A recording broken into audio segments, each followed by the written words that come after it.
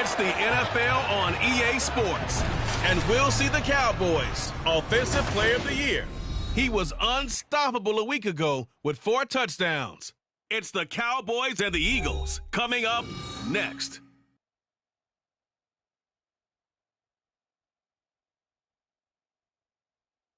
We are sandwiched between Fort Worth and Dallas, Texas in Arlington at the luxurious AT&T Stadium. Today it's week 3, and we've got a good one in store, as it'll be the Philadelphia Eagles taking on the Dallas Cowboys. With Charles Davis, as always, I'm Brandon Gaudin. Charles, you talked about storylines in this one. I think it begins and ends with our 2 quarterbacks, certainly 2 of the best in the business. And nowadays, I don't think you can get by for long periods of time without a top-flight quarterback. The way the game is played, with all the responsibility he has and how the game flows through him, if he's not on the top of his game, your team's not going to benefit at all.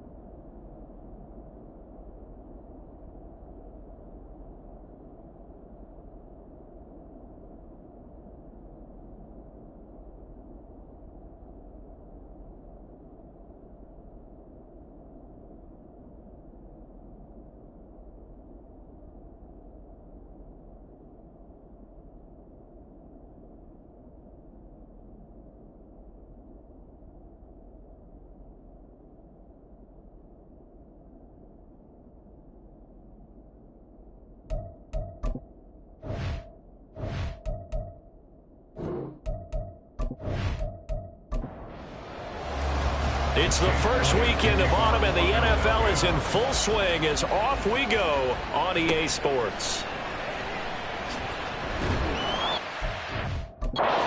Turn sets him up pretty good here right at the 30-yard line.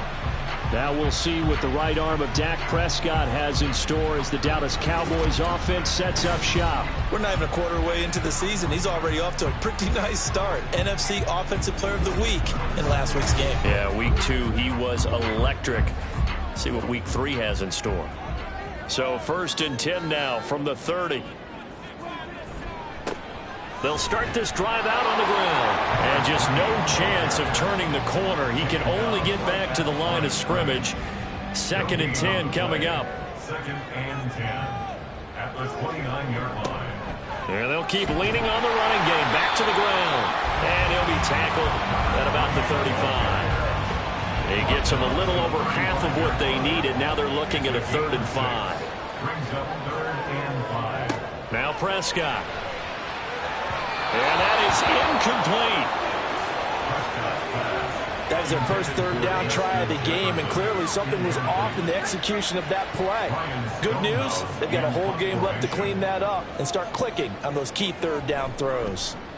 He was only asked to punt once in the victory last week as he sends this one away. And that hits at the 6 and carries into the end zone for a touchback. So now here comes the Eagles offense as they get ready to take over. They'll be led out by the first Wyoming quarterback to go in the first round, standing 6'5". It's Josh Allen. And he's off to a fantastic start to the season. Already 8 touchdown passes in just his first 2 weeks of the year. Now, I don't think that's a pace he's going to be able to sustain, but at the very least, he's got this offense humming here to start things out.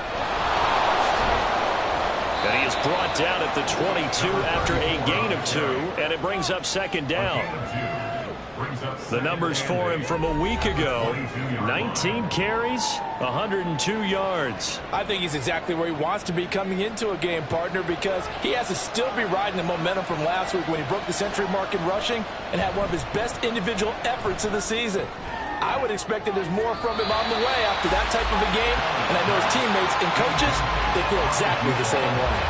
So the failure to connect on second down, that leaves him staring up here at a 3rd and 8. Throwing now is Allen. Able to find the open man. That's complete. And he is going to have an Eagles first down as they're able to get the 3rd down conversion. Well, that certainly has to feel good. It's not all the time that the play caller should get all the credit. Sometimes I think in the huddle, the quarterback just says, hey, who's going to make a play for me? I just need something right here. And the end result there, nice first down. Drive keeps moving. Allen's throw is complete. And that's good for a pickup of 10 yards. And they'll be left with a 2nd and about a foot. That's probably as simple of a throw as he'll have all game. And good for everyone. Good for his completion percentage. Good for the receptions for the receivers. But you know how they work on that. They have footballs with no laces. So as soon as you get the snap, you're just throwing the football. All right? You're not trying to find the laces and grip it a certain way. That takes time. Just get the ball and throw it. So that's how they practice it all the time now, too. They'll run on first down. Willis, and a 6-yard gain gets him right around the 43. Well, this defense for the Cowboys, much improved from week 1. They were terrific last week in getting their guys their first win of the season. And every defensive team that we talk to, they spend a lot of time talking about creating turnovers. And anytime you get 2 or more in a game, you've had a really good performance. They exceeded that number in a huge way. They got the football back 4 times in the win. But one of the ways that quarterbacks keep all the receivers alive in a play, never lock in on any one guy. Make sure you keep your eyes moving, scan the field, and here he finds the open guy for a nice pickup. Operating from the red zone now, Allen. Throwing the out route incomplete. It's Fowler. So 5 yards here, 5 on the play, and it's 2nd down. It's a gain of 5. Brings up 2nd and 5 at the Cowboys' 15-yard line. Now a handoff up the middle. It's Willis. He takes us down to about the 12 for a gain of 3. Just not a whole lot of room to operate there on that carry. No, not at all. They did a really nice job staying in their proper places and not allowing any lanes to open up. Now on 3rd and 2, they're going to elect to throw with Allen. And he's got it, complete to Fowler. And he'll be taken down, but he does have first down yardage. 3 yards there, good enough to keep the drive moving. From the 10, 1st and goal. Here's Allen. He finds Bateman over the middle. And he gets halfway home from the 10 to the 5 on a pickup of 5. And the ball smack dab on the 5-yard line. Here's 2nd and goal.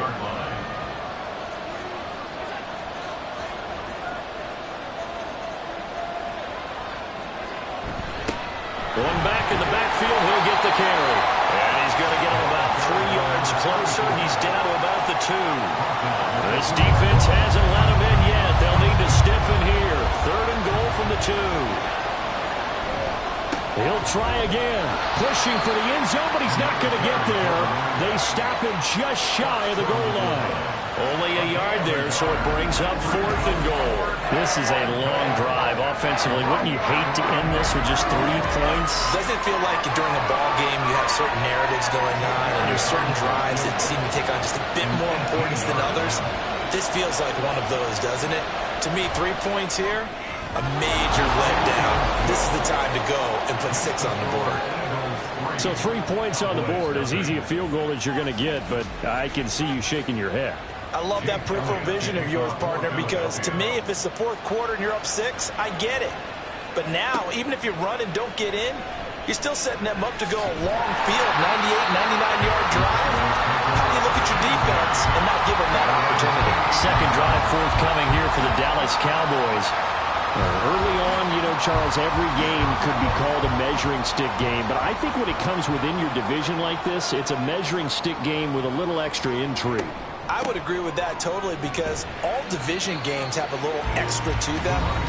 But I like where this game is situated because at this stage of the season, it has that little extra juice, but at the same time, it's not a make or break if this were, let's say, week 15, 16, somewhere in that neighborhood. Here's a 2nd and 9 now from the 29. And they'll give him another shot here on the ground. And down he goes just beyond the 35. And that pretty move got him some extra space to run. They'll come to the line, needing only 2 yards to gain the first here.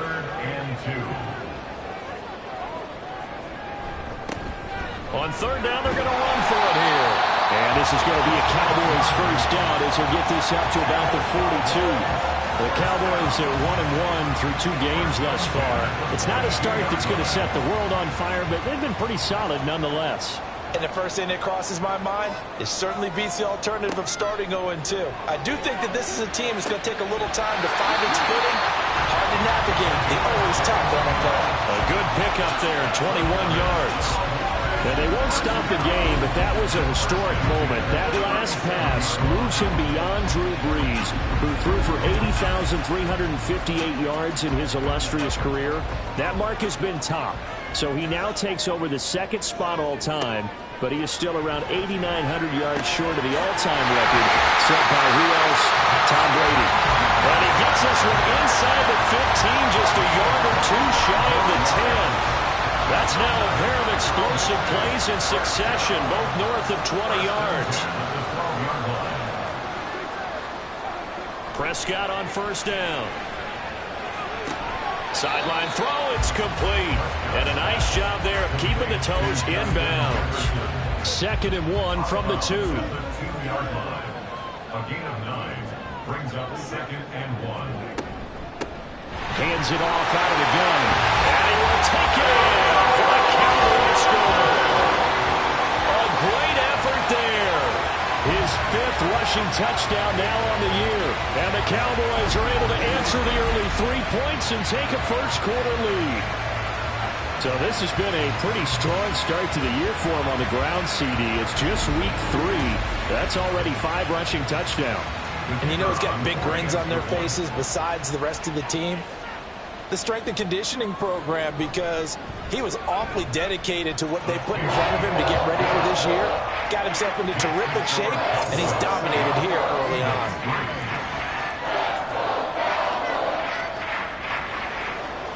The kick team out there for the Cowboys as they run up to send this one away. And he won't return this one. He'll go down to a knee, and they'll start at the 25. So back onto the field, here come the Eagles for their 2nd drive. Their drive last time, it stalled out. They were forced to take the short field goal. And the key phrase, you nailed it, forced to, because you know coaches look at these short field goals as a last resort, right? To them, that's not how drives are supposed to end. You're supposed to put 6 on the board. That's a consolation prize. Like going to the county fair, you don't get the big stuffed animal on that one, do you? No, you don't go top shelf. That's bottom shelf material. Protection certainly going to need to be a bit better here on 2nd and 16. Allen. And his throw is incomplete. And this drive was almost over before it began thanks to a great defensive effort. Sack on 1st down, followed by an incompletion. One more good rep, and they get off the field.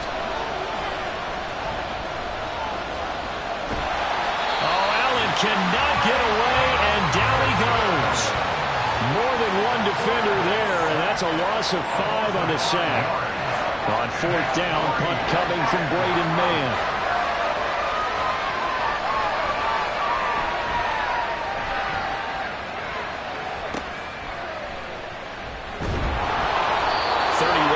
On the punt there. And the Cowboys are going to take over in great position here with a 1st and 10. A look at the running back, the man out of the backfield as he gears up to go again. And you see his numbers from a week ago. He was up over 100 yards then, and he's already hit pay dirt here once in this one. We always talk about quarterbacks and receivers getting in the rhythm, right? Really feeling good, finding each other downfield. I think running backs operate the same way. They can hit a good rhythm and a good stride, and he's carrying it over from last week. From the shotgun, it's Prescott. He finds his man, complete. That's Ferguson. And he goes down, but not before getting this inside the 25. 22 yards there, a 1st down.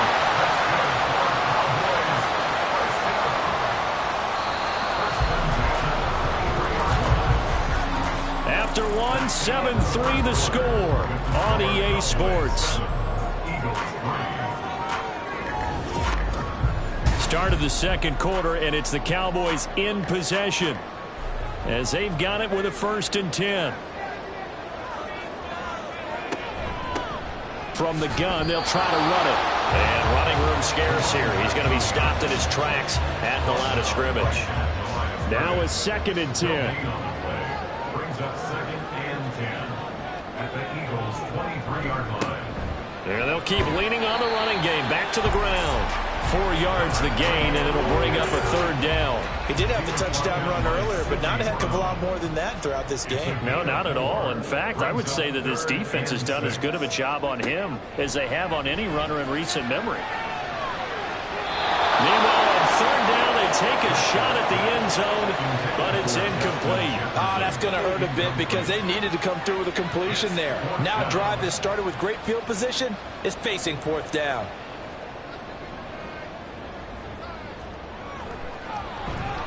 And the 10-year vet knocks it through the goalpost, and they push the lead up to a touchdown now at 10-3. So a nice kick there as they add 3 to the lead.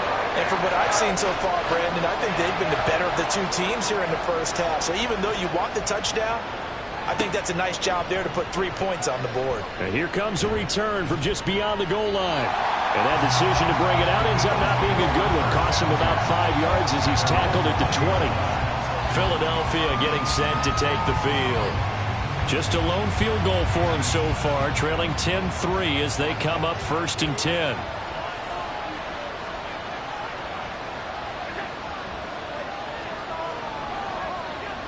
To the air, Allen. Over the middle, complete. It's Bradley. And he's upended after a gain of 4 up to the 25-yard line. From the 25, here's 2nd and 6. 2nd and 6 at the 25-yard line. Working out of the shotgun. Here's Allen. Got his man complete over the middle. That's Edwards. And they get him down, but not before he takes it across the 40-yard line. Now, whistles and a stoppage here. Looks like one of the Eagles is in some discomfort out there. Well, now they're going to come out and take a look at this injury, and we'll be back in a moment. Allen now on 1st down. It's Edwards again. And he'll be corralled out across midfield down to the 45. This duo locked in 14 yards there and a 1st down. Well, they obviously read man coverage their partner, and he got downfield, broke down the defender, made him What do you mean by that? Yeah, he made him think he was going to run a different route. Probably thought he was going to take it upfield. Then he curls back inside for the completion. Again, they'll throw with Allen. Looking left side, and he's got a man. That's Edwards. And they'll get him down after a pickup of 8. 2nd and 2. 2nd and a couple. At the Cowboys' 37-yard line. Up the middle they go. It's Willis. And he'll go down at the 28. 9 yards to pick up there, and it's a 1st down. Even though they gave up more than they wanted to on that play, it actually illustrates how well they bottled him up throughout the game, because that was his longest run of this contest. Running game working. They'll stick with it on 1st down. Gets past one man.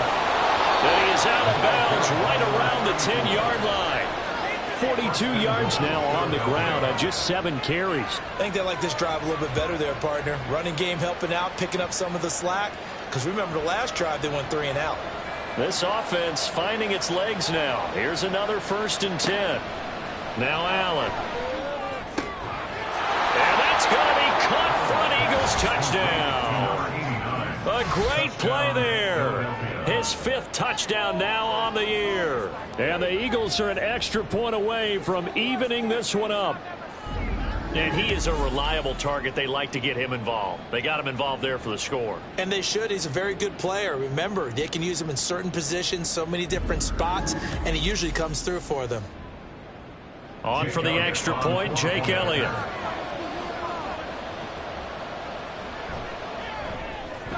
And he'll put it through, and that evens us up at 10 apiece. So this drive spans 7 plays, and it was capped off by an Eagles touchdown. All level now at 10 apiece as the kick's away.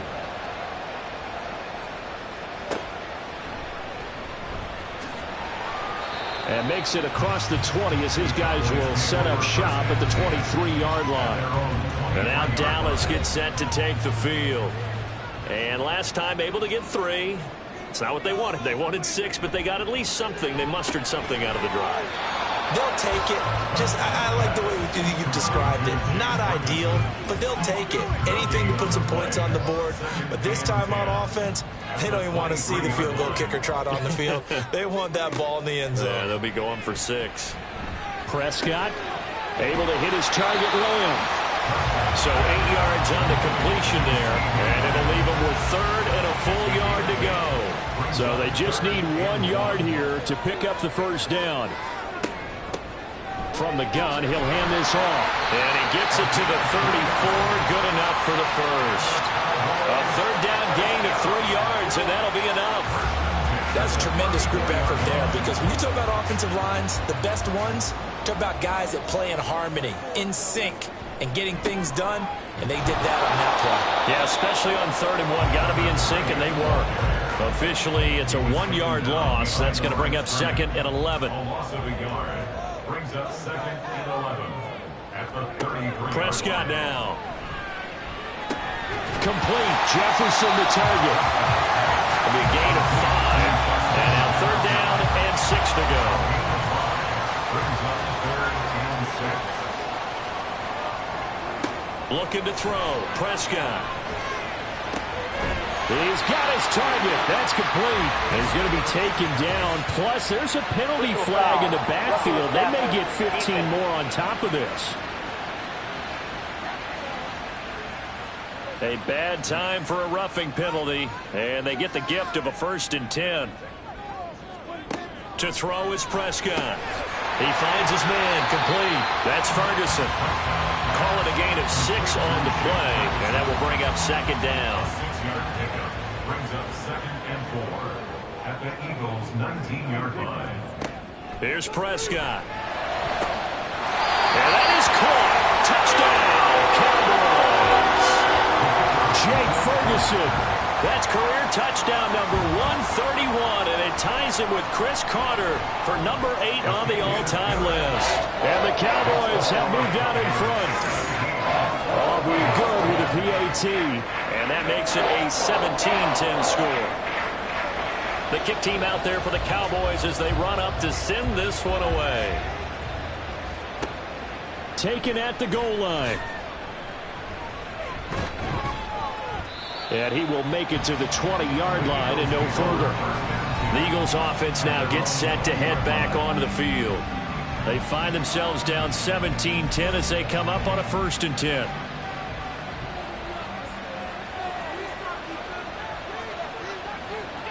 Here's Allen to throw it.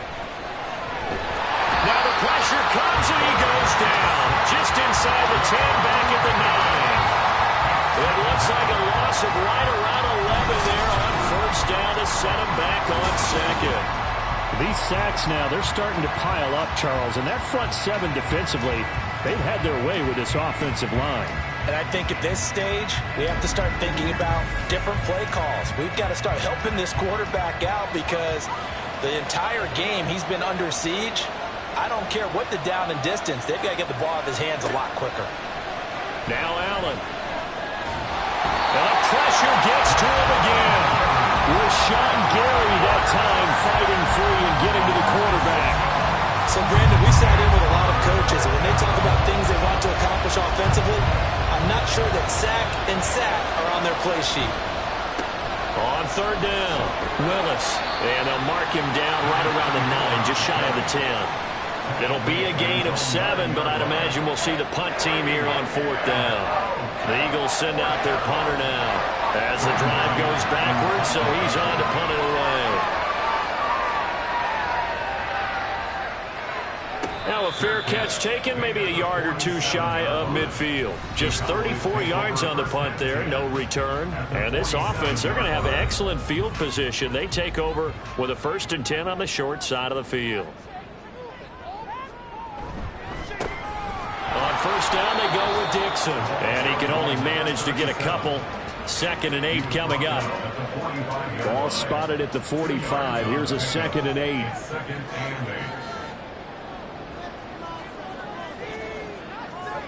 Prescott to throw it. And this one incomplete. Too much contact to hold on to that one, and it's 3rd down. They'll be in search of 8 yards here as they hope to convert the 1st down. On 3rd down, it's Prescott. And they will touch him down, but not before he gets the 1st. Well, that's one way to convert on 3rd down, picking up 26 yards. That's a play that will likely be forgotten when you talk about big moments in this game. But plays like this are critical to keep drives going. And if points result, we'll call this play significant. So here's a 1st and 10 now, down inside the 20. Out of the gun, here's Prescott. Middle of the field to Jefferson. And the Cowboys are going to have a 1st and goal as the tackle is made at about the 5. Back-to-back nice gains. That one for 14 yards and another 1st. 2 minutes remaining in this 1st half of football.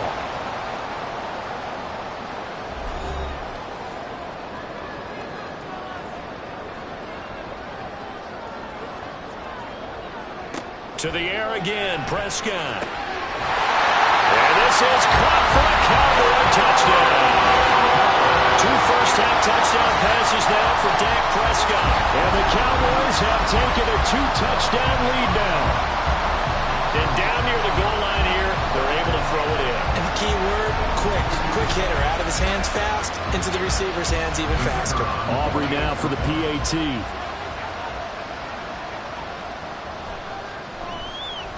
And the lead is up to 14. So that drive spanned 5 plays. And it's capped off for the Cowboys touchdown.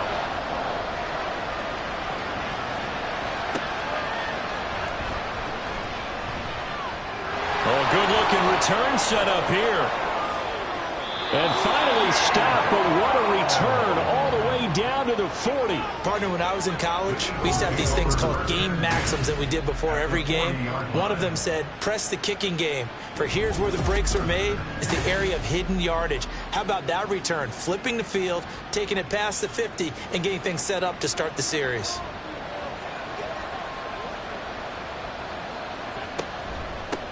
On 1st down, it's Willis. 5 yards is the tally on 1st down. That brings up 2nd and 5. And that's exactly what you want on a 1st down run. Pick up 5 yards, bring up 2nd and 5. The defensive line, though, they've got to figure out a way to out-leverage the guys up front because the offensive line is winning at the point of attack. And they are able to stop him, but he does take it all the way to the 2. It's a gain of 34. And the offense is saying to itself right now, if only they were all this easy because he was wide open. And once he made the catch, plenty of room to work his way downfield. That was a breakdown on the defensive side of the ball, one that they want to fix immediately. This is 1st and goal and a golden chance to get a score back here before halftime. Throw right side here taken in by Bateman. The Eagles going to take the first of their timeouts as the clock will stop with 45 seconds to go in the 1st half. They'll try to run this one in. And that one blown up quickly as he's going to be stopped before he could even get started. Defensively, he has been a presence in their backfield in the 1st half. Had a sack earlier, and now he comes up with a big tackle for a loss. They'll get to the line here, but remember, it's also 3rd down. To throw, it's Allen. Looking end zone, but it's incomplete. This Cowboy defense looked ready for that 3rd down pass. Brings up 4th. As a corner, you have to be able to run with guys step for step downfield in man coverage and make up ground quickly in zone. You have to put yourself in position to make plays, just like that one we saw there. So the 3 points here, they're still down, but they put somewhat of a dent into that lead going into the break. Anything helps when you're trying to chip away at a lead, but they do know that they're going to need a little bit better effort in the 2nd half.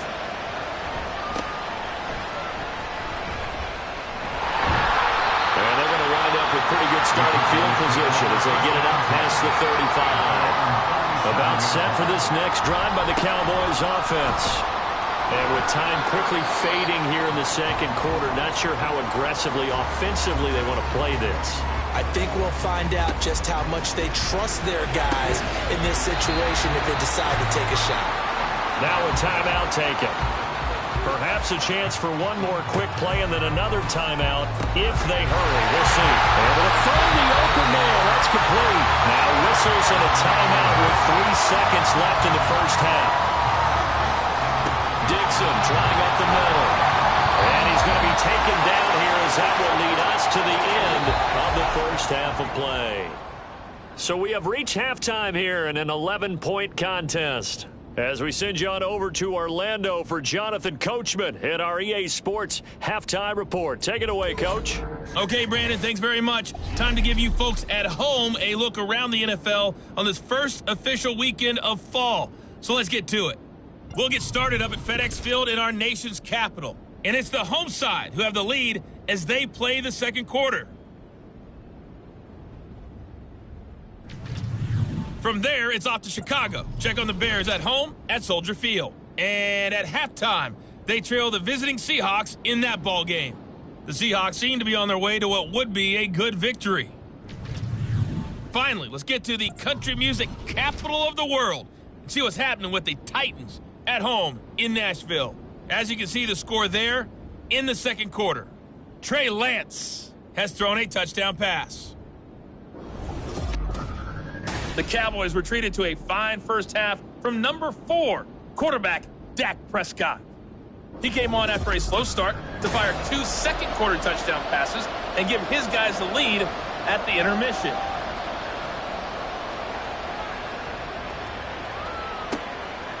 No run back here to begin the half, and we will start at the 25-yard line. The Eagles ready to go on offense to begin quarter number 3.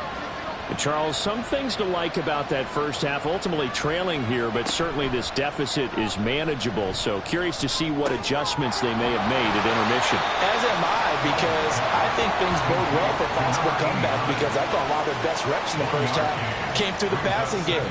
They were hitting the open receivers, taking whatever the coverage gave them and making it work well for themselves.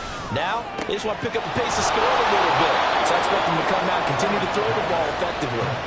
And past the 40 before he's out of bounds. It's a first down, his 4th catch of the game after having 3 in the first half. I do have to admit, I like it when it all comes together. When the top part, catching the football, right, whether you're catching it with your hands or cradling it, comes together with the legs, in this case the feet, doing a little toe tap to stay in bounds and complete the catch. And a great job by our crew on the camera shot. Love when you see the grass or on the field turf, those rubber pellets flying up. Great catch. Allen to throw once more. Oh, that's into a sea of bodies, and it's intercepted. Picked off by Greg Newsome. Tough one there. First drive of the third quarter, throw an interception, and now a chance that they could be in even a bigger hole if they can convert this into points. Yeah, but how good do you feel if you're that defensive coordinator right now? Because you just know that the head coach looked at him and said, turn him loose, big man. And he'd be able to take a few extra chances playing with this type of a lead, and boy, it paid off. So here are the Cowboys to take over. Last week they got the victory against the Colts, and they lead this one as well as they begin things here 1st and 10.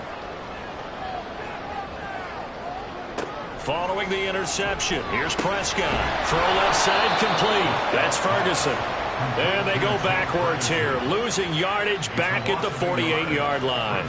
He was unable to shake free there, and they'll cover him for a loss of a yard. We'll put that one in the win column for the defense. Trying to contain tight ends in the passing game is so difficult nowadays, but they did in a big way there. Throwing again on 2nd down, but this time it's incomplete. I see the surprise in your face there, partner. That is a rare incompletion from him. He's been on point this entire game. He has percentage completion-wise way up, not that time. And now the 3rd down throw incomplete as well. Nice call by the defense there on 3rd down. Just flood the field with extra defensive backs in their dime package. Nowhere to go with the football. Forces the incompletion.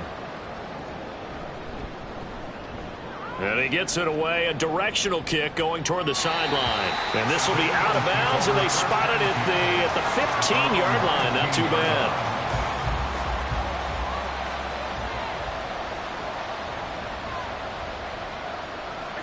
First down, and they're going to throw with Allen.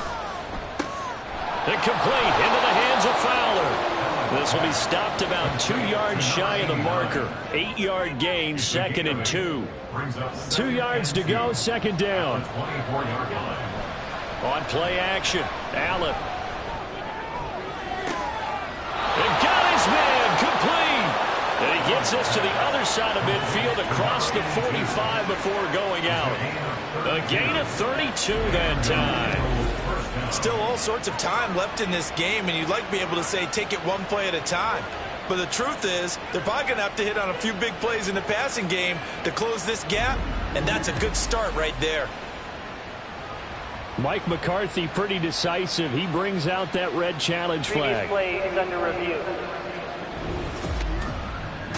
Did he keep those feet in bounds? That's the question they've got to decide. And I got to say, watching it in real time, it was awfully close. Yeah, it certainly looked like a heck of a catch because he didn't appear to bobble it, which could complicate things. But even with the benefit of replay, that's pretty tight. Well, here's the call. So the challenge there does not go their way. This will indeed remain a completed pass. He's going to take another shot here. And he knocks the ball away, and it falls incomplete. I'm sure this isn't a novel thought, but maybe run some simpler routes instead of trying to get it all back in one shot. Defense certainly appears to be ready for him. Try and get it back little by little instead of in big chunks. And he's going to have another first down here as the tackle's made at the Cowboys' 32-yard line. First down, Eagles.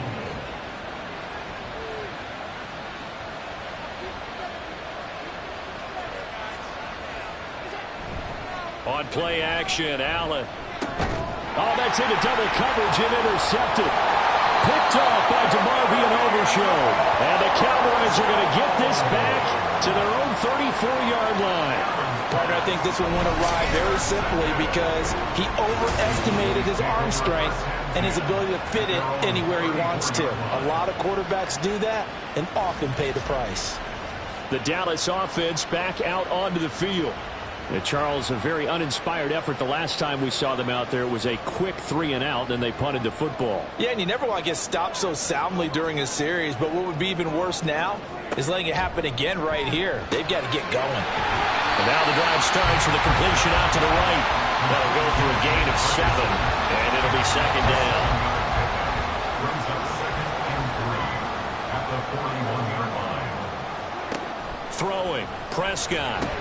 Firing quickly, but it's incomplete. Timing's crucial in any route thrown, but when you throw an out, so many things are going through the mind of the receiver. Catching the ball, timing it up with the quarterback. Are my feet going to get down in bounds? On that play, all those things going through his head might have caused him to drop it. Now throwing on 3rd down there, but he cannot connect. That's an excellent job right there on 3rd down. Like any defense, you never want to let them get anything started, and that would have been a first down. Instead, you saw the contact on time, no penalty, and before this drive could get wings, it's 4th down. And he didn't quite have the backspin on that one. It hits at the 4 and continues into the end zone. It's a touchback. Here comes Eagle offense now as they get set to take over here. Now, they've sort of lost their way, partner. How do they recalibrate and get this proverbial train back on track? Well, this is where leadership really comes into play. How's the head coach handling it? The offensive coordinator? Sometimes they just make a joke. All right, guys, had your fun? All right. Throw it out the window. Yeah, let's get back on track here. And sometimes that'll work just fine. I guess it's time now to lean on that leadership. Well, he's had the interception woes in this one, Charles, and that time a little bold to throw it into double coverage, but he beat the double coverage. Yeah, but I admire that he still will challenge defenders downfield, even though the ball's been in jeopardy a few times in this game. A nice ball there against multiple defenders, and they advance it downfield. Another first down, this time on a gain of 19. A couple of first downs right in succession, and this is an offense that could really use a good drive, and they're off to a fast start here. They'll run on first down. It's Willis. And he's able to work his way down inside the red zone to the 19-yard line. Another strong gain on the last 2 plays. They've moved it a combined 33 yards. So here's a 1st and 10 now down inside the 20. They'll keep it on the ground. Willis. And just a couple yards there down to the 17. Well done to sniff that out defensively. He had it diagnosed pretty quickly. I love that description because diagnosed is perfect on that one. Read his keys, made the play, and he couldn't even get going moving the football. Now, meanwhile, a pass that should have been intercepted, but it winds up falling incomplete. So the failure to connect on 2nd down, that leaves him staring up here at a 3rd and 8. Allen going to throw. That is caught. And the Eagles are going to have 1st and goal as they try to finish off this drive with 6 points. And this is an offense in need of getting a few good things to happen. Here's one right here. They've had their share of struggles in key moments, but that's a nice throw and nice work after the throw. And they're set up now with a 1st and goal. 1st and goal, and they got to be thinking a chance to get right back into this football game. Here's Allen. Over the middle this time to Fowler. And now we're going to get a stoppage. A member of the Cowboys shaken up. The medical staff will attend to him, and we will step aside.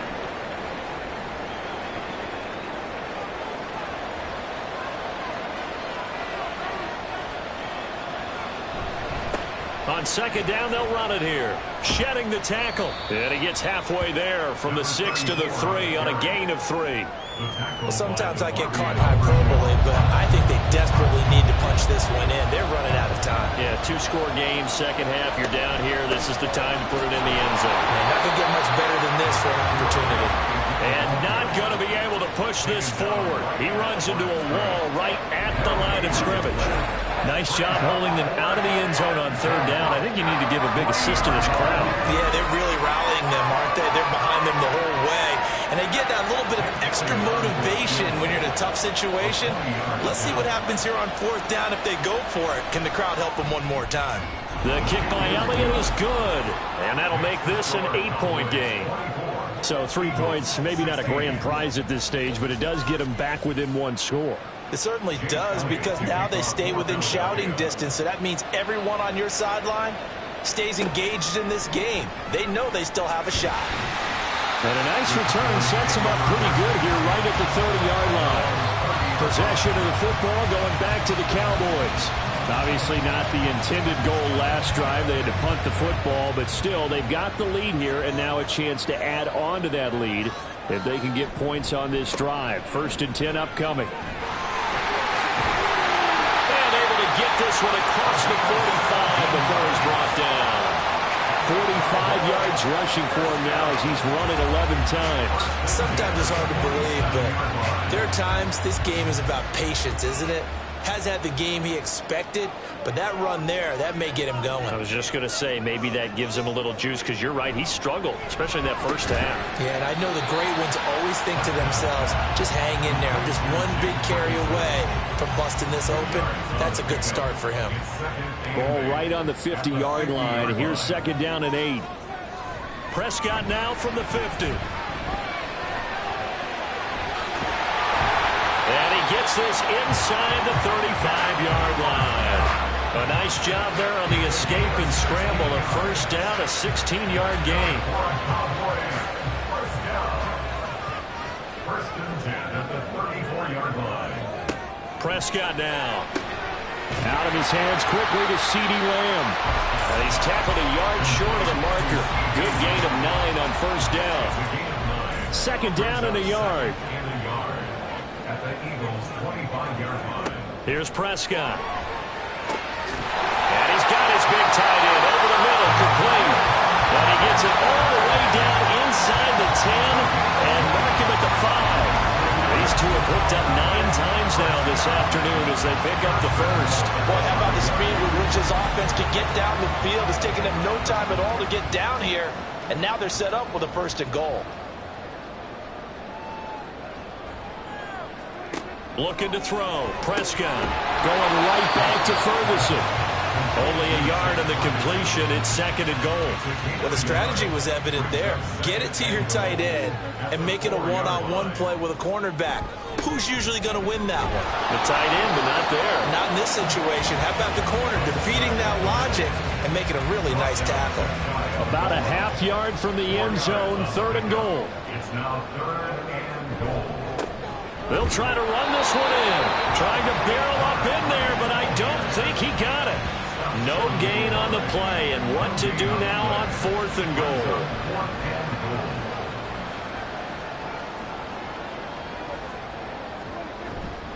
They'll try and run for it. And he'll get in. Touchdown, Cowboys.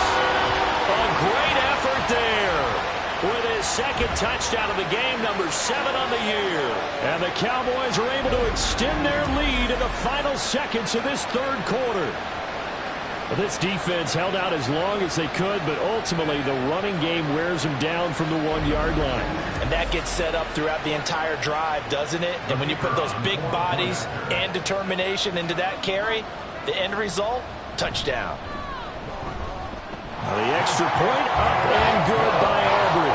And the lead is up to 15 now. The kick team out there for the Cowboys as they run up to send this one away. From a couple yards deep, he'll bring it out of the end zone. And he will be taken down here on the return on what will wind up being the final play of this third quarter. 3 quarters in the books. You are watching the NFL on EA Sports. Back now in Arlington. It's the Eagles behind on the scoreboard, but with the football here as we start the fourth quarter. Already at the line, this Philly offense set to go. On first down, Allen. He's got this one complete to Fountain. And that's good for a gain of 6, and that'll bring up second down. It's a pickup of 6. Brings up second and 4 at the 28-yard line. Allen now looks to throw. Bateman's got it on the crossing route here. And they get him down, but not before he takes it across the 40-yard line. 13 yards. First down, Philadelphia. Here's Allen on first and 10. And this one nearly picked off. Kind of surprising to see a defender of his caliber let it get away, but get away it does, and it's second down. Now Allen. Over the middle, complete. That's Fowler. They get 7 out of that, so they're left with a third and 3. You got the big lead defensively. Willing to give them that underneath stuff, right? And this is why you work on your tackling. Tackle them after the catch, inbounds, keep the clock running. Just go ahead and bleed the game out that way. And he won't be close to a first down as he runs into a wall right around the line of scrimmage. No gain there on the play, and that's going to leave him with a fourth down. They've called his number a lot this afternoon. You wonder how much tread is left on those tires. We certainly do, but I always think back to one of my favorite coaches in the NFL. And he used to have a meeting with his running backs every year in the offseason and say, look, as many times as you're going to carry the ball, you should be able to carry it one more time, so make sure you get in shape. The time to pull out the stops is now, and they convert there on fourth down. So this offense able to convert on fourth, and now a fresh set of downs here, first and 10. Throwing there, but this pass is going to wind up incomplete. He already came through for them on this drive. No surprise that they were hoping he could do it again. Allen again here on second and 10. They don't get the hook up there, but you really have to marvel at how precise he's been throwing the football these last couple weeks. Oh, that's the perfect word for it, precise, because if you're at 70% or better 2 weeks in a row, you have a job as long as you want one in this league, won't you? I mean, let's face it, it's not just West Coast offense either. He's putting the ball downfield as well. Now yet another incompletion here as they fail to connect on third. When you're leading in the final quarter, your radar has to be up for any potential deep shots. And probably not the last one they're going to see in this game, not as long as they hold this lead. And no return possible here as they angle this one out of bounds. Dallas offense set for this next drive. Well, there are two scores on the plus side. Still time here in this fourth quarter, but maybe you start thinking about playing keep away? Yeah, I think here's the situation. You're not thinking touchdowns anymore. You're just thinking first downs. To keep up with your theme there, playing keep away, first downs, they can't touch the ball. And they get him down, but not before he takes it across the 40-yard line. 59 yards rushing for him now with a couple of touchdown runs to boot. They run the option here on 1st and 10. And holding it may be the wrong decision as he stopped in the backfield. 2 yards the loss, 2nd and 12. 2nd and 12 at the 39-yard line. Prescott. And he's got this to Jefferson. And he has another first down as they'll get the ball down to the Eagles' 44-yard line. 17 yards on the pickup there. The drive will continue. But when you're up by 2 scores in the fourth quarter and you're going to throw the football, expect to see a lot of man coverage, because usually what comes along with man coverage is pressure. So if you're a play caller and you want to keep throwing the football, that's fine. Just make sure your offensive line understands they're going to get additional guys running at the quarterback. And he'll maybe get back to the line of scrimmage, but no more than that. No gain on the play. And it's 2nd down. At the 44-yard line. Now Prescott. Looking left side, he's got it, complete. And he has another first down as they'll get the ball down to the Eagles' 33. 1st and 10 at the 33-yard line. Prescott off play action. On the out route, it's Lamb with a grab. And inside the 20 before he's brought down.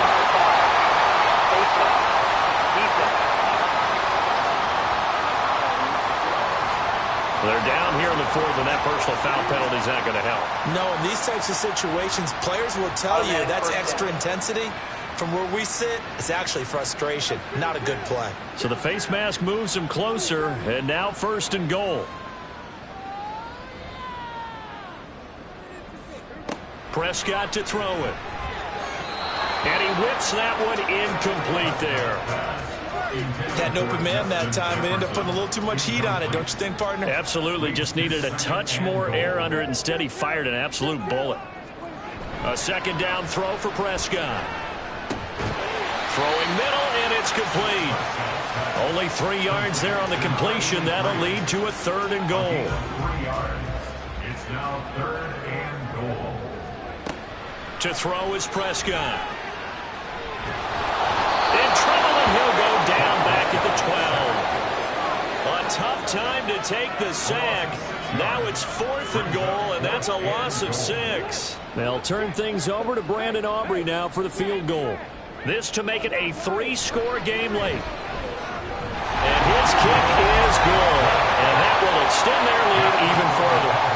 So that almost certainly the final piece to this puzzle, a 3-score lead. I don't think there's any coming back from there. Well, you know, normally I'd get on you for giving up on the game right here, but I do think you're right in this case. This late in the game, 2 scores is tough enough. 3, I'm with you. That seems out of the question. And beyond the 20, but not by much. In fact, just a yard pass there to the 21. Here's the Philadelphia offensive unit now as they head out to take over possession. Their mini 2-game win streak appears it might be going by the wayside unless they can pull a rabbit out of their hat. That's into the hands of Edwards. So give them 5 yards there on the pitch and catch, and that'll make it 2nd down. Brings up 2nd and 5 at the 26-yard line. Throwing now is Allen. Got his man complete over the middle. It's Bradley. And he gets this one just shy of the 40. They'll mark him down at the 39. So from the 39 now, they'll come up on a 1st and 10. Here's Allen to throw it. He finds his man complete. That's Edwards. And they'll get this down to the 42-yard line. Another big gainer that time. This one goes for 19 yards. So from Cowboy territory now, here's 1st and 10 at the 42-yard line.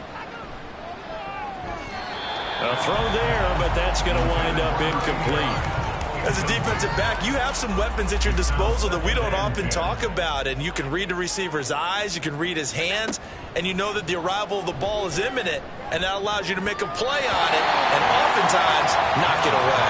The second down attempt there knocked down as it leaves the quarterback's hand, and it's incomplete. This offense so far on third down, they're hitting at just 30%, 3 for 10. This is 3rd and 10.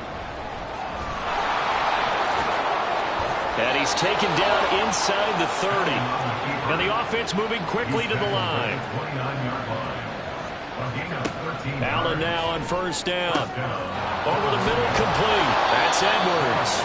And they are able to stop him, but he does take it all the way to the 2. To the air, Allen. And this is caught. Touchdown, Philadelphia. A great play there. A beast in the red zone with his second touchdown of the game. And the Eagles have got it back to a 2-score game here in the 4th. So a little bit of a letdown there defensively. I mean, look, you're still 2 scores to the good, CD, but things may be a little more uncomfortable than they had hoped. Yeah, if you kept them at the end zone there, this game's over. You've locked the door on them. Instead, it's still open a little bit, and they've got a puncher's chance. And they've got it. They recovered it. They hang on now, though. There's a penalty flag down.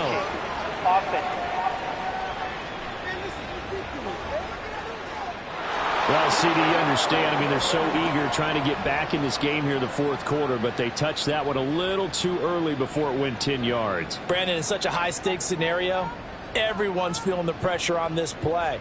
The special teams coordinator, which one is he going to pick in terms of kicks? Can the kicker execute it? Can the team wait for 10 yards? So many variables, and in this case, they didn't get it done. And I think this defense knew what was coming as he is smothered behind the line. The loss of a full 3 yards, and now it's 2nd down. Coming up to the line, and they will need to run another play here before the 2-minute warning.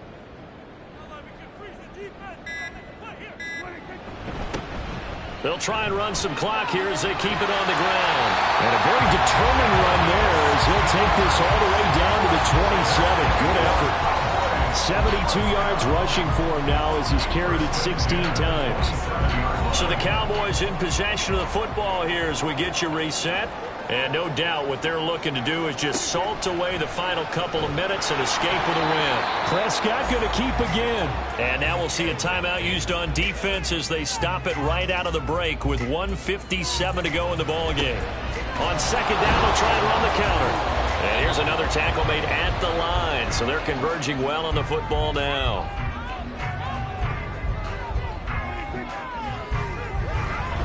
Here's a fake on the jet sweep, and instead a give up the middle. The Eagles will take their 3rd and final timeout as they'll head to the sideline and talk over what to do next. And his kick here is good, and that will extend their lead even further. So they settle for just the 3, but clearly right now anything helps trying to salt this one away in the 4th. Without a doubt, obviously a touchdown probably would have been the final nail to finish this thing off, but they still ate up time, got points. So while it's not mission accomplished, it's darn close. And he'll be brought down shy of the 20, so the decision to bring it out of the end zone, not a good one. Josh Allen in the offense now. Down by 2 touchdowns. 1:44 to go.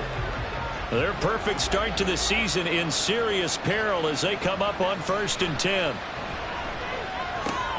That is caught by Fountain.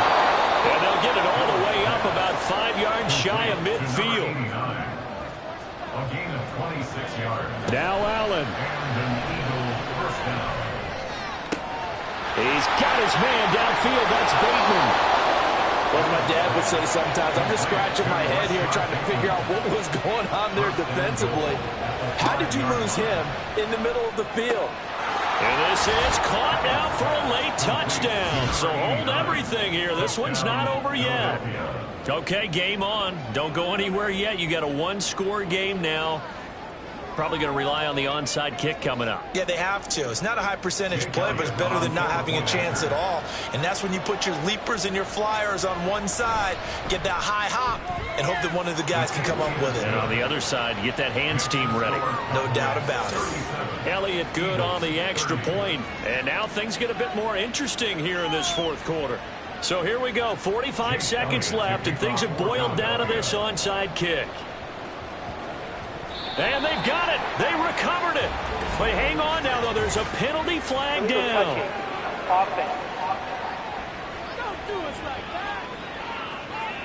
A big mistake in that spot. You got to let it go 10. They didn't give themselves a chance. They had an opportunity, touched it first. Now they're in a really bad spot. The Cowboys on their way to victory as they take a knee.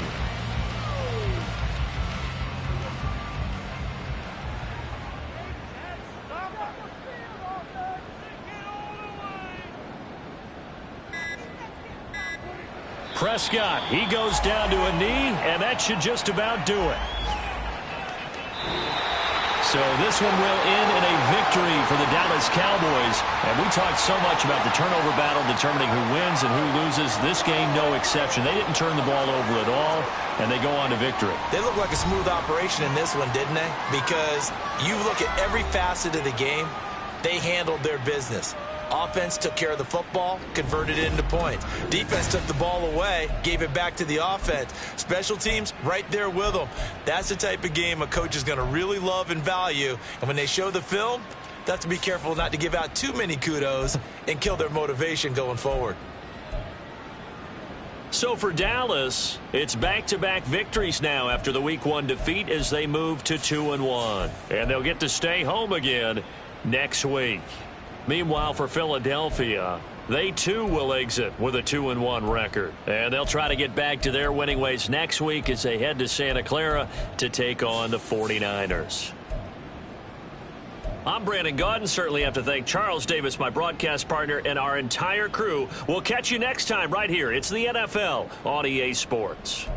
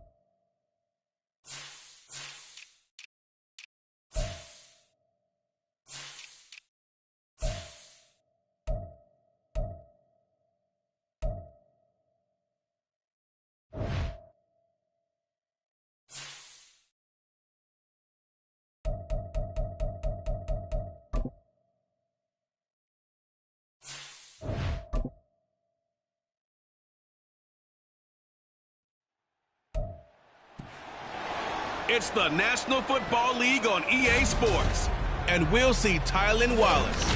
He should be one of his quarterback's best friends this week. It's the Ravens and the Chiefs on Sunday Night Primetime.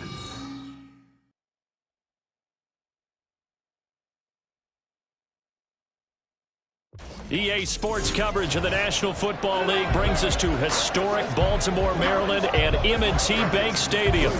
Tonight, we've got a great Sunday night matchup on tap, as it'll be the Kansas City Chiefs taking on the Baltimore Ravens. With Charles Davis, as always, I'm Brandon Gaudin. Charles, you talk about storylines in this one. I think it begins and ends with our two quarterbacks, certainly two of the best in the business. And nowadays, I don't think you can get by for long periods of time without a top-flight quarterback. The way the game is played, with all the responsibility he has and how the game flows through him, if he's not on the top of his game, your team's not going to benefit at all.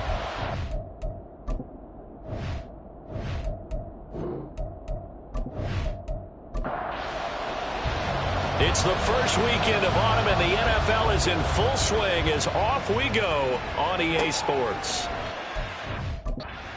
Back here on the opening kickoff as we'll start at the 25. So here are the Chiefs now coming out for their opening drive. And led out by their veteran quarterback. He's been around a while. They don't celebrate birthdays for him. They just cut him up, see how many rings he's got around the middle. He has been in the league a long time. And I think if you're handing out hardware through 2 weeks of the season, he might be your MVP. Already 7 touchdown passes in just 2 games. As we do know, though, in real life, they don't hand you out anything this early. A lot of games left to get through between now and the playoffs. They had the run for no gain. Now they'll try again from the 25 on 2nd and 10. The throw over the middle, taken in. That helps the completion percentage, but not much else. And now it's 3rd and 10. Right where this set of downs started, they need a full 10 here to pick up the first down and move the chains. On 3rd down, he'll drop to throw. And the Raven pressure too much. Down he goes. Call it a loss of 4 there on the sack. And speaking of the number 4, it brings up 4th down now. Here's Tommy Townsend on to punt.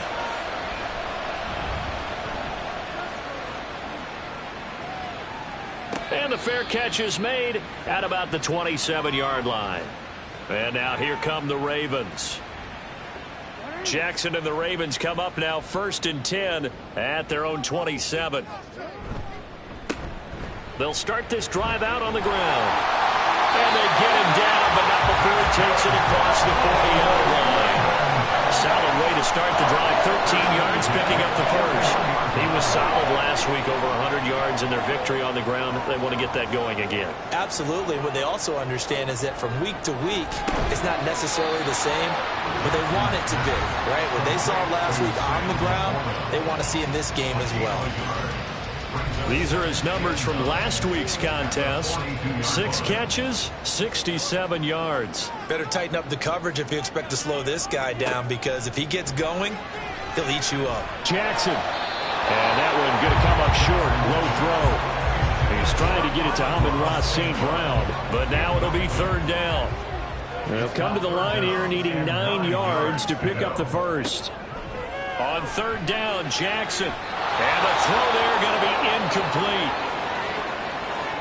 Facing 4th down, Baltimore will punt. Jordan Stout out there. They only punted twice in the win last week as he gets this one away. And this one hits at the 3 and then bounds into the end zone for a touchback. Kansas City taking the field for their 2nd drive. And the first drive, 3 and out. 2nd possession, see if they can get a little momentum. And oftentimes that first drive is just a feeling out process. You have some plays that you've got called and you want to see how defense reacts. It may not go terrific on the first one.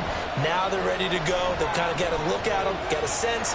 Let's see if they open things up a little bit. So if they open things up, let's see what the defense does here too after a good stop. Give him 9 on the play, and it'll be 2nd and about a yard. Pacheco gets it and tries the left side. And he's able to get out to the 32, brought down there. They'll get 3 as the drive continues. It's a 1st down. Kansas City.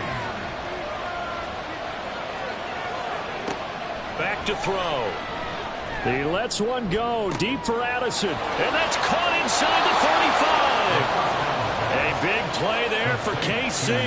48 yards. Well, partner, that's how you make a long drive suddenly not so long anymore. One big play, and they're already in field goal range with designs on getting more than that.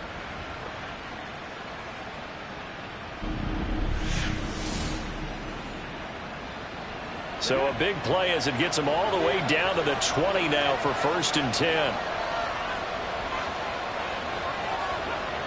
They'll set up to throw. Cockrell holds it in left side. And he is out of bounds, getting it down to the 10. 10 more there and another first down. And the first down, Chiefs. Pacheco gets it up the gut. And he will take it on in for a Chiefs touchdown. Isaiah Pacheco, his third rushing touchdown on the year. And the Chiefs are on the board first on the road here in Baltimore. Sometimes you get a first and goal and you're back near the 7, 8, 9-yard line and you start thinking, maybe we'll run it here on first down to get half of what we need, so maybe we can have 2 or 3 shots at going for it from closer range. So this is a bonus right here. What a great run to work his way into the end zone. Extra point by Butker is on target. And that makes the score 7-0. Chiefs 7, Ravens nothing.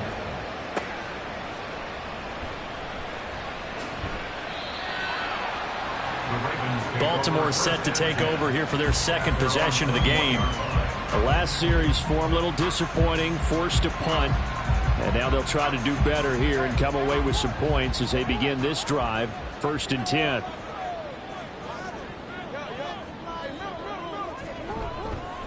They'll start on the ground here on first down. And he'll just plow right into a host of tacklers. Nothing there at all, and it'll be 2nd and 10. The stop for no gain brings up 2nd and 10 from the 20. Here's Jackson. A little short pass here taken in by Laporta. You talk about this Chiefs defense. They've certainly had their struggles against the run at the 30th ranked unit out of 32 teams in the NFL. And this game for them is all about the line of scrimmage. Winning that battle, using their leverage, being the low man with power to take the offensive linemen and run them back into their own backfield and try and create some lost yardage plays. The Ravens at 2-0 here to begin the season. They come in feeling pretty good after back-to-back victories, CD. And I thought that they played pretty well last week. Their execution, their discipline, their resilience, all on display in that victory. Throwing on first down, it's Jackson. A little short pass here taken in by Laporta. Just a gain of a couple there. And that's going to bring up 2nd down. A gain of 2 brings up 2nd and 8. Jackson. And that'll be off the mark, too far out in front, and it's incomplete. And this pass defense, they were sensational in the win last week, and they're looking good here so far in this first quarter. You know, we often talk about how offenses get locked in, and that runs over multiple games where they're really, in that zone. Defenses can be the exact same way, and I think we're seeing an example of it here. Lamar Jackson, such a threat with those legs, able to improvise and get the first. Baltimore Ravens. On the ground, Rodgers. And he'll get it down to the 47 here. Now, that was an excellent run. And when you see that happen, that's when you're seeing guys doing their job and then some people doing a little bit more. Offensive linemen and tight ends, they're expected to block. But the wide receivers, all they want to do is catch passes. So when they block on a big-time running play and create extra space, you've got to hit the jackpot there. Now a pause, and there's an injured Raven in need of some assistance. While they come out and take a look at him, we will step aside for just a moment. Line of scrimmage, the 37 on 1st and 10. From the gun, Jackson. This to Laporta, right side. And he works it past the 30, almost to the 25.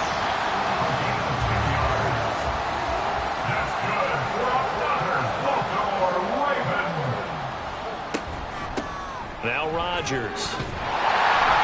And the result here, a pickup of 8. Leaves him with 2 to go on 2nd down.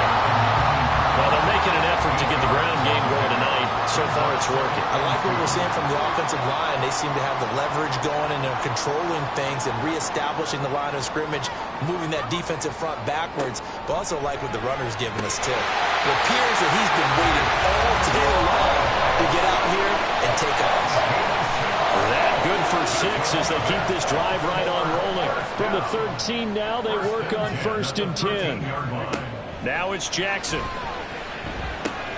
Oh, he tries to force it in, and it's intercepted. And the Chiefs are going to have it here at their own 15.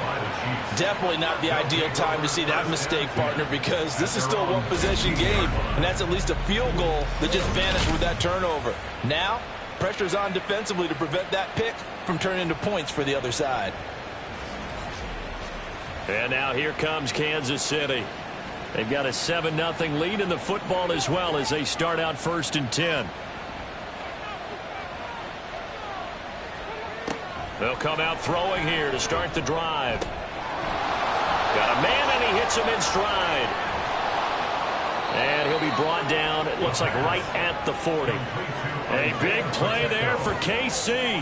46 yards. What a first quarter he's been putting together. He scored the touchdown earlier, and he's in phase right out of the gate.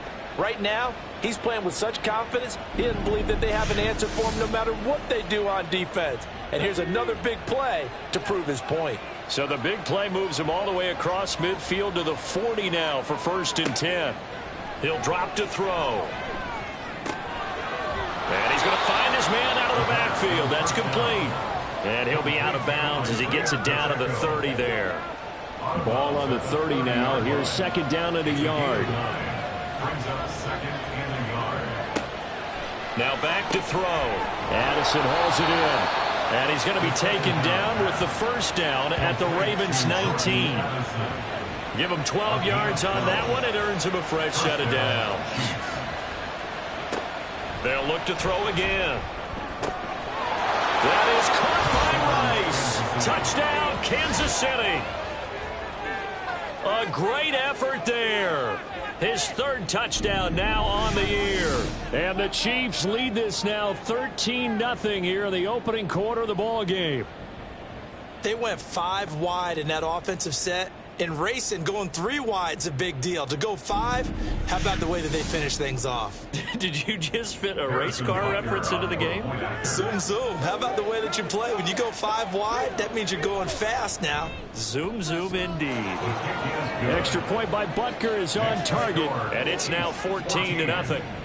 Now after the touchdown, here's Butker on to kick it away. Taking it about the 1. And a nice job there on special teams to limit him to inside the 15 as he's dropped at the 14. There again is the running back as he trots onto the field. A tough challenge here in this one. We'll see if he can duplicate the numbers on your screen that he put up last week, up over 100 and a touchdown. We were watching tape to prepare for this game. One thing you noted that I totally agree with, great complimentary piece in the last game. You know, they're able to throw it pretty well. He ran it exceptionally, and they hope to continue that same formula in this game. Complimentary with an E, not an I. That's my English teacher right there. The 20-yard line. Jackson. Throwing the out route incomplete. It's Franklin. And up to the 35 before they're able to knock him down.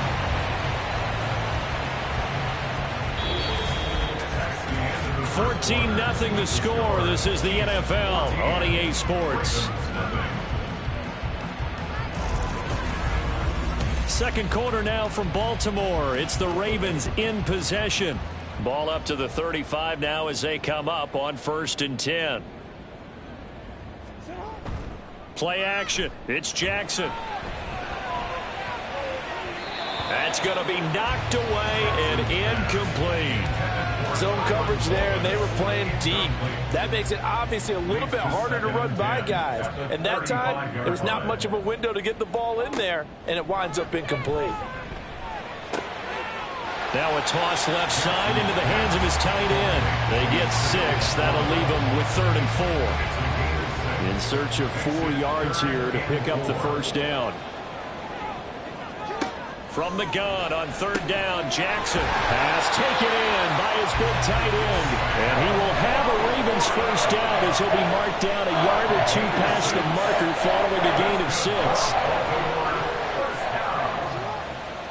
1st and 10 at the 46-yard line. Now Jackson. Throw to St. Brown, complete on the left side. And down he goes at the 45 after a pickup of 9. Just need a yard here. 2nd and 1. At the 45-yard line. Play action. Now Jackson. That's caught inside the 20. And he's brought down after a very nice gain. A gain there of 30 big ones. And that might be exactly what they needed to wake up this home crowd. They haven't given them much to cheer for so far. And never underestimate the effect the home crowd with you can have on a game. So the big play means just like that, they'll operate from the red zone now on 1st down. Throwing is Jackson. He finds his man complete. It's Mooney. A minimal gain there on the 8th play of the drive. Now 2nd and 9. 2nd and 9 at the 15-yard line. Here's Jackson to throw. Oh, he dropped it. They were looking for him in the middle 3rd. He couldn't catch it. Now 3rd down. It's now 3rd down and 9 yards to go. To throw again is Jackson. And he's not able to get away. Sacked back at the 22. It's J.O.K. Jeremiah Owusu-Koramoah in there for the sack. It's 4th down.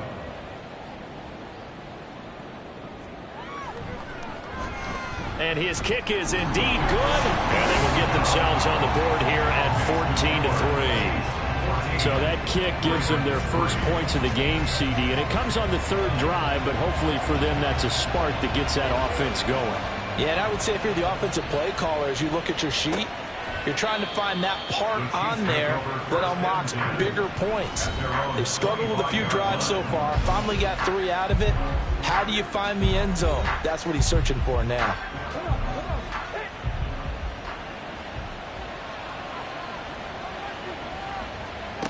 They'll try and start this drive in the air.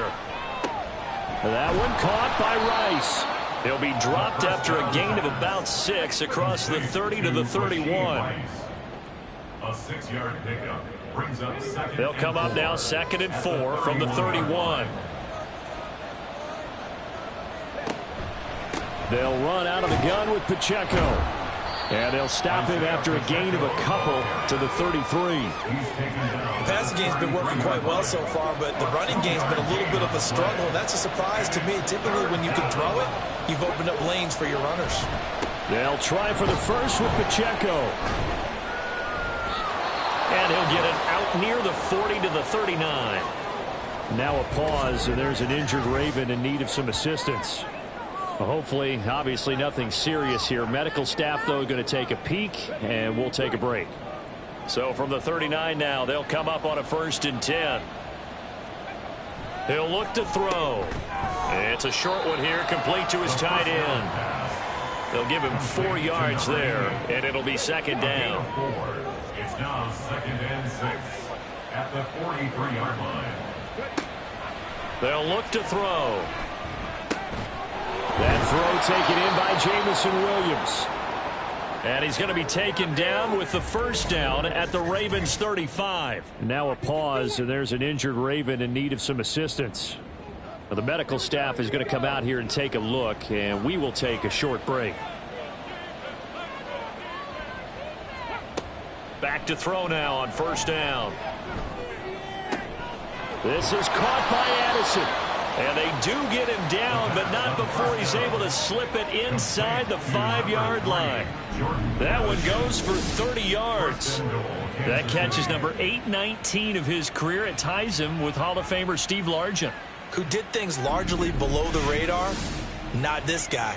819 catches, that speaks loudly in volumes. Pacheco is not going to get a whole lot, maybe a yard down to the 3. It's a gain of a couple, and it'll be 2nd and goal. So the ball position now at the 3. Here's 2nd and goal. Pacheco once more. And good work there defensively as they're able to keep him out of the end zone. Call it a gain of 2 as they're knocking on the door now. 3rd and goal.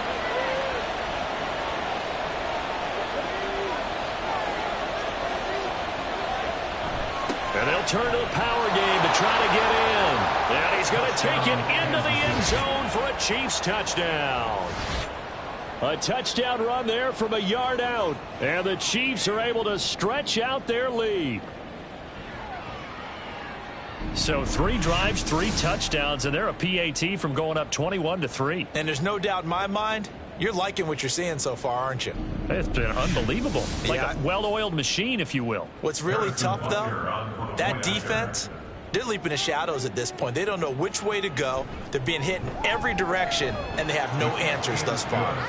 Extra point by Butker is on target, and the lead is up to 18 now. Now after the touchdown, here's Butker on to kick it away. And he'll just take a seat, and the drive will begin at the 25-yard line. Baltimore about ready to go on offense. It's been very much a slow start for them. 3 drives and just the 3 points, CD. Yeah, if you're into the points per drive ratio, that answer is 1. And that's not going to get it done in a ball game. They've got to find a way to finish these drives in end zones, not having balls go through goalposts. So from the 36 now, 1st and 10. Jackson from the shotgun. And that'll be caught by St. Brown. It'll go down as a gain of 6, and it'll be 2nd down. It's a game of matchups, and that's why you take your receivers and move them around a bunch, especially your best guys. And when they work out of the slot, you often hear the coaches talk about how great it is because it gives you a 2-way go. You can break out or you can break in. That makes it hard to defend. Throwing again on 2nd down, but this time it's incomplete. Some of the fans here don't seem too happy about what we've seen in this first half. No, not at all, and I understand why. They've looked lethargic, out of sync, and it shows on the scoreboard. Work in the middle of the field, and he's got a man complete. And he will have a Ravens first down as they're able to get the 3rd down conversion. This offense finding its legs now. Here's another 1st and 10. They'll run. It's Rodgers. There he goes right side. And down to the 20 he'll go before heading out of bounds. Now, during that run, an injury here. We got one of those big blockers in some discomfort. So as the medical staff takes a look, we'll step aside.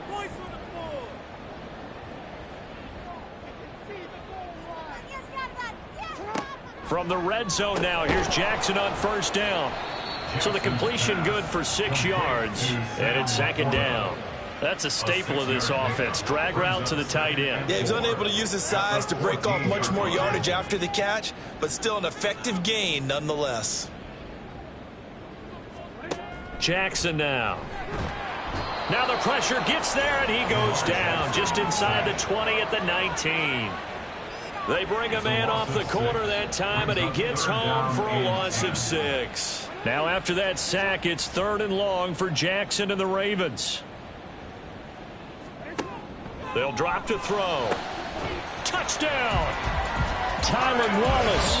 That one's a milestone. Touchdown number 150 for his great career. And the Ravens are able to make some inroads here to that deficit. Well executed there offensively. Defense looked a little confused, but he found his receiver, and that one good for 6 points. And the payoff we just saw there tells us how many times they ran this play in practice over the past few weeks, because they executed that flawlessly right here on game day when the situation arose. Point after, right down the middle, and it makes the score 21-10. Here's the kick unit now for the Ravens as they'll send this one away. From a yard or 2 deep, here comes a return. And he's only going to make it to the 13-yard line and no further. The ball back to the Chiefs and Isaiah Pacheco. And no doubt he's come out of the gate strong. Only in week 3, and you see the numbers thus far.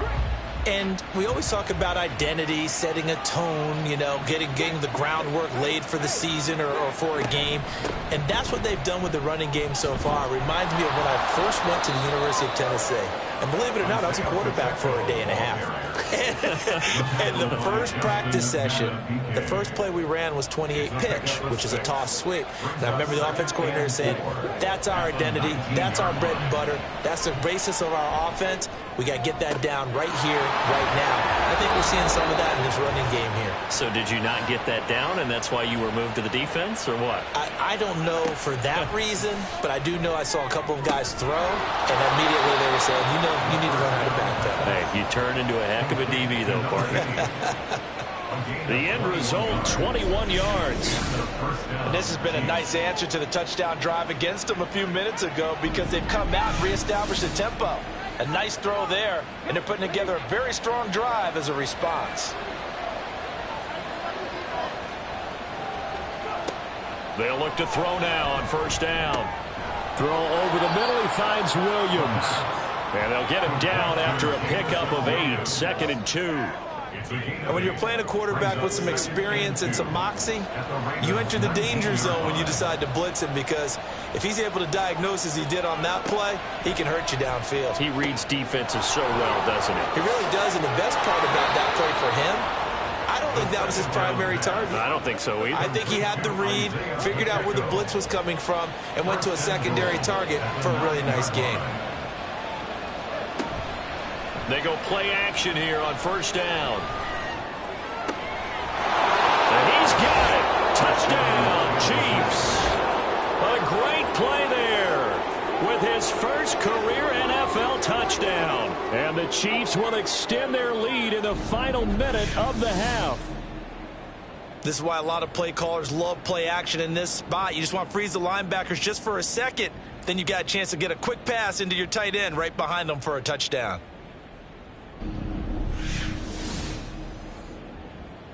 Butker on for the PAT.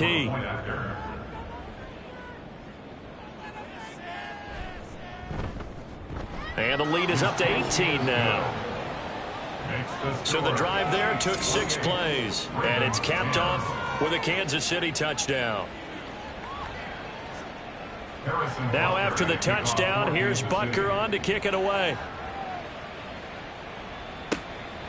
And here comes a return from just beyond the goal line. And he'll be stopped right around where he would have been had he gone down to a knee, maybe a yard shy of there at the 24.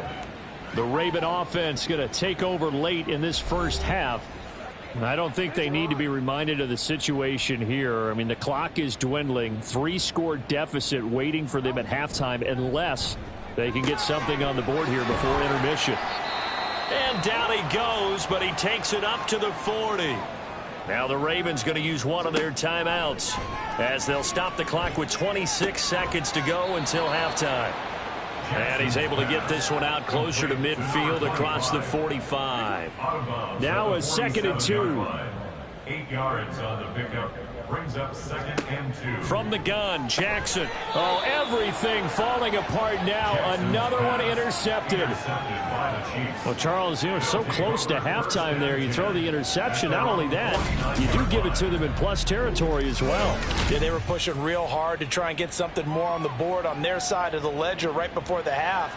Looking at it with 20/20 hindsight, though, might have been better to hand it off a few times, hoping to get something to break instead of putting the ball in the air and, of course, putting the ball in jeopardy. They'll come out throwing here to start the drive.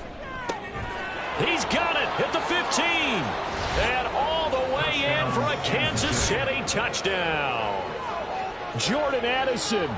As the first half is winding down. And the Chiefs continue to pull away here in this first half. Well, this is exactly where I expect teams to take a shot.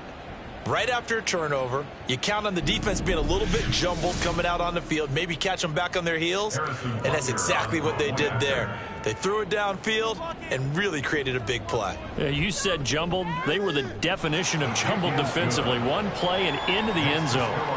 Extra point by Butker is on target. And a route is on here in this first half. Harrison Butker at a kickoff for Kansas City. Fights off the tackle at the 20.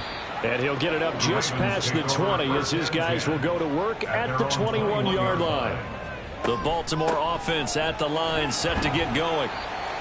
And with 7 seconds remaining, not much time to really do anything. Now a timeout taken. Perhaps a chance for one more quick play and then another timeout if they hurry. We'll see. And they get him down, but not before he takes it across the 40-yard line. Now whistles and a timeout with 3 seconds left in the first half. He's going to float this one deep right side. And he bats it away, and it falls down incomplete. So we've reached halftime with the visiting Chiefs on top, as we send you down to Orlando, where Jonathan Coachman has our EA Sports Halftime Report. Coach. Okay, Brandon, thanks very much. Welcome in, everyone, to our EA Sports Halftime Report. Let's get you caught up on what's going on around the NFL. We'll get our tour started out at venerable Soldier Field in Chicago, where you see the final score there. Jackson Smith-Njigba, well over 100 yards receiving, and a touchdown catch as well. From there, we head down to Tennessee to check on the Titans at home in Nashville. And they were losers in that one to the visiting Green Bay Packers. Trey Lance, a touchdown pass in the victory. And then finally, a good one on Monday Night Football between the Indianapolis Colts and the Jacksonville Jaguars.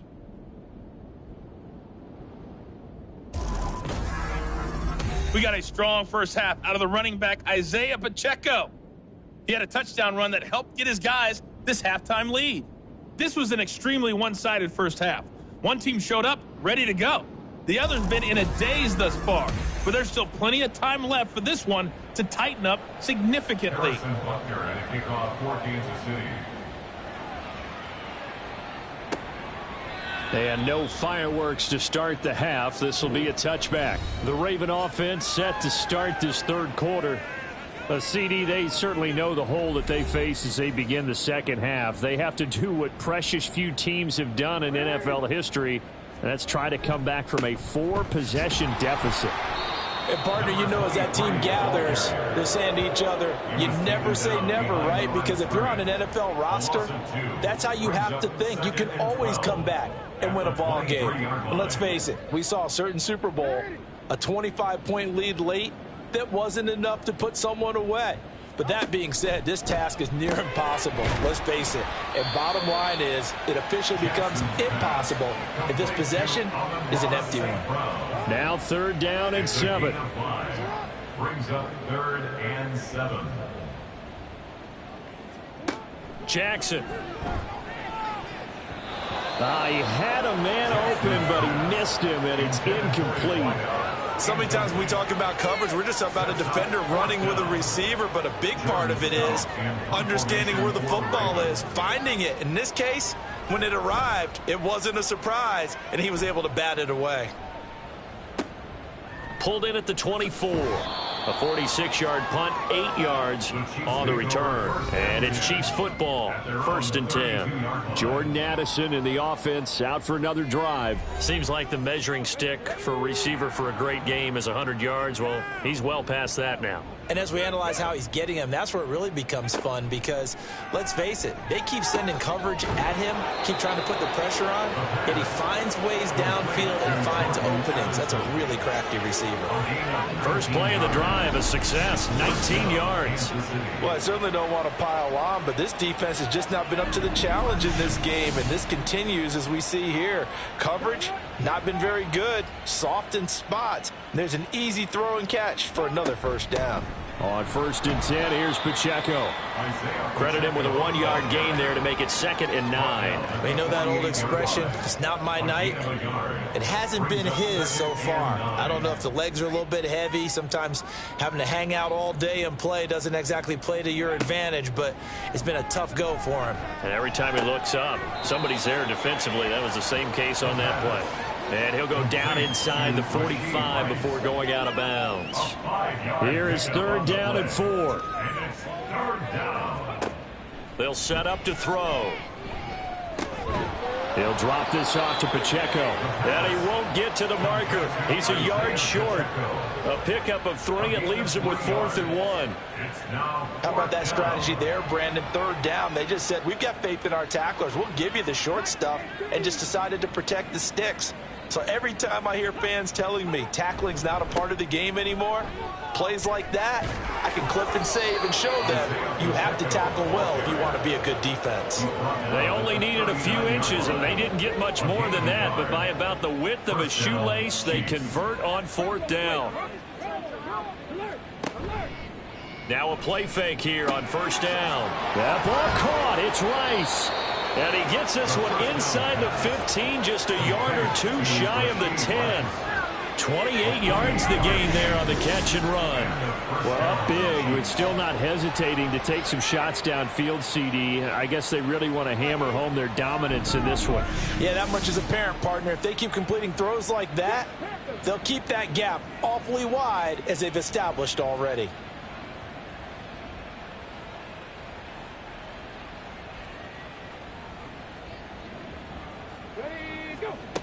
They'll look to throw here on 1st down. Toward the end zone, but that's going to wind up incomplete. And those two just have been in sync thus far. They've done a nice job against him, but still, with his talent, you would expect them to have more completions to him in this game. Now a 2nd down throw for the end zone, but it's incomplete. Give them credit for excellent coverage, tight coverage. They're doing a lot of things that we talk about in basketball. They're causing disruptions in the passing game. And as long as that continues, it'll be tough for... And that is caught for the touchdown, Kansas City. A great effort there. With 2 touchdowns on the season, both in this game. And the Chiefs just continue to roll. Boy, he has been fun to watch throwing the football in this one. It's certainly not fun for that defense, though, Charles. Now up to 4 touchdown passes in this ball game. Yeah, we're supposed to be neutral, but... And now before we get to the extra point, remember all touchdowns do have to be confirmed by the replay official. They're taking a peek at whether or not those feet were in bounds, and obviously a big call here in the end zone. And not just the feet. How about the hands? How's the ball possessed while the feet are hopefully getting down in bounds? That's what they're trying to look at to see if it all comes together. So they called it a touchdown originally, and this will stay a touchdown after the video review, so they had it right. Extra point by Butker is on target, and the lead grows even larger here in the 3rd quarter.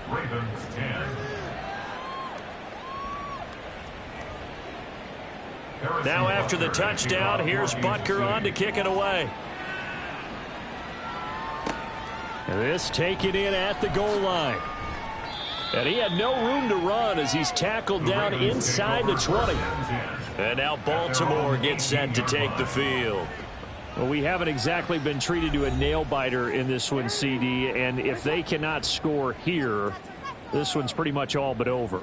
Are you saying that you feel like people are starting to think about getting out of here, maybe beating the traffic in order to get home or to their final destination? Yeah, I don't think there's a whole lot of reason to hang around, especially if they can't score here. Yeah, you're right about that, because it has been pretty clear who the better team has been in this one. And in a league that we talk about every game being a one-score game as we go into it, watching this blowout, let's just say it's been unusual. Now Jackson on 2nd down. That'll be caught. It's St. Brown. And mark him down way up close to the 40 at the 39. So from the 39 now, they'll come up on a 1st and 10. Now flags come in. I think one of the Ravens got going a little early. That flag accepted, and it backs the offense up a little bit. The full start backs him up 5, 1st and 15.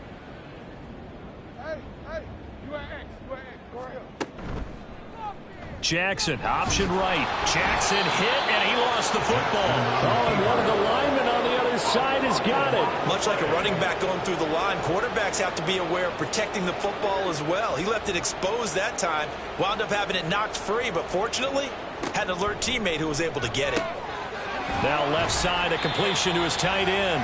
The reception good for 7. It's 3rd down. It's a gain of 7. Makes it 3rd and 10. From the gun, it's Jackson. He's got his target. That's complete. And he will have a Ravens first down as they're able to get the third down conversion. So now 1st and 10 in Chiefs territory at the 46. They'll run it here. This is Rodgers. And he'll take this ahead for about 4. 2nd down coming up. And that was a quality play to start a new set of downs. That was simply an offensive line winning the battle up front and winning in a big way and giving their guy in the backfield a nice lane to hit. A little short pass here taken in by Laporta. But following the play now, they're going to stop the clock here as a man is shaken up. Well, now they're going to come out and take a look at this injury, and we'll be back in a moment.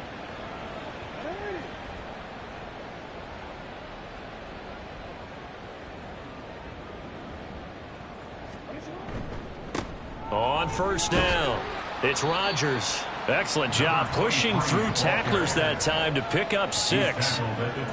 Inside 4 minutes to go, 3rd quarter. Brings up 2nd and 4.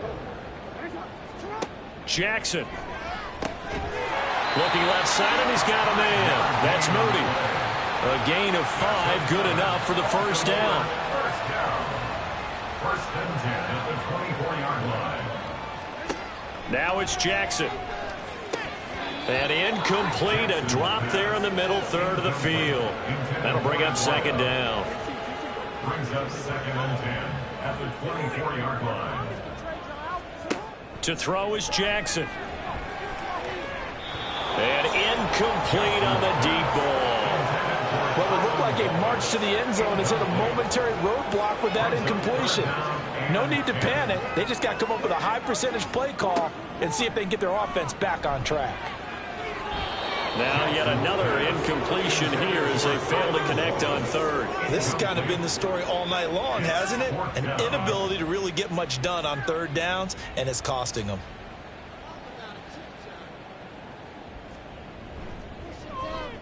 And this one is right through. And that will knock this down to still a very large 29-point deficit. I'm kind of surprised by that they kicked the field goal. I guess you get some points, but this deficit 3rd quarter, I don't know. Yeah, I don't either. Yeah, I'm with you on that one. When you're down that much, kicking a field goal, does it feel a little bit maybe waving the white flag and just want to get out of here? Yeah, I think you got to go ahead and try and get some bigger points on the board. Jordan Addison in the offense out for another drive. A monster game so far, 3rd quarter. He is lighting up the stat sheet. And so many times when you see these types of games, you hear about the quarterback, or we talk about the quarterback throwing guys open, putting it in the right spot. How about some credit for the receivers, Absolutely. though, who find ways to get open, whether they uncover late in a route or they get open early, but they just always find a way. And he's having that type of a game. Yeah, he's been nearly impossible to cover. Now on 1st down, he'll drop to throw it. And oh, that nearly their first pick of the game, but it falls down to the ground incomplete. We're in Baltimore, 3rd quarter action, 2nd and 10. The play action fake. They'll look to throw. Finding ETN here, catching it on the out route. And he'll be out of bounds, but able to get it up past the 45. He's been big. 2 touchdowns earlier. Now he's got a first down here. I'll tell you what, a lot of those mid-range throws have been available because sometimes teams get too concerned about the deep ball and they leave too much space in front of them. And these guys have been taking advantage so far. And they'll let the quarterback keep it here on 1st and 10. Pushing his way through. And he is tackled inside the 40, not quite to the 35. A good gain again. That's now 31 yards combined on those last 2 plays. So 1st and 10, and if they score on this drive, might have to start digging in our second half blowout material. Headed straight, it's Pacheco. And nothing much materializing there on the first down run. He'll get a couple, and that's it. And the officials here going to pause the game for a second. Looks like there's an injured Chief on the field. The medical staff will attend to him, and we will step aside. Cougar 19.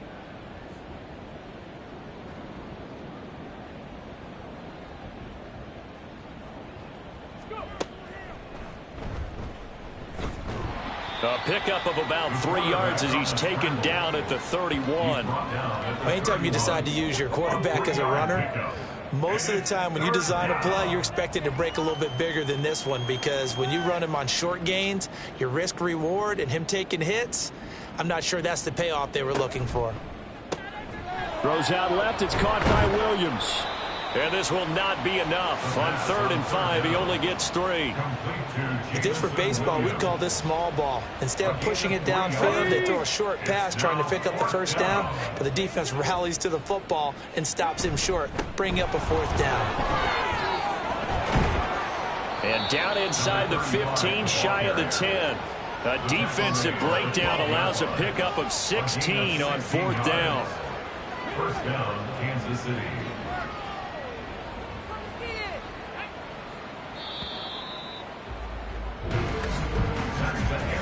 So a moment to catch our collective breath after the 4th down conversion. We'll return with more after this. This is the NFL, and it's on EA Sports. From down at the 12, it's 1st and 10. Back now in Baltimore.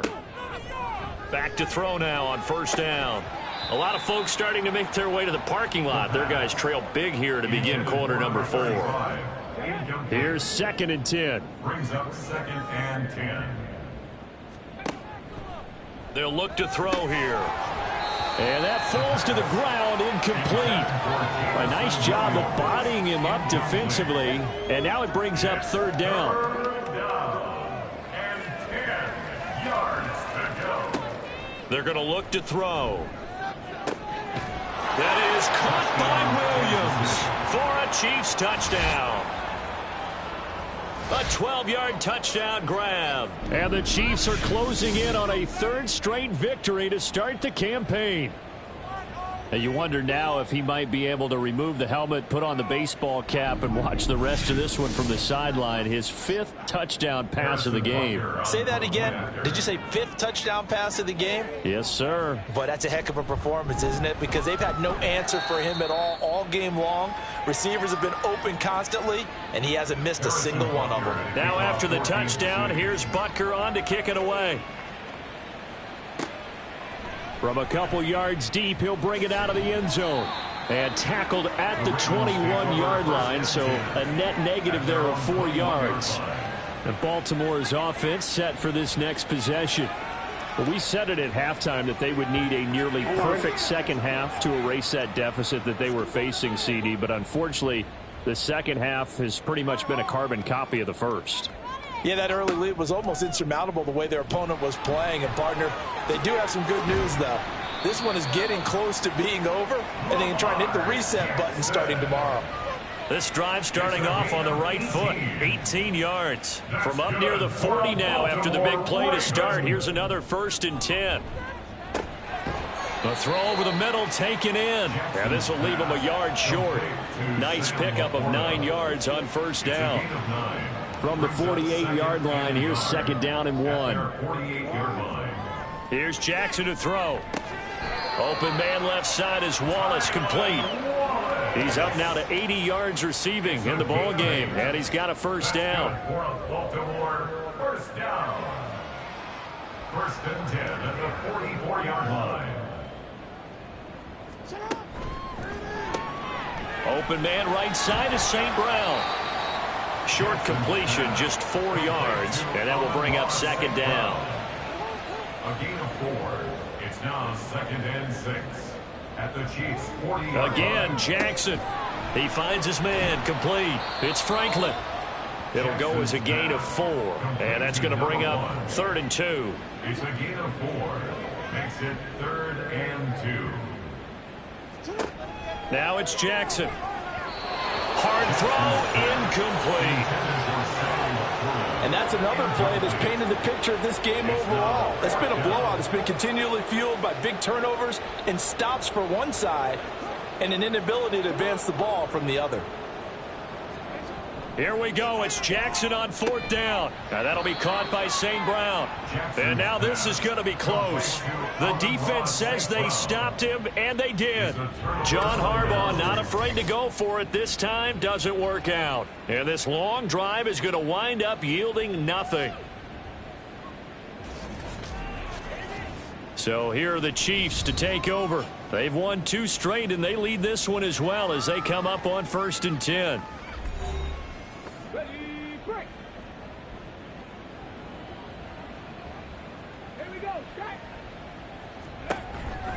They'll start this drive out on the ground. And he sneaks his way forward only for a couple here. 2nd down. That's it. That's what you want. Straight ahead positive gain. Just keep that clock ticking.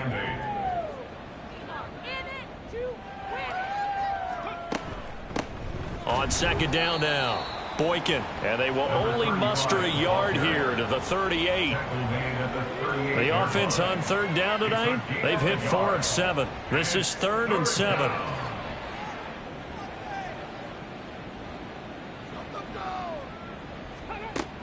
Back to throw here. Over the middle and complete to Addison. And he will have a Chiefs 1st down as they're able to get the 3rd down conversion. He's been the go-to guy. They needed a big play there on 3rd down. Went his way. It worked out. Doesn't matter whether they've scouted it or that they think he's going to get the ball. He has a knack for finding his way open and completing the connection. Well, they nearly sprung him that time as he takes this all the way down to the 37. Nice play for Kansas City, picking up the first 18 yards that time. Another example of this offense really having their way, Charles, and another big chunk play there on the ground. And when you look at the defense, they've got to do a much better job of wrapping up when they tackle. A lot of great opportunities continue to slip through their fingers, as do the runners. A good gain of 9 before he's brought down at the 28. Ball on the 28-yard line. Here's 2nd and a yard.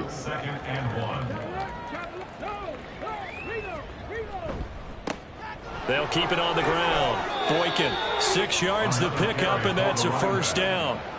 Hate to be blunt, but it is just continuing to prove to be the case that this O-line is manhandling this D-line right now. They deserve to roll up their sleeves and show up their biceps because they're doing exactly what you just described, manhandling the defensive front. They've got the leverage, they're powering through, and they're controlling this game. A solid pickup of 12 yards, and now they're knocking on the door.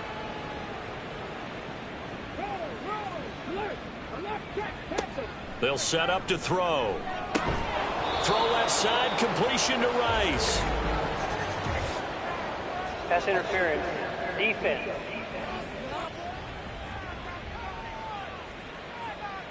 So now then the penalty's got him set up with a 1st and goal. Looking to throw. And he's got it. Touchdown, Chiefs. From 3 yards out. And the Chiefs add 6 more to their point total. And they're on cruise control right now here in the 4th. And, Charles, they continue to have trouble stopping him as he's into the end zone yet again. Yeah, that's multiple series now that have ended with him in the end zone. A perfect plan on how to utilize him best when they get in close. Butker now to add the extra point.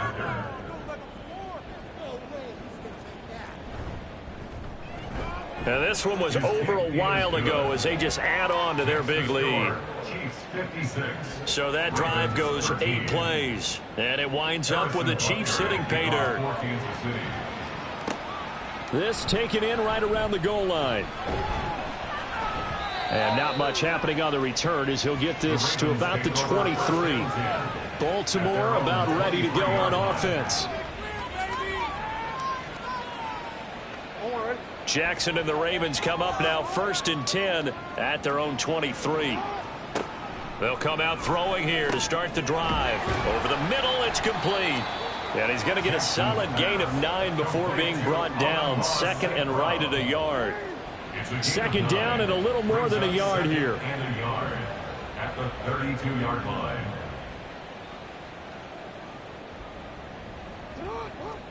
Now Jackson. He'll go right back to St. Brown.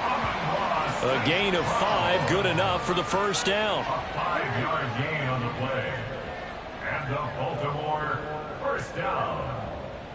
1st and 10 at the 30-yard Jackson now. line. That's into the hands of Wallace over the middle. Call it a gain of 6 on the play, and it'll be 2nd down. It's a pickup of 6. Brings up 2nd and 4 at the 44-yard line. Throwing is Jackson. gets him is just a yard, and now it's third down.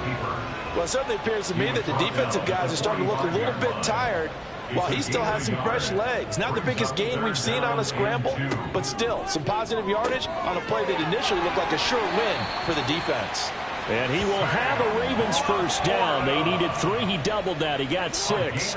So now 1st and 10 in Chiefs territory at the 49-yard line.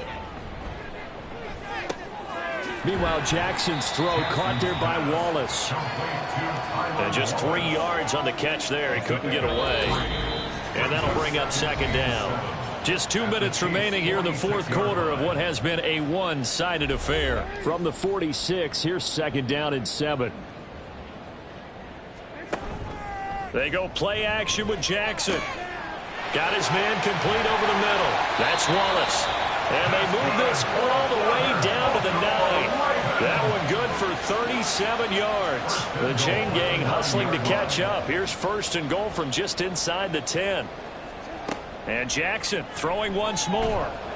And down he goes. Pressure gets him back at the 14. Not the 1st and goal play they drew up. Multiple defenders in to bring him down to the ground. We all know he's one of the better quarterbacks in the league, but definitely not today. His team trailing by multiple touchdowns and a late sack. Just a parting gift from the defense for him to take back to the locker room with him. Now a second down throw for the end zone, but it's incomplete. Oh, nice defensive effort there, providing the hit as the ball got to the receiver, separates him from the catch, and normally he's a sure-handed target.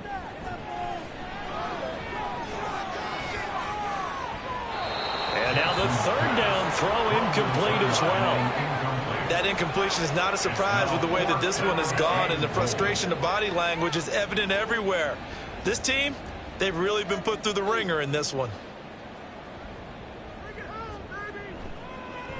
And his kick is right there. It's good, and they'll get back 3, but this remains a large deficit. Well, in the grand scheme of things, those 3 points likely not going to matter much, but I guess they get a little closer, a little more respectability. Yeah, you're exactly right. They've been outplayed all game long, but like my mom used to tell me all the time before I went out, dress up a little bit, son. Make yourself respectable. And that's what they're doing here. They're just dressing up the final score. And only able to get this to the 19, so probably should have opted for the touchback. Here's the Kansas City offense now as they get set to take over. They're looking at a 3rd straight win here if they can hold on.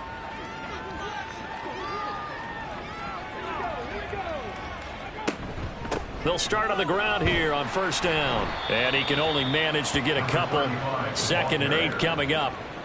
Certainly a nice job there by the defense rallying to the football and getting him on the ground, but I think the play gets made by the defensive front, because if they can't get upfield, their job is to go ahead and get low, almost get into a ball sometimes, stack things up, and make it difficult for the runner to find a hole. Well, fans usually love to see scoring, and there was no shortage of it today. What a dominant showing from an offense that was truly playing at an elite level in this contest. Partner, this game was over a long time ago, and you noticed they did not want to slow down anything. Absolutely a dream scenario for everyone on that offense, and they took advantage of every second. Guaranteed popcorn for everyone in their film session. So for Kansas City, it's an ideal start as they move to 3-0 now on the young season. And they will head back home next week. Meanwhile, for the Ravens, they suffered defeat for the first time as they dropped to 2-1. And they'll try to get back on track next week as they head up to Orchard Park to take on the Buffalo Bills. So for our entire crew, alongside Charles Davis, I'm Brandon Gaudin. Thanks for watching, everybody. We'll see you next time.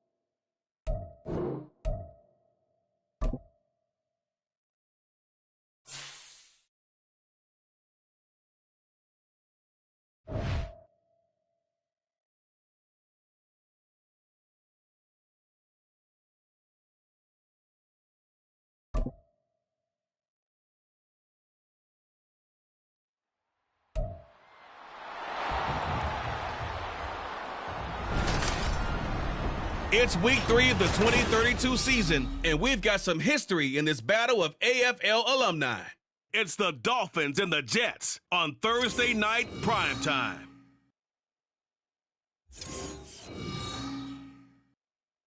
Take the Lincoln Tunnel through Weehawken, through Secaucus, across the Hackensack River, and you'll arrive, as we have, at MetLife.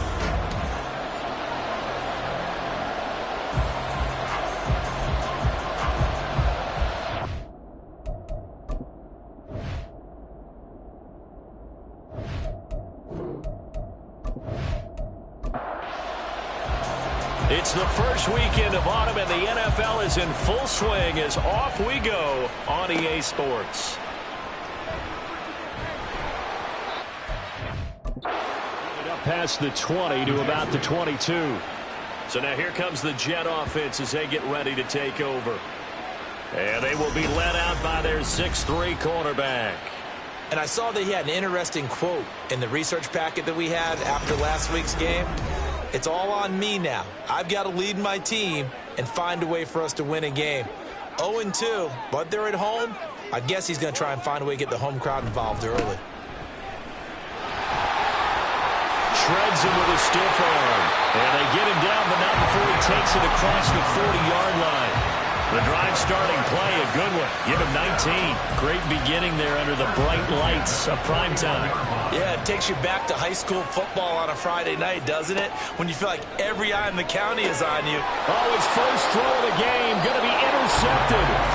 And the Dolphins are going to take possession here at their own 47-yard line. Well, certainly not how he wanted to start his night. First throw of the game, an INT. Yeah, it's not easy, but he's got to try and wipe that one away from the memory banks. And let's face it, it's not often a quarterback and a defensive back have a lot in common. But one thing, because they have these individual type plays, they've got to have short memories, don't they? DB gets beat, wipe it away, quarterback throws a pick, has to do the same thing.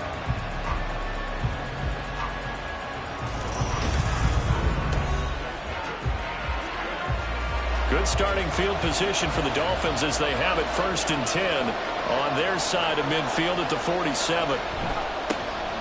They'll start this drive out on the ground. They'll get it up near midfield to the 49 before being taken down. The numbers for him from a week ago, 23 carries, 92 yards. And now that he's playing a Thursday night game, short week, you know he spent a lot of time in the trainer's room in the cold tub trying to get his legs back for this game. Here's 2nd and 8. And it's knocked away and incomplete. George Pickens, his intended receiver there. 3rd down here. When you talk about this Jets defense, they're a tough unit to throw against. Currently 4th toughest in the NFL. And since this is such a good unit of covering passes downfield, I think that last play is typically what we might see. A lot of short passes, see if they can generate some run after the catch, but nothing doing on that one. Nice 3rd down conversion and even 20 yards. After getting that turnover on the first drive of the game, you'd hate to just stall out the momentum, go 3 and out. They're able to avoid that there. Yeah, we talk about complementary football all the time, but I think it's a little bit deeper than that. Defense went out, forced a turnover, gave the ball to the offense. It's now the offense's responsibility to pay that off for them, to show respect to them. Hey, you guys got us a turnover. We appreciate it. They want to continue their drive. On 2nd down, they'll run it here. Well, he's free going down the left side. It's a foot race. And finally, down he goes as they work it inside the 10 to the 7. That good for 22 and a 1st down.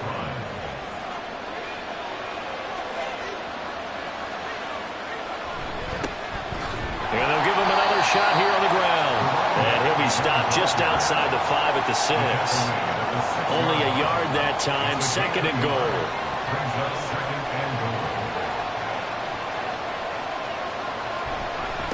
One back in the backfield, he'll get the carry.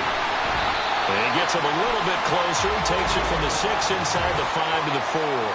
Holding, offense. A crucial penalty there as the hold backs him up for another 2nd and goal. Now a shotgun snap as they'll look to throw. And he will find Scott on the right side complete. And he's taken down at the 7 after a gain of 7. A big play forthcoming. Here's 3rd and goal. They'll drop to throw. He's got it. Touchdown, Dolphins. A great play there. His 4th touchdown on the year. And the Dolphins take the early turnover and convert it into an opening touchdown. Well, we know he can run the ball. There he shows he has the ability to do a little bit more. That's what you call a complete player. A guy who can run it, catch it, probably can protect the passer when necessary, but his skills are best used when you get the ball in his hands. And that's the thing. When you've got an athlete like that, you want to get the ball to him in multiple ways, right? Without a doubt, because he often creates mismatches about who can cover him, whether he's coming out of the backfield or even lining up like a receiver. The kicking team out for Miami as they will send this one away. From a yard or 2 deep, here comes a return. And in hindsight, probably should have taken a knee as he only gets this out to the 16-yard line. Back onto the field come the New York Jets for their 2nd drive. Now, the interception on that opening drive winds up leading to the touchdown, so now it's kind of time to start over. Yeah, it certainly is, and his first throw of the game.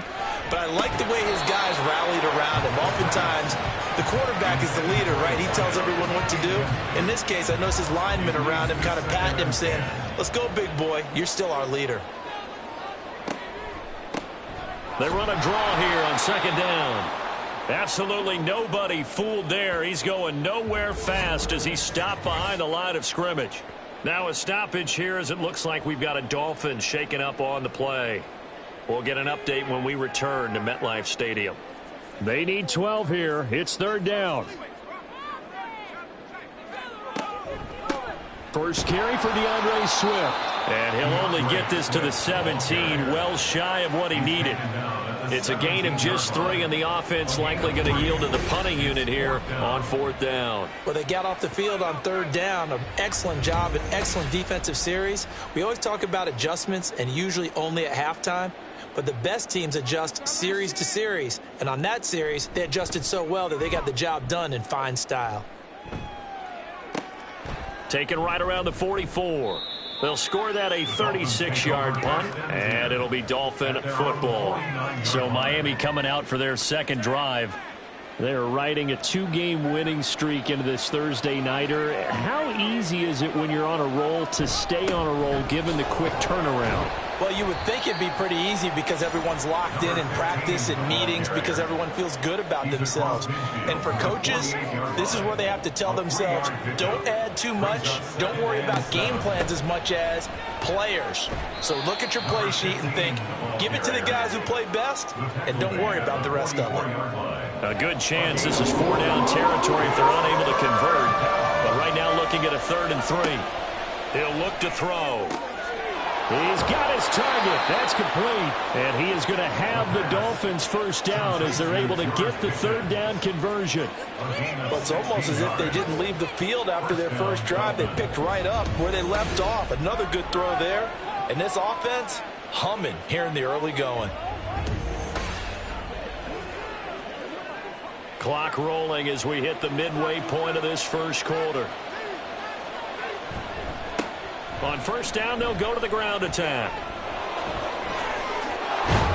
And he doesn't quite make it, taking it within an eyelash. Dropped at the 1. 58 yards rushing for him now as he has gotten the night off to a hot start. 2 big plays in succession. Not sure this D knows what hit him, but now they got to get ready. It's 1st and goal. And that'll hurt the average a bit as this time they're able to get him behind the line.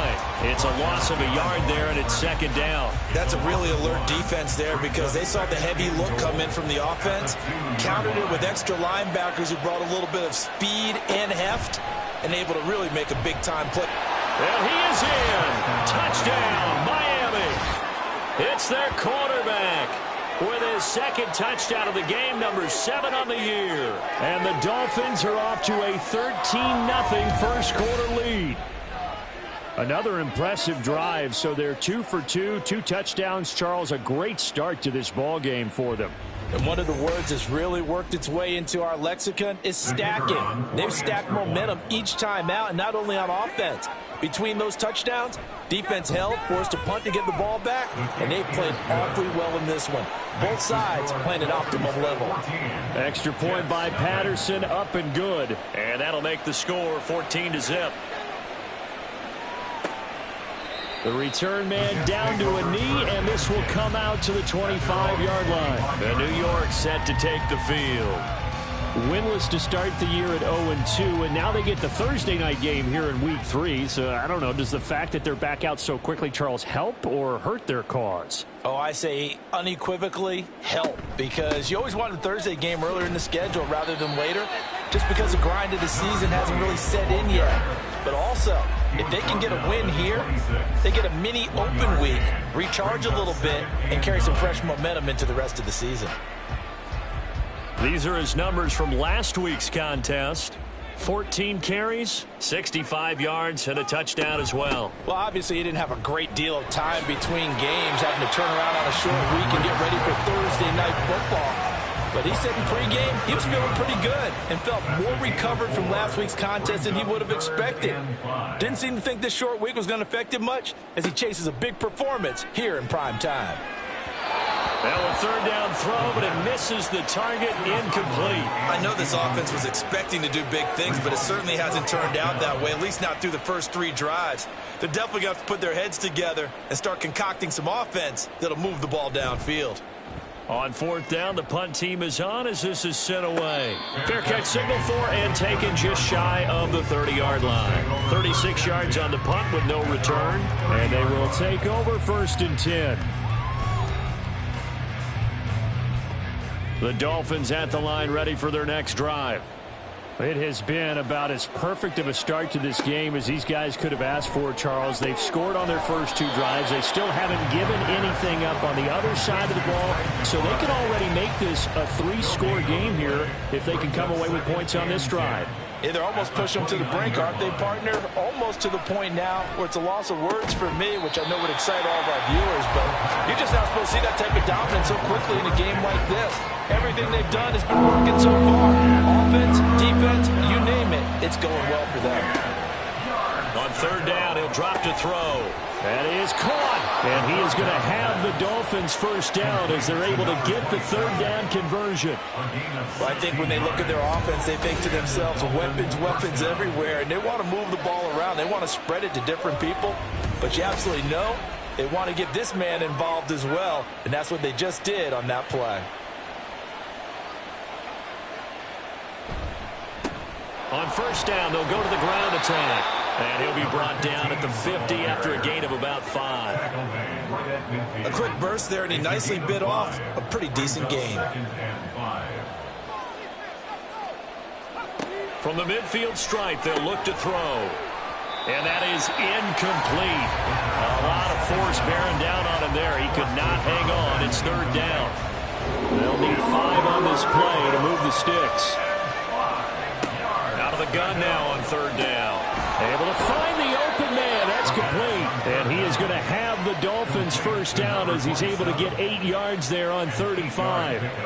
Charles, Thursday night game, I think a lot of teams probably say shrink the playbook somewhat. Is that correct? I think you're right about that because you just don't have the amount of time that you have in a normal week to put in a full playbook. So as you said, you shrink the playbook. Pick out the plays that work best for you. You know what else you're looking for? What's that? Who are the freshest guys coming off the last game to play on a Thursday night? Guys have a little extra pep in their step. You go to them early and often. Here's a 2nd and 7. And this throw a bit late as he couldn't reach back for it. When you talk about this Jets defense, they come into this one rounding out the top 10 in the 10 spot against the run. They've established themselves as a top 10 run-stopping unit in the NFL here in the early going. All signs point to me towards them continuing that throughout the season. They look pretty good, pretty darn cohesive to me. And a stoppage here. We're going to need to take a moment as a Jet was shaken up on that one. We'll get an update when we return to MetLife Stadium. So here's a 1st and 10 now down inside the 20.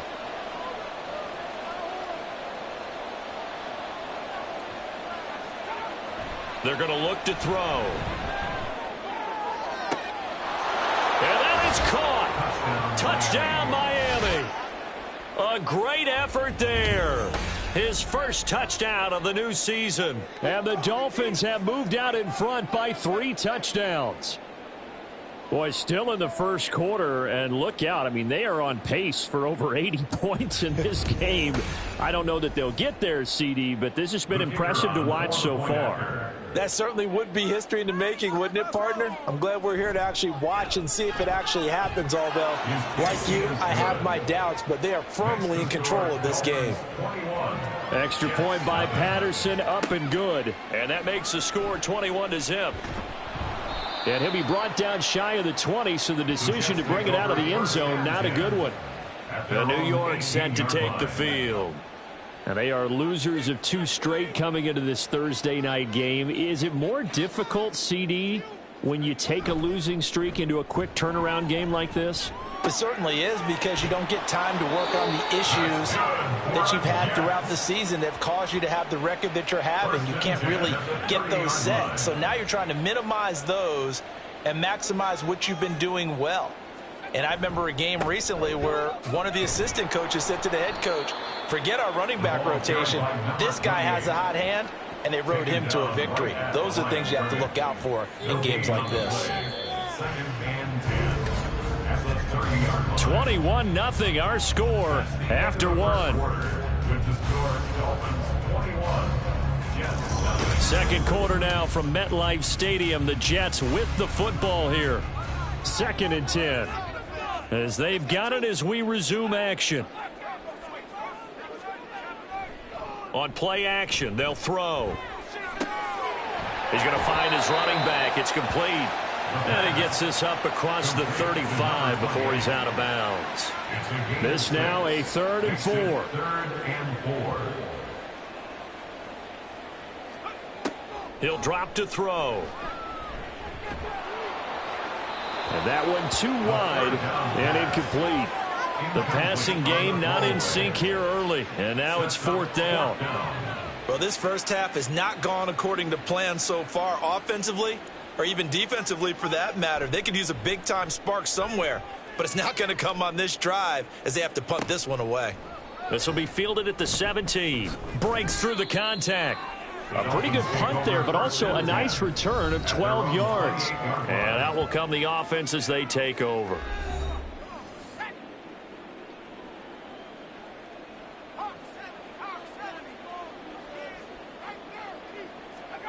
They'll come out throwing here on 1st down. Completes this one to Pickens.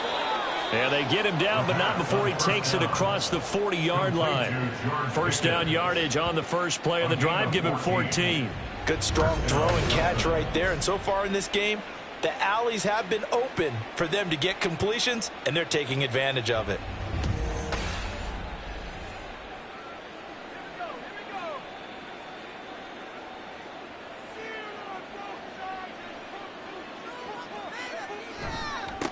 On 1st down, they'll go to the ground attack. Down the sideline he goes. And he's going to get it down to the 14-yard line. 109 yards for him on the ground so far tonight, as he has been terrific in this first half. So how about this for field position after the big play? Inside the 15 now as they come up on 1st and 10. They'll look to throw here. And that one off the mark behind him, incomplete.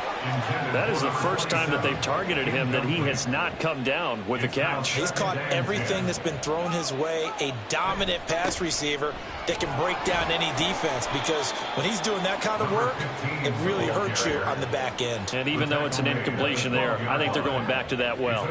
The Dolphins on 3rd down. Can't be any better than a perfect 6 for 6. This is 3rd and 8. He's got it. Touchdown, Dolphins.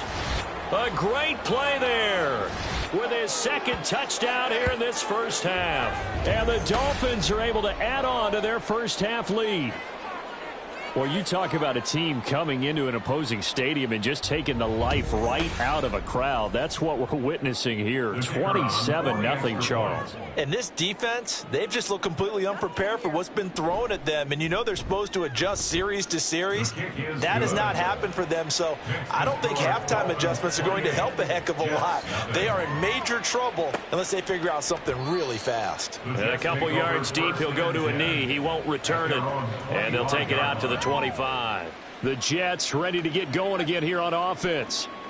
And right now these guys, they're shuffling a little bit, maybe doubting, because 3 straight drives have ended with them punting the football away. Yeah, so you start pointing fingers at each other a little bit, asking a lot of questions. What are you seeing? What are you getting? Maybe trying to narrow down your playbook a little bit and maybe get simpler rather than more complex in order to try and fashion together a drive. And they'll run on the inside handoff. And he is going to lose yardage here. A loss on that play, and now 3rd down gets tougher. 3rd and 6. The running lanes have definitely not been there for him here in the first half, and I don't think it's all been his fault. His offensive line hasn't given him much space. A loss results there. Looking to throw. And this pass broken up. Excellent coverage there on 3rd down, as that was not an easy one to hold on to. Oh, I thought he had that one, and that was nearly a big 3rd down conversion to give this drive some life. Instead, they're on the spot and help separate the receiver from the ball. And no return on this one as the fair catch is signaled for and taken. A 40-yard punt, no return. And it will be 1st and 10 as they take over.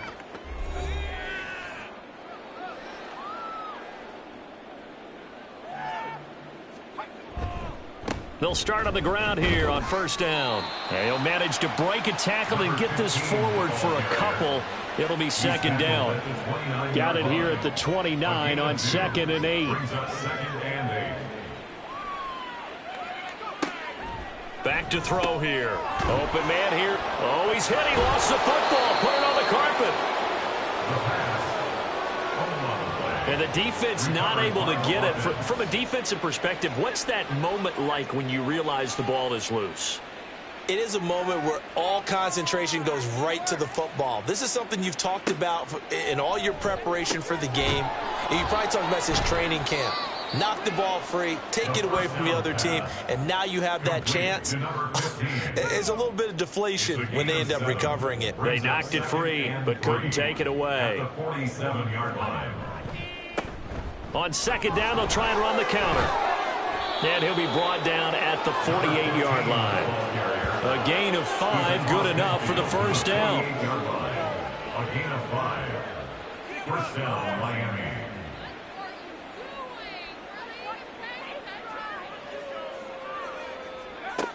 Now back to throw.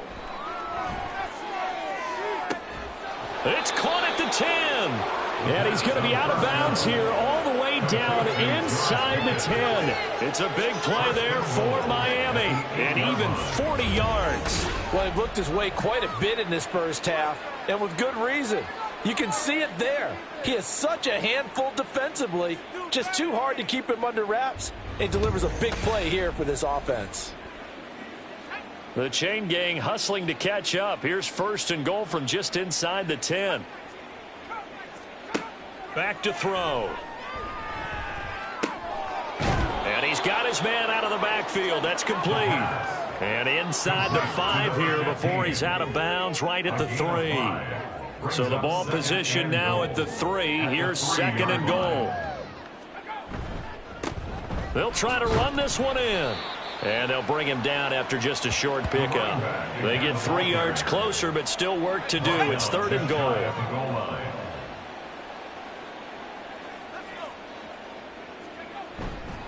He'll try again. And he'll take this into the end zone for a Dolphins touchdown. A great effort there. His 3rd rushing touchdown on the year. And the Dolphins have taken a 5-touchdown lead. Well, nothing fancy there, Charles. You had 3 tight ends on the field. They were going to run the football. The defense knew it, but the defense couldn't stop them. And I haven't met an offensive line yet that doesn't get more satisfaction out of running the football into the end zone than pass protecting. They had determination on their side, and they got it done. Extra point by Patterson, up and good. And the route is on here in this first half. And it'll come out to the 25 as he will not attempt to return. The Jets offensive unit ready to get going here. See if they can put this drive in the end zone, Charles, because it's been a little bit of a rough go at times. They've had to punt the football a ton in this ball game because of stalled out drives. So are you saying that you're kind of tired of seeing the punter run out there and do his thing during this game? Is that what you're trying to say? Well, I mean, I'm okay with it. I have a feeling that this offense, they don't want to see the punter again. And frankly, the punter doesn't want to run out there anymore himself. He would love to see his offense put together a drive and give his leg a rest. And he'll go out of bounds. It appears right at the 45. Ball placed at the 45 for 2nd and 5. Brings up 2nd and 5. They'll set up to throw. Over the middle, and it's incomplete. So another incompletion there. He's hitting on fewer than half his pass attempts in this one, and that is not a winning formula. Yeah, so let's make sure we give a little bit of credit to the defense here. They've given him a lot to think about, a lot of different looks, and he seems a little bit confused trying to complete passes. And he is going to have a Jets first down as he's able to get 8 yards there on 3rd and 5. This offense finding its legs now. Here's another 1st and 10. Off the play fake, he'll look to throw. Quick hitter here, it's complete. And he'll go down inside the 45 before going out of bounds. 2nd and 5. A gain of 5 brings up 2nd and 5. They'll motion the tight end across the formation. On 2nd down, Swift. And he is met in his tracks behind the line of scrimmage. A loss on that play, and now 3rd down gets tougher, 3rd and 6. They are in need of 6 yards here if they hope to move the chains. They'll set up a throw. Work in the middle of the field, and he's got a man complete. And he's got another 1st down as he's brought down at the Dolphins' 25-yard line. 1st and 10 at the 25-yard line.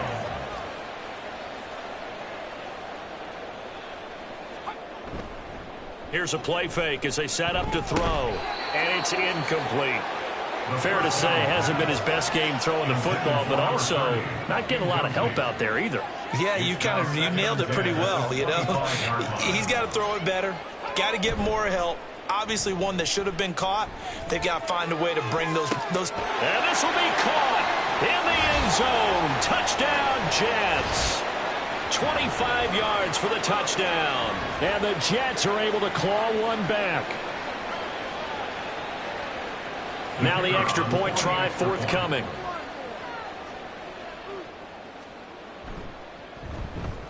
And he converts, and it cuts the lead to 35-7. So a nice drive put together there. They go 75 yards in 9 plays. And it's finished off by a New York Jets touchdown. And able to get this across the 20, but not much further as he's dropped at the 23-yard line. George Pickens back out now with the rest of the offense. He's the star wide receiver, and he's doing his thing so far here into the 2nd quarter. And how you get distinguished as a star is each and every week performing to a high level no matter what they throw at you, because you're always wanting to take him out of the game if you're a defensive team. How do you press him, double him, triple him, all those things? But the best players show up each and every week, solid games and some spectacular ones. And he has showed up time and time again. And 2nd and 10, he'll look to throw again. That'll be caught. It's Scott.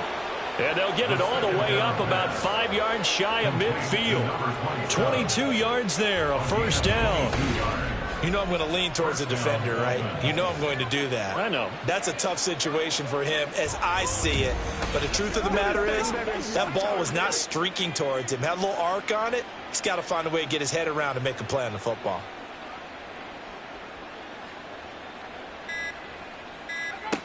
Back to throw now on 1st down. Got an open man, it's Scott. And he'll be taken down across the 50 at the 45 in enemy territory. And the Dolphin 1st down.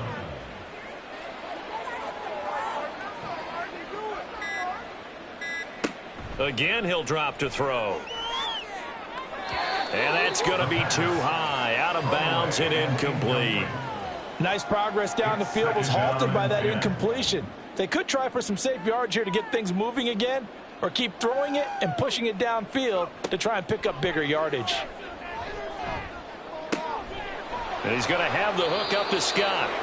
And that's going to be another first down as the tackle made at the Jets' 24-yard line. A gain there of 21 yards. And we're going to get a timeout with 2 seconds remaining in the second quarter. So with 2 ticks left here in the half, on is the field goal unit. From the right hash, it's a 41-yard attempt. Patterson's kick is good. And that will do it for this first half. So we've reached halftime here, and it's the visiting Dolphins taking a lead to the locker room. As we'll send you down the coast now to Orlando, that's where we find Jonathan Coachman, ready with our EA Sports Halftime Report. Coach. All right, Brandon, thanks very much. And welcome in, everyone, to our Tiburon Studios here in Orlando. We'll take a minute and look ahead at what's to come this weekend in week number 3. Some good games starting in the early window on Sunday, and one of the big ones features the New England Patriots, as they'll have to contend with the visiting Pittsburgh Steelers. Out on the West Coast, more good stuff in the late afternoon as we'll be watching the game at SoFi Stadium. Well, it will be the Chargers taking on the Buffalo Bills. And then finally, a good one on Monday Night Football between the Indianapolis Colts and the Jacksonville Jaguars.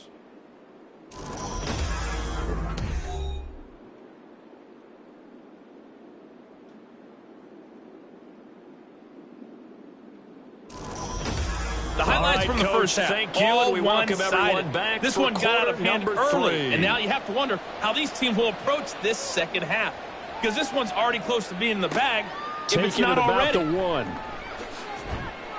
And he'll be brought down right on the chalk of the 20. Out comes the Dolphins now. They'll go on offense first here in this third quarter. And it's hard to imagine that the first half could have gone any better for them. So what's the approach here in the second half? Just continue to play smart football because they got the other team down and they feel good about the position they're in. The obvious thing people would say is just keep attacking, but I think you also have to be smart about it. Avoid turnovers. That's about the only thing that can derail you at this point. Attack, but make sure you take care of the ball. The rush defense stout on first down. Here's 2nd and 10 from the 20.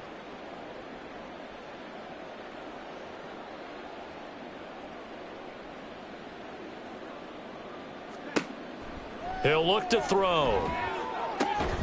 He finds his man, complete. It's Scott. And mark him down way up close to the 40 at the 39. He's been big. 2 touchdowns earlier. Now he's got a first down here. A bit of a catch for him to remember. That's number 400 for his NFL career. Not a bad number at all.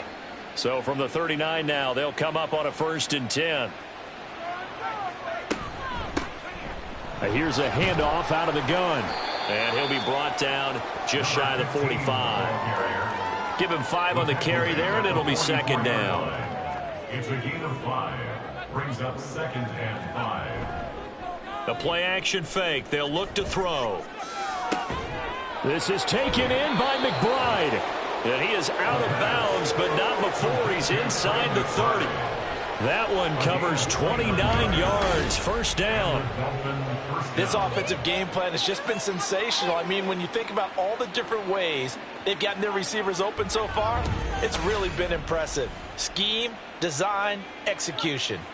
So in jet territory now. Here's 1st and 10 at the 26-yard line. He'll look to throw. And that's to the left sideline and incomplete. Well, a momentary speed bump there with that throw, partner. The defense had other ideas, and they're trying to mount a small stand before this drive reaches the end zone. On 2nd down, they'll run it here. And he will take it in for a Dolphins touchdown. A great play there. 26 yards. And the Dolphins extend their lead yet again. You get in a 2nd and long situation down here in the red zone, I'd say most defensive coaches would think pass. Let's bring some pressure. So this is kind of a tendency breaker here to hit him with something on the ground, and he'll take it all the way into the end zone. Extra point try now for Patterson. And the lead grows even larger here in the third quarter. That drive goes 80 yards in 6 plays. And the last play, a really nice run that culminated in the touchdown.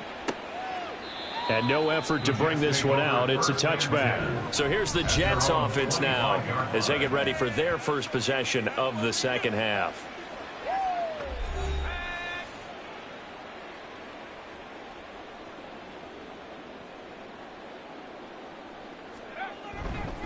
They'll start this drive out on the ground. And a short pickup to about the 27. It'll be second down. We're just looking at the scoreboard and where we're at in the third quarter. I don't know that it's going to matter much at this point, CD, but these small runs on the ground, they're not going to get it done. No, they're not. And right now, the guys stopping the run have been superior in this ball game, giving them no openings, no seams, and now they've got this game well in hand. First and 10 at the 49-yard line. They go play action here on first down. Throwing the out route incomplete. It's Ray. And he's corralled, but not before getting it inside the 35. So now first and 10 as they've crossed into Miami territory, down at the 33. Off the RPO, he completes it. Give him a gain of 5 on the completion, and it's second down. 5 brings up second and 5 at the Dolphins' 27-yard line. They'll stick with the passing game as he looks to throw. And he's going to be taken down back around the 35-yard line. They push him back 8 yards that time on second down. One thing that I liked about this guy during the draft process was his motor. Of course, I loved his skills, but he plays hard on every down. And that motor on full display there as he gets his first NFL sack. Third down and 13. They'll drop to throw. He's got his target. That's complete. And they'll have it in the red zone before he crosses over out of bounds. So here's a first and 10 now, down inside the 20. They're going to look to throw.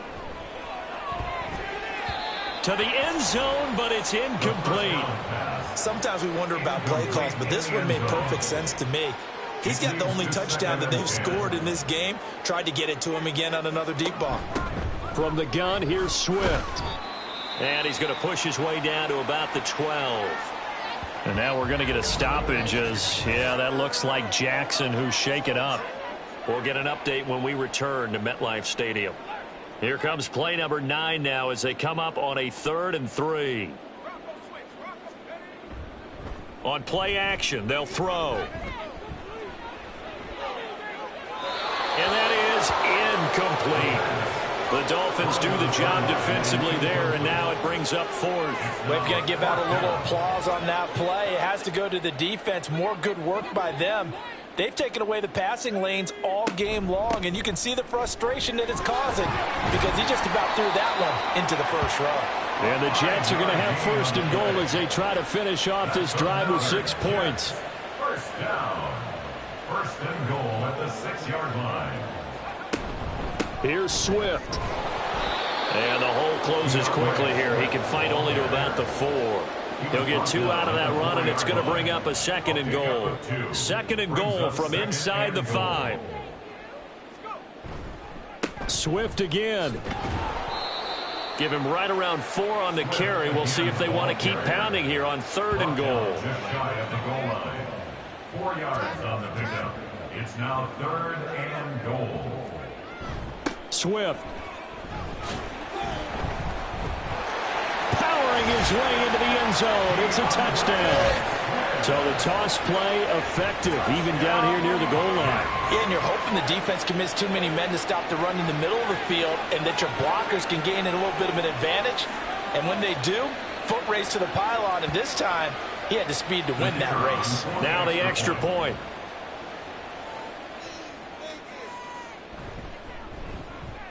So they get 1 score back, but still a long ways to go here in this 3rd quarter. Out is the kickoff unit as they run up and send this one away.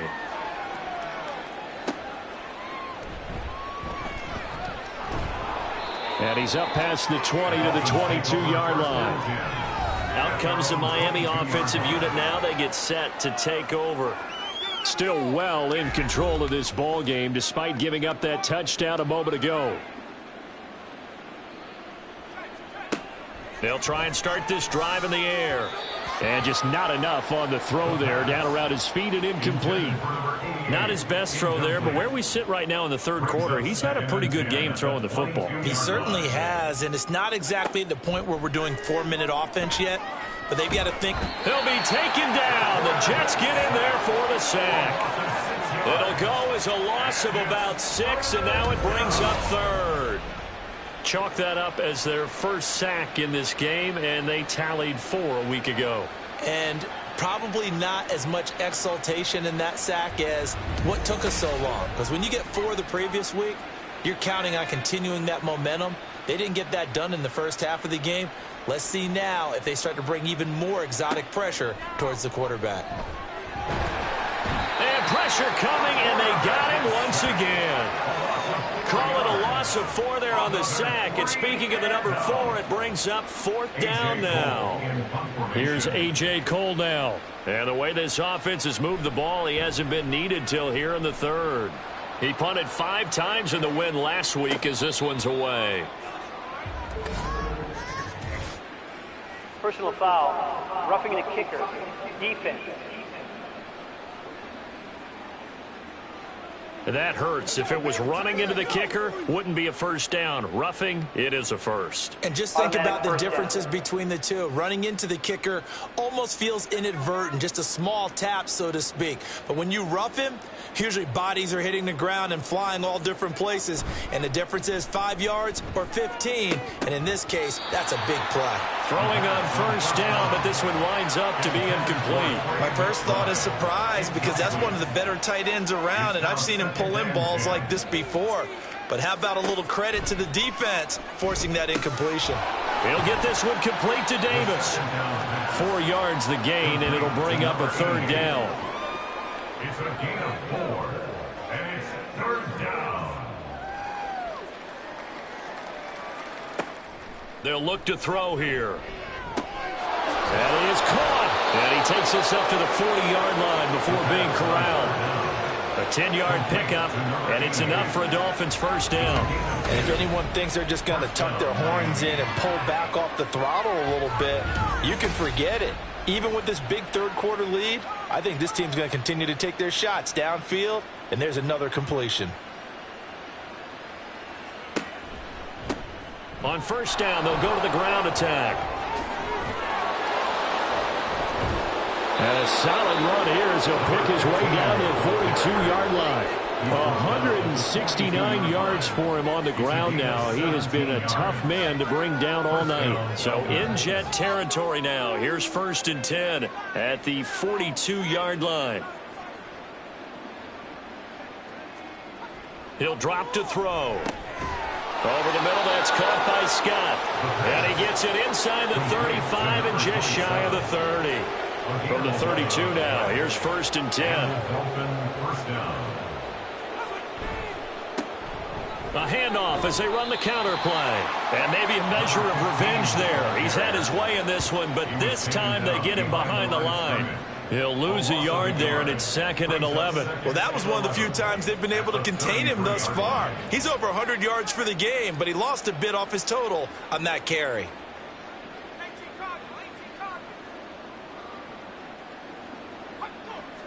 Second and 11. That's going to be caught by Pickens. A gain of 8 there on the play. And now we've got a 3rd down and 3. Coming up here looking for 3 yards to pick up the first. On 3rd and short, they'll try and pick it up through the air. Pass taken in by his big tight end. And he takes it down to the 10-yard line. They're able to convert on 3rd down, and that sets up a 1st and goal. And I'll tell you what, this offense is playing a little bit of keep away right now. They've come out here in the third quarter, possessed the ball for quite a while, and they keep on converting. Nice pitch and catch there to set up the 1st and goal. Under a minute to go in this third quarter as they come up 1st and 10. One back in the backfield, he'll get the carry. He pushes forward from maybe 3 down to the 6-yard line. The 6-yard line, the line of scrimmage on 2nd and goal. And they'll keep leaning on the running game back to the ground. And for one of the first times tonight, he's going to be held up at the line of scrimmage.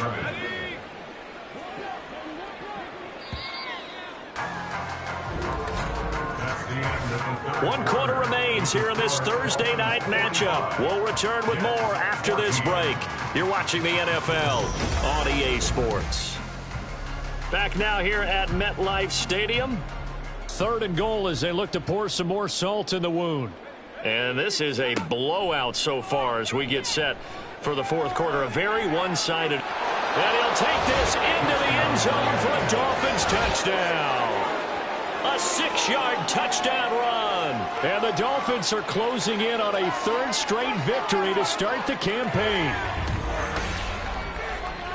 They were looking to pass the ball there, but they forgot to account for the man with the football. Yeah, I can hear people right now saying, well, why don't you have a spy in your defense, someone who will dance with him and go where he goes? Well, oftentimes if you utilize a spy, you've taken away someone in coverage as well. And oftentimes, the spy, not as athletic as the guy he's trying to keep up with, so he gets defeated anyway. And he turns 3rd and goal into a touchdown. The kickoff team on the field now as they will send this one away. And here comes a return from just beyond the goal line. And only able to get this to the 19, so probably should have opted for the touchback. And New York set to take the field.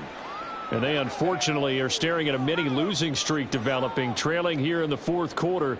This would be their 3rd straight defeat. It's a short one here, complete to the tight end. This will be a gain of about 8 to the 27-yard line. 2nd and a couple. Brings up 2nd and 2 at the 27-yard line. They'll set up to throw. Throwing middle, but it's incomplete.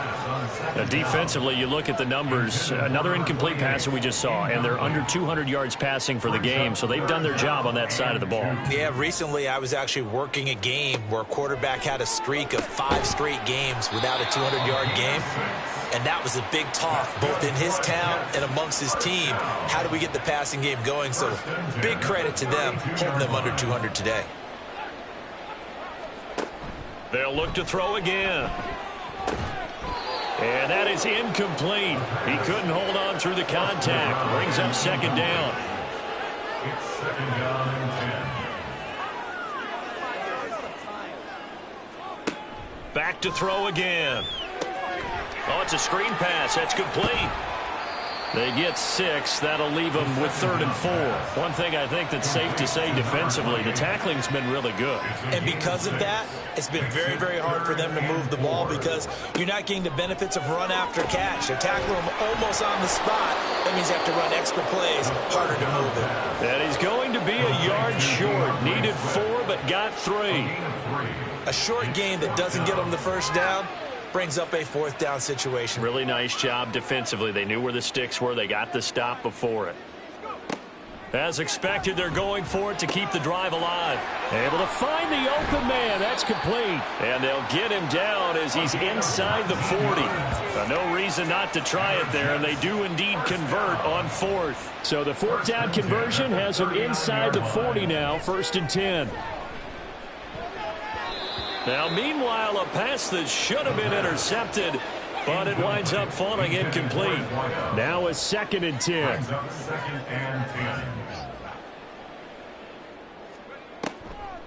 Now a shotgun snap as they'll look to throw. He'll find Swift out of the backfield. And he'll go out of bounds after taking it a little further down inside the 40. They need to get to the 29 if they want to pick up a first here on 3rd down. Again, he'll drop to throw. And incomplete here to bring up 4th down as the rookie couldn't haul it in. Well, how about the coverage we just saw him break out on 3rd down? Dime defense, blanketed the field with extra defensive backs and speed, unable to find an open hole to complete that pass. And that is no good. Hit it well from distance, but he couldn't work it back in, and they will remain well behind.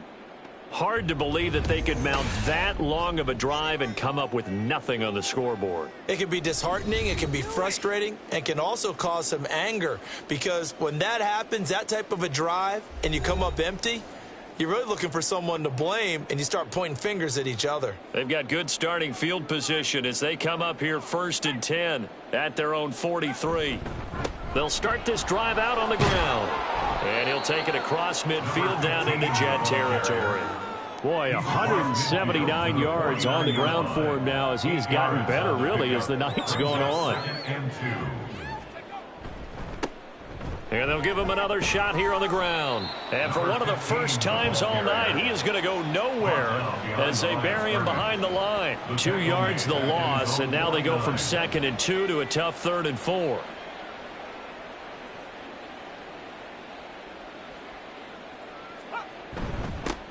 One back in the backfield, he'll get the carry. And he's got the first down before being taken down at the 46. It'll be a gain of 6 that time as it moves the chains as well. First down, Miami.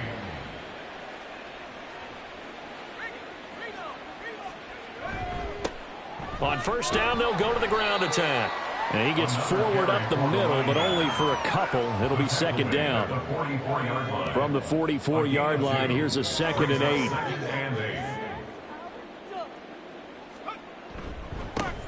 One back in the backfield, he'll get the carry. And he's going to get stopped up quickly.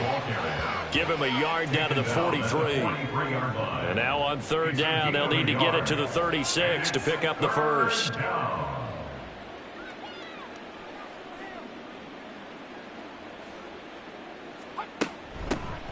Hands it off out of the gun. And he'll get this only to about the 38 as they stop him a few yards shy of the line to gain. It's a gain of 5 on the play, and it'll bring up a 4th down. Decided to hand it off that time on the run-pass option. Appeared to be an easy decision. Just gave it inside. Nice steady gain. Now the offense is not leaving the field. They're going to stay out and go for it on 4th and 3. Back to throw here. Work in the middle of the field, and he's got a man complete. And he will have a Dolphins first down as he gets a little more than he needed. 4 yards to pick up there on 4th and 2.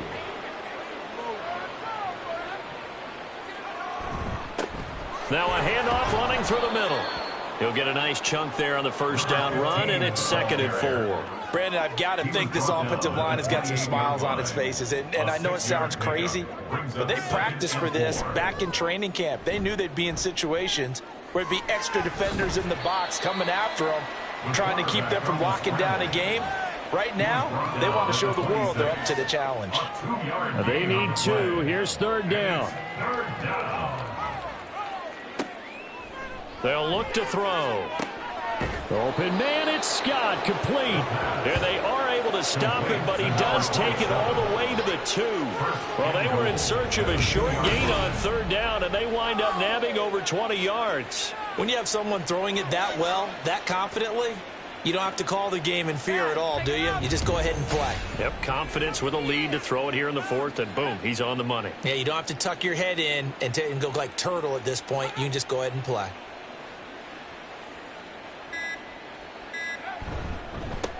They'll try to run this one in. And they are going to score again. Yet another touchdown as they just add to their totals.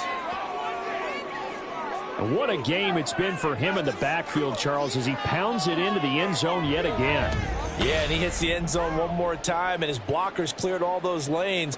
Before the snap, they called for the heavy unit, right? 3 tight ends coming on the field, and they got the job done clearing the way.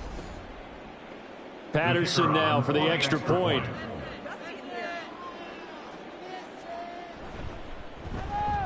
Now this one was over a while ago as they just add on to their big lead. So that one a long 11-play drive. And it's culminated by a 2-yard touchdown run.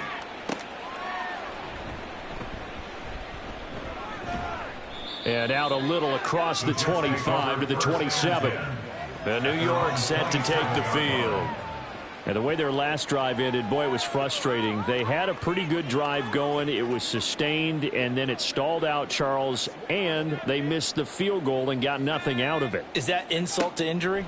Because they had such a sustained drive, as you noted. So you know for the head coach, it almost felt like a little bit of failure to send out the field goal unit and then to not even see the ball go through the post. What a bummer on that last drive for them. Got to pick themselves up from that one. Now back to throw. Looking middle, and that's complete. A good pickup there, 13 yards as they get closer for third down. Just 2 minutes remaining here in the fourth quarter of what has been a one-sided affair. So it's Jets football as we get you reset here. 3rd and 4.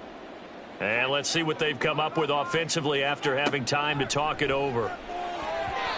Now a third down throw, but it misses the target, incomplete. Well, the trials and tribulations of being a quarterback in this league, it's tough. It's got to be wearing on him out there. Well, he has been sacked a number of times. He had an interception, so I'm going to give him a skosh of credit for hanging in there and trying to make something happen, despite the amount of pressure he's been under this entire game.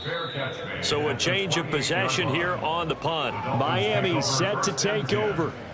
Well, they don't really need the points here, Charles, given what we're looking at on the scoreboard, but they've scored on 3 consecutive possessions, 3 consecutive drives, and I'm sure that they would like to keep that streak going here and continuing to pour it on. And things have gotten that way in the NFL, haven't they, partner? Because in the old days, people would, they'd get off the gas a little bit, right? But now, people continue to accelerate, but we'll see what they decide to do as they come out for this one. But the way that this game has gone, they've got to be awfully happy with their execution overall. So the opening play of the drive goes backwards. Now they'll come up on 2nd and 12. They'll try and run some clock here as they keep it on the ground. After getting stuffed on first down, not much better there. 2-yard gain. And the Jets D, they call on a couple extra defensive backs on 3rd.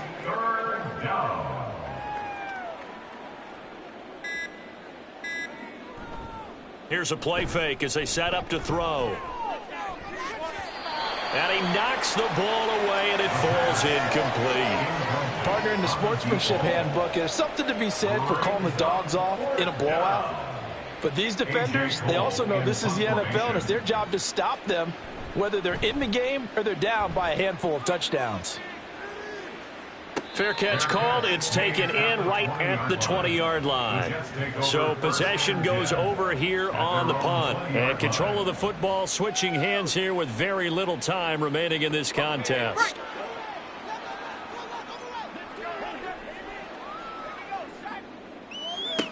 They'll come out throwing here to start the drive. And that is incomplete. Down to 15 seconds now. At this point, down big, you'd have to imagine this defense are just going to sit back, blanket the field as best they can. Yeah, this is actually the easy part of the game for them because, just as you noted, they can sit back, keep everything in front of them. But they blanketed the field the entire game using a variety of coverages. So back-to-back incompletions, and that has them staring at a 3rd and 10. The play-action fake. They'll look to throw. He's got his target. That's complete. And they work this well upfield across the 45. So a victory here for the Miami Dolphins. And it was a game where they were off and running in the first quarter, Charles, and never looked back. You know, partner, after a while, we always say the same thing, don't we? They set the tone early, right? They started fast. So I asked a few of my horse racing friends, do you have a term for me that we can use to cover that? And they said, yeah. When a horse breaks out like that, you say he caught a flyer out of the gate. And that's exactly what this team did today. I mean, they jumped out there, jumped on them, and were never headed. So for Miami, it's an ideal start as they move to 3-0 now on the young season. And now they'll have a few extra days here before they face Kansas City next week. Meanwhile, for the Jets, the early struggles continue as they'll sink to 0-3. And they will try to get back in the swing of things next week on the road. So for Charles Davis and our entire crew, I'm Brandon Gaudin. Next game, guess what? Charles and I will be here again. It's the NFL on EA Sports.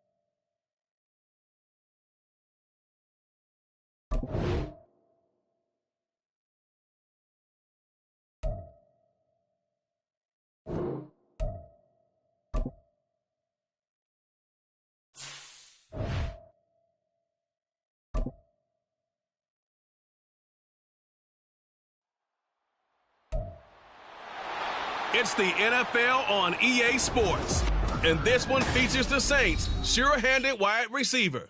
He's going to be a busy man in the passing game. It's the Saints and the Vikings. All that and more coming up next. Well, first opened back in 1975. There's a look inside the iconic Superdome. And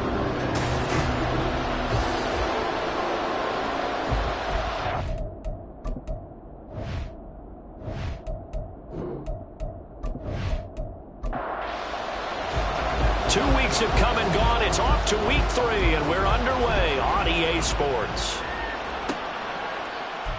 He opts to not bring this one out. The first drive will start at the 25. And here come the Saints for their opening drive. And they are led out there by their mobile quarterback. And they are in rhythm on offense because of him. I mean, right now he's got everything going the way he wants to, finding the receivers the way he wants to, looking over defenses. No interceptions is the number I lock in on. Before a touchdown pass isn't so bad either. Yeah, what a game he had last week. And he'll get this up just shy of the 30. Now the numbers for Gibbs from last week. He was creeping up toward 200 yards, thought he was going to get there, didn't quite make it, but also 2 rushing touchdowns. And even if he only got about half those numbers this week, his team would take it in a heartbeat, wouldn't they? Because last week, he was spectacular. And they'll keep leaning on the running game, back to the ground. And he'll earn a couple of tough yards past the 30 to the 31. And they'll look to avoid an early 3 and out here on 3rd and 4. Back to throw. That is taken in by the tight end Mayer. And he is going to have a Saints first down as they're able to get the 3rd down conversion. Normally on 3rd down and short yardage, you're thinking of throwing to your tight end. It's just going to be a simple chain mover. But this time they let him roam down the field, and a nice dart picks up the first down and then some. From Viking territory now, they'll come up 1st and 10 at the 49-yard line. Counter play. Here's Gibbs. And he'll maneuver his way forward for about 4. 2nd and 6.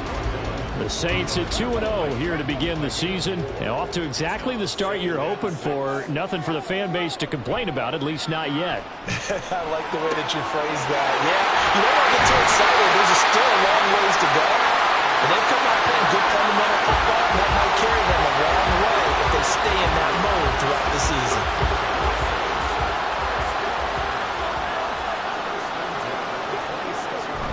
On 1st and 10, here's Gibbs. And he's going to be hemmed in and brought down right at the line of scrimmage. Officially nothing on that last run. They'll try again 2nd and 10. Here's the option.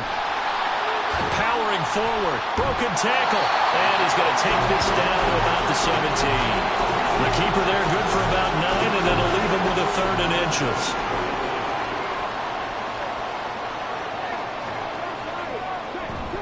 Gibbs will try and pick it up. And he picks up the 1st down yardage as he takes this one down to the 15. Had a chance to maybe limit them to 3 if they could have gotten that stop there, but a new set of downs. And with a new set of downs, you got to take the mentality of the whole thing. Right now, everyone's looking at the offense and saying they've got the advantage. The best defenses just say, okay, new set of downs gives us another chance to make a play ourselves and maybe change things up. It's a 7-yard carry to set them up with a 2nd and 3.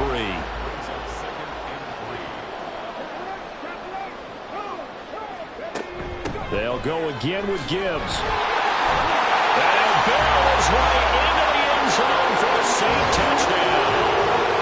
Jahmyr Gibbs with his 6th rushing touchdown on the year. And the Saints will jump on top with the game's first score here this afternoon. And that caps off what was really a balanced opening drive for them, Charles. They work in the rushing game and the aerial attack, and they end it with a touchdown. Strong in so many ways, wasn't it, partner? Their ability to throw it and run it and accomplish their goal, they've got to like the way that they started this ball game. Groupie able to add the PAT. And it's now a 7-0 game. And the decision to bring it out, not a good one, as he's tackled at the 15. So here's the Viking offense making their way out. And leading him out, their veteran quarterback.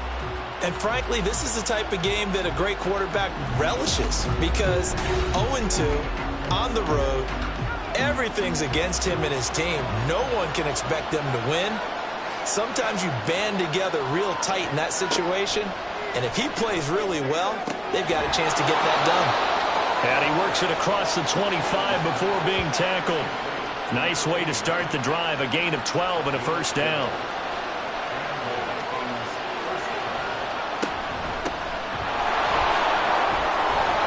And he'll take this up near the 35, maybe the 34. The numbers for him from a week ago: 24 carries, 66 yards. It was a pretty mediocre week for him on the ground. Certainly a boon to his offense if he can get a little more output on his touches this week.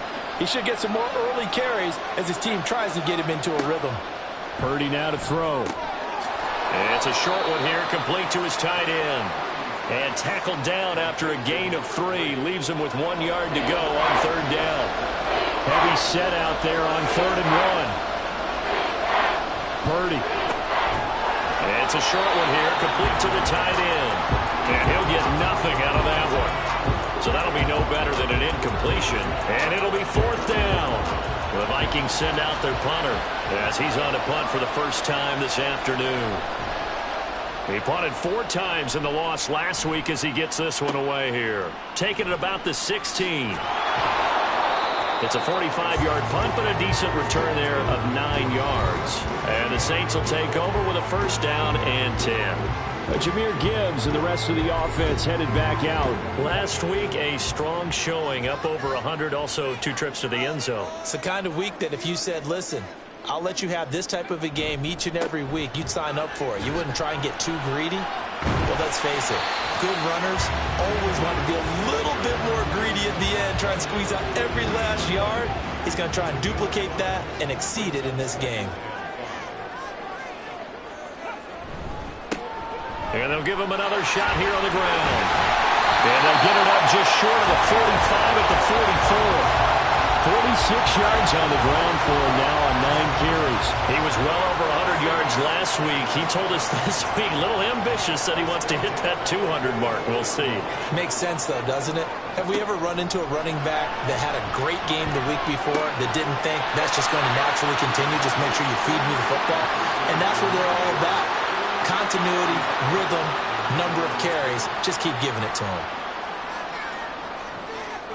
2nd and 9 now. Finds Gibbs on a check down. And they'll get this just to the 47. 1-yard gain. An extra defender in the secondary for the Vikings here on 3rd down. They'll look to throw here. That is caught. And he's got this down to the 35. Second catch for him today, and it'll wind up a 1st down. And that's well executed there on 3rd down, and I love the confidence that they had to let their tight end try and find some space in the middle of the field, right in their quarterback's line of vision. And QBs love to make that easy throw, and they hooked up there for a 1st down.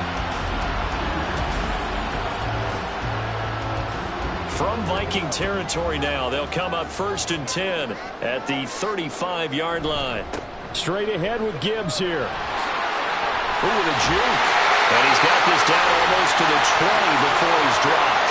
A good gain again. That's now 31 yards combined on those last 2 plays. They're making a real first-quarter statement with a run game, no doubt. For those who remember old-school football, running it, establishing things, seeing backs find holes, get through them, they've got to like what they're seeing from this unit so far. Right now, they've decided to, as you said, establish the run game, and they've been successful doing it. That was play number 7 on this drive, and it got him 7 yards. 2nd and 3. Throw left side complete. That's Gibbs. And the Saints are going to be set up with a 1st and goal here as the tackle made at the 9.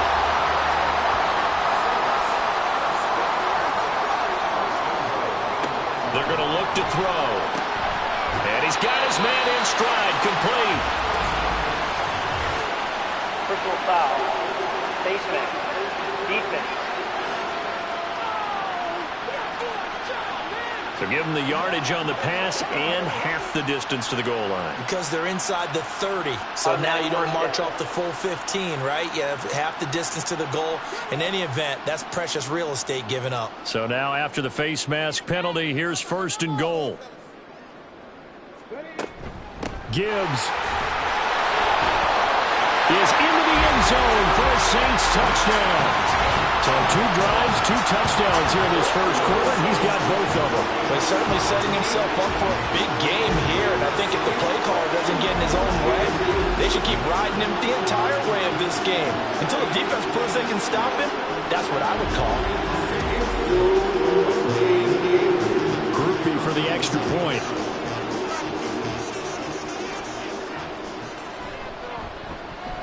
And it's good, and they have jumped out here to a quick 14-0 first-quarter lead. That time, a 9-play drive. And it was all capped off by a touchdown run from Jahmyr Gibbs. The ball upright on the tee, and the Saints kick team booms it away. And he'll elect not to return this one, so they'll bring it out to the 25 on the touchback. The Vikings taking the field here for their 2nd drive of the game. They've been outplayed early, no question. Down 14-0 already as they come up 1st and 10. They'll start this drive out on the ground. And down he goes, but he takes it up to the 40. They may want to go back to that one. First play of the drive, good for 15 and a 1st down. But you're down early. How do you get back in the game, maybe establish the run? I think they're trying to do that. Now, I'm with you on that one, and what I like about the message is that there's no panic from the head coach. He's already told his offensive coordinator, let's run the football, let's get things settled down a little bit, and find our way back into this game. 4 yards on the pickup. 2nd and 6 at the 44-yard line. A 2nd down throw for Purdy. And he's going to have the hook up to Scott. And he's going to be brought down on what will be the final play of this 1st quarter. 14-0 the score. This is the NFL on EA Sports.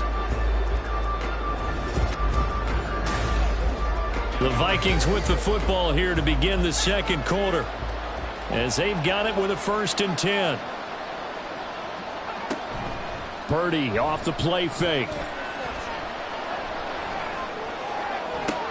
He's got it at the 15. Touchdown, Vikings. A big play there with his first career NFL touchdown. And the Vikings have got it back to within a score. They were already down 2 scores early. They needed something to try to stem that tide, and that certainly qualifies. A big play to get them in the end zone. It qualifies indeed because, let's face it, they don't get something done on this drive, turn it back over, this game could be 88 and out the gate early. What? 88 and out the gate? Yeah. What's that? Well, listen, I used to hear my old man talk about it. Usually meant that thing's done. Well, now that they got the touchdown, it's not 88 and out the gate. We still got a good game going ahead of us. And no return here for Perry. That'll be a touchback. Jahmyr Gibbs and the rest of the offense headed back out. Good returns on the last drive. He hit the end zone for the second time. Good returns in this first half, really. Yeah, good returns for his team. Really good returns for the guy. You know where I'm fantasy. Going. Darn right. Those fantasy guys who have him on their team, they're rejoicing right now, and they have a high expectation that what they've seen already will continue. You talk about fantasy a lot, but why don't you just play? I'm not good enough to play the fantasy game. I enjoy watching you do it. You're an analyst. You're an expert. I mean, you were a champ last year. Keep it up. 5th place. Okay. Well, that's a champ in my book. And he's brought down at the 34.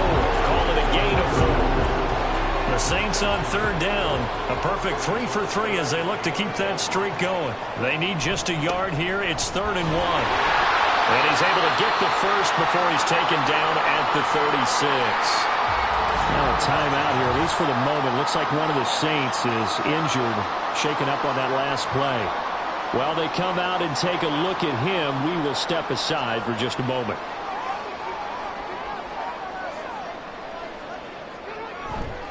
Another run for Gibbs here. That's a good acceleration there as he's across midfield to the 48-yard line. 88 yards rushing for him as he has been tough to stop here this first half. From Viking territory now, they'll come up 1st and 10 at the 48-yard line. Gibbs straight ahead. And this time the yards won't come so easy as they'll in fact tackle him behind the line. Officially, it's a 1-yard loss. That's going to bring up 2nd and 11.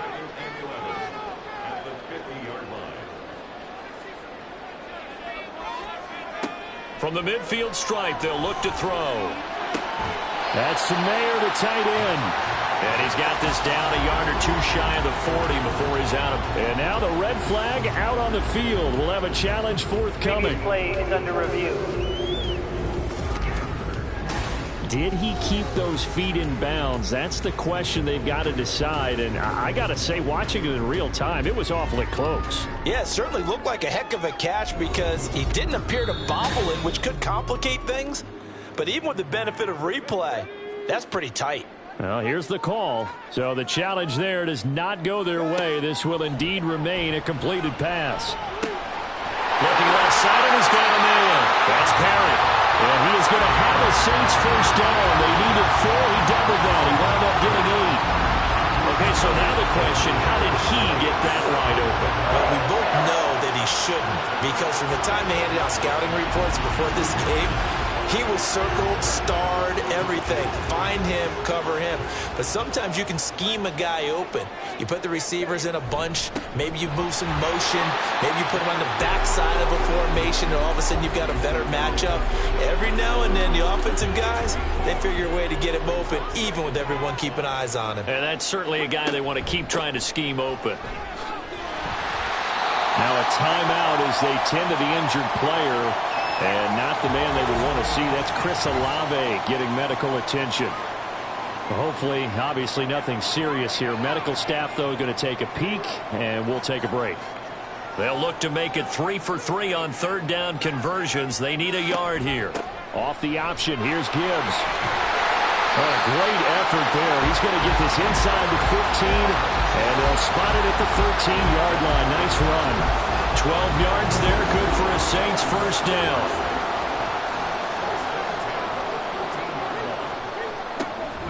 Read option. This is Gibbs.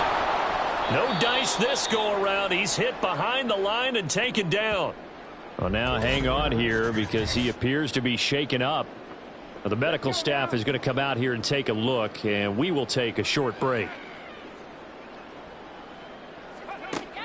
Now they'll switch it up here and look to throw. And he's got it. Touchdown, Saints. A.T. Perry with touchdown number 8 on the year. And the Saints go up by 2 touchdowns. So, Charles, that's 3 touchdowns on 3 drives, and it's just been an offensive barrage so far. Great word, partner, using barrage right there. I'm going to add another word if you don't mind. How about perfection? No surprise that they're leading right now. Absolute dominance throughout this ball game and no signs of slowing down.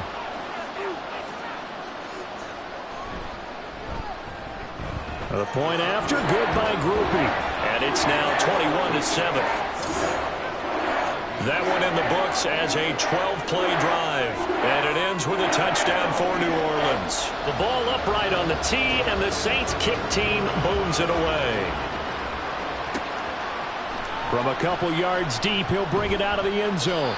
And no alley to be found. The coverage was solid, and he's dropped at the 18.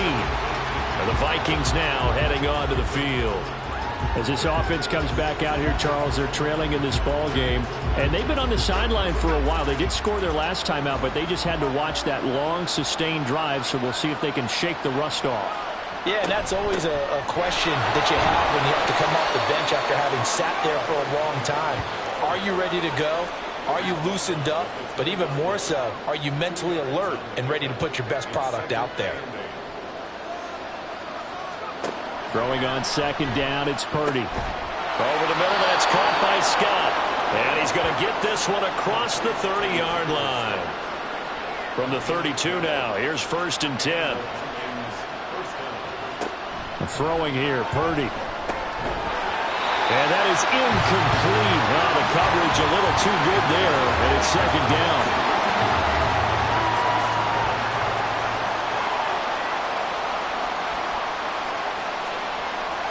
Out of the gun, Purdy.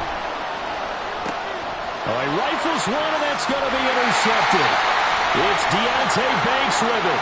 And his crew will take over with a football at the 35-yard line.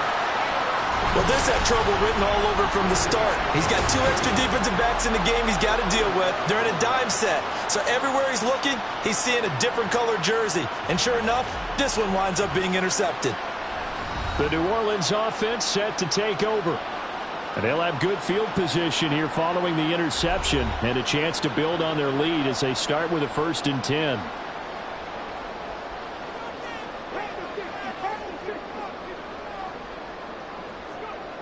They'll try and start this drive in the air.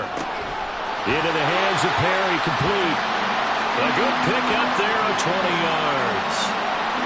Right after the turnover, they come out throwing. And that means it's a sudden change situation. We used to practice it on defense. Sudden change, get out there, stop the offense.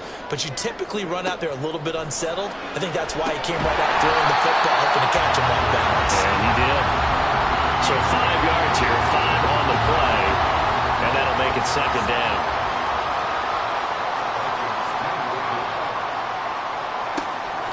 He'll look to throw. And that'll be incomplete. Took a pretty good shot as he tried to pull that one in. Couldn't hang on, 3rd down.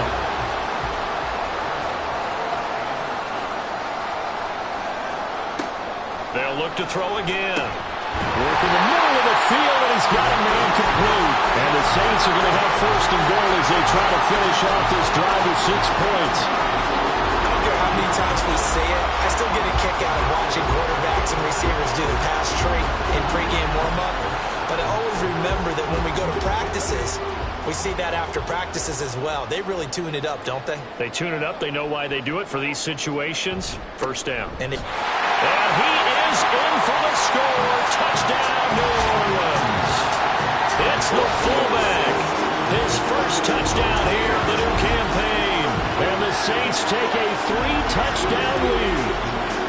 And they just powered it in right there, Charles. 3 tight ends out on the field, the fullbacks for the defense. They knew what was coming. They knew, but they weren't able to stop them. They knew they had to meet them with a little bit of force, but on that play, the big guys up front won the day. Groupie able to add the PAT. And the lead now to 3 touchdowns at 21. This fielded right at the goal line. And good coverage there on special teams as they'll get him down shy of the 20. Minnesota's offense takes over possession. And we'll see if they can bounce back from that last drive. In particular, if they can bounce back at the quarterback position, Charles, after throwing their first interception of the ball game. Yeah, and some guys, you know they're going to want to try and get a big play right away and take control back. Others, they're going to look to hit a couple shorter passes and get a little momentum back that way. But for the defense, that goal's not changing a bit. They want another pick. You're exactly right about that. In fact, you got to watch them a little bit because in coverage, they may cut down their gaps a little bit, maybe their splits a little bit in order to try and get to the ball even faster. On 3rd down, it's Purdy. Oh, everything falling apart now. Another one intercepted. It's Deonte Banks with it. And it's a terrific return here as he's going to have him set up with a 1st and goal right at about the 6-yard line. Well, it certainly feels like this defensive group has figured this guy out to the tune of a big lead in this one. And you know that he's frustrated with how this game has gone. And now with back-to-back interceptions, he's got to find a way to get out of his own head and start making better plays. Jahmyr Gibbs and the rest of the offense headed back out. He's already cruised past the 100-yard mark. We haven't even gone away for halftime yet. He might not want halftime. All right, why cool off? Keep everybody here. Let's stay out on the field and keep going. But all that being... And he is into the end zone. Touchdown, New Orleans. Jahmyr Gibbs with career touchdown number 175, tying Emmitt Smith for 2nd most all time. And the Saints are able to widen their lead here in this first half.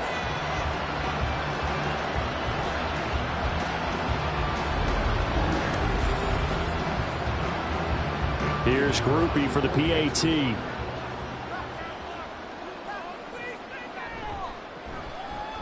And he's been a busy man, 5 for 5 now as he knocks another one through to extend the lead. A nice, tidy little drive there, getting the ball in excellent field position, and only 1 play to score it. From a yard or 2 deep, here comes a return. And he'll be brought down shy of the 20, so the decision to bring it out of the end zone, not a good one. Now the Vikings offense works their way back onto the field. They're sort of seeing themselves spiral out of control. Let's see if they can get things back on track. And this is where the coach is walking that line of being calm and really being firm with his team. I had one tell me once, when we were having a tough patch, this too shall pass, this too shall pass. And finally we kept having a rough patch. He said, but you've got to do something to make it pass. And that's what they have to do. They've got to get some control back, get themselves reasserted, and calm things down. See if they can get calm and reassert themselves here. On 3rd down, here's Purdy. Firing quickly here, and that's complete. And he'll be out of bounds across the 30-yard line. From the 32 now, here's 1st and 10.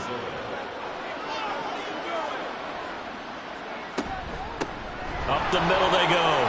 McKnight. He's tackled a yard short of the marker. Good gain of 9 on 1st down. Good yardage there on 1st down. Exactly what you want. Get yourself set up to keep making 1st downs, keep the clock running. And if they're smart, you're starting to milk the clock. No hurry before you run your 2nd down play. They'll get 3 as the drive continues. It's a 1st down.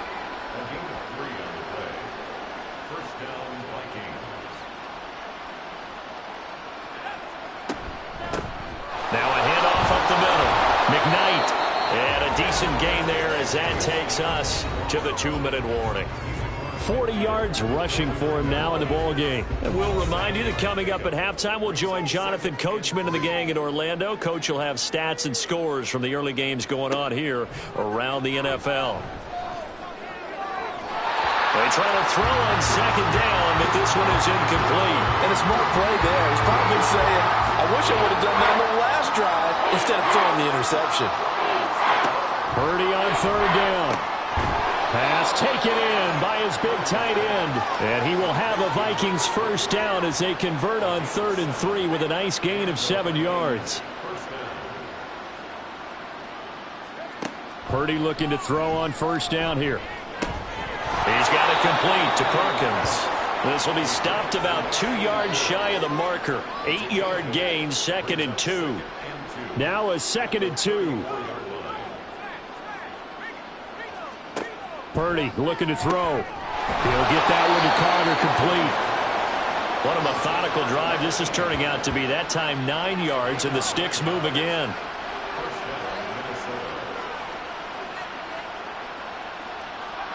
Purdy to throw it on first down. Over the middle, complete. That's Scott. 2 yards on the pickup there, and that's going to bring up 2nd down. Now another timeout called for by the offense as the clock will stop with 33 seconds to go in the first half. Ball at the 23, 2nd and 8.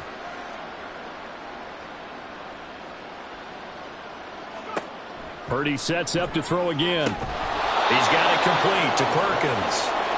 They're going to need to get up and set in a hurry. On 3rd down, it's Purdy. Ball had his hands on it, couldn't bring it in. Pretty symptomatic of how this game's been going. Good defensive call right there because they had someone shadowing him along his entire route. And he was right there ready to provide a hit that prevents him from making another catch to his big start. And his kick is good. And that drops a deficit from 28 to 25.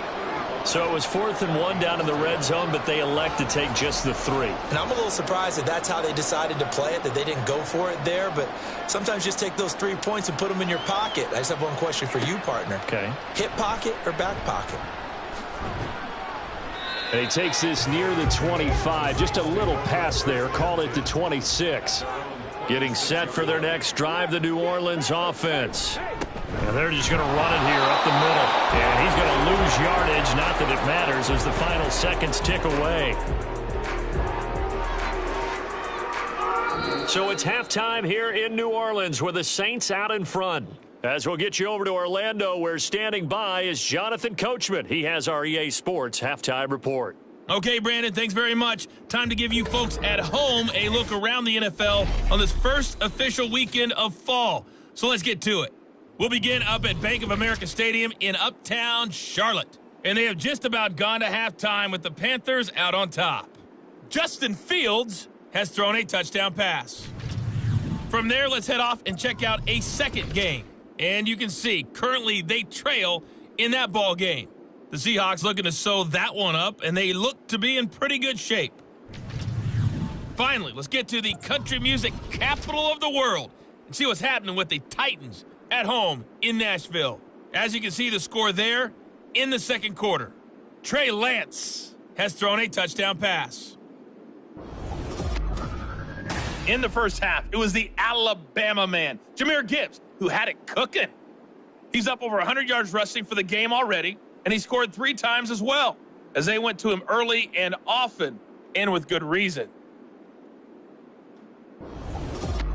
All right, Coach, thank you, and we welcome everyone back for quarter number 3. The Vikings set to receive the second half kickoff, and they trail it here as we resume play. And we will not see a return to start the half, as this will be a touchback. Out come the Vikings. They'll have it first on offense as we begin the third.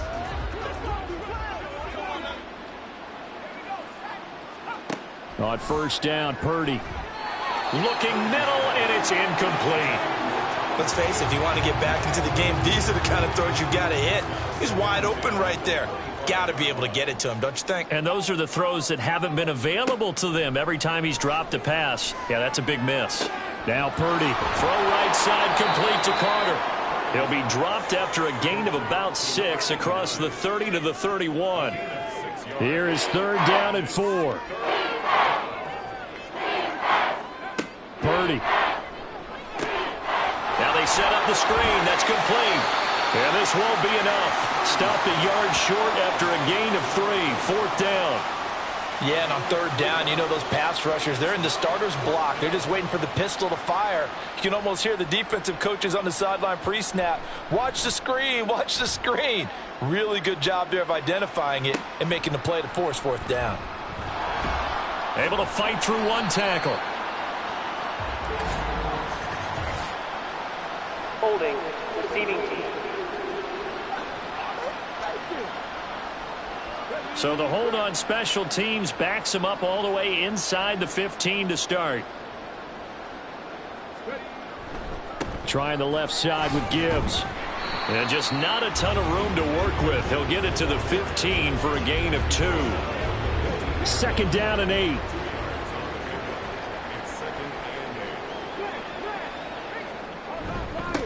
Hand off now to Gibbs. Give him 3 on the run there. Now they're looking at a third and about 5. Well, praise has to go to the guys on the offensive line because they've had a very nice, productive day running the football. How about that poor defensive line? They've been knocked around the entire game, and while they slowed them down on that run, can they continue to do so? Because they haven't had much success throughout this ball game. He's up to 70 yards receiving now as that last catch gets him a first down.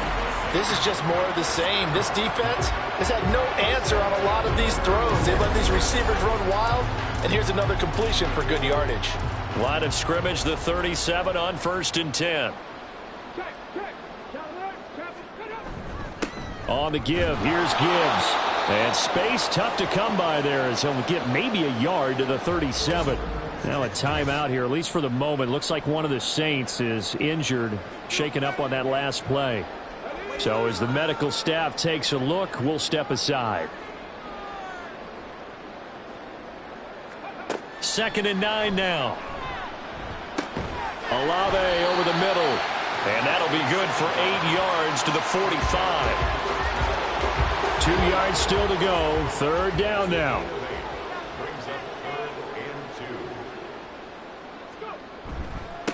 Up the middle they go. Stapleton. And he is going to have a Saints first down. It's a gain of 6 that time on 3rd and 2. That's quite a spot there for his first carry of the game, but obviously they had plenty of faith in him, didn't they? No question about it. And here, why not go with the fresh legs? Able to push forward, pick up that first. Running game working. They'll stick with it on first down. And just no chance of turning the corner. He can only get back to the line of scrimmage. 2nd and 10 coming up. Here's 2nd and 10. They'll look to throw here. Caught by Mayer. And this is going to turn into another first down as the tackle is made at the Vikings' 32-yard line. A nice pickup of 17 yards. The partner is still in the third quarter, but they've got this one well in hand and still airing it out with gusto and picking up some nice gains. And even in lopsided games like this, you don't really see starters get lifted or the foot come off the gas before the fourth quarter. No one wants to leave any doubt when they're playing well. They just want to continue the process.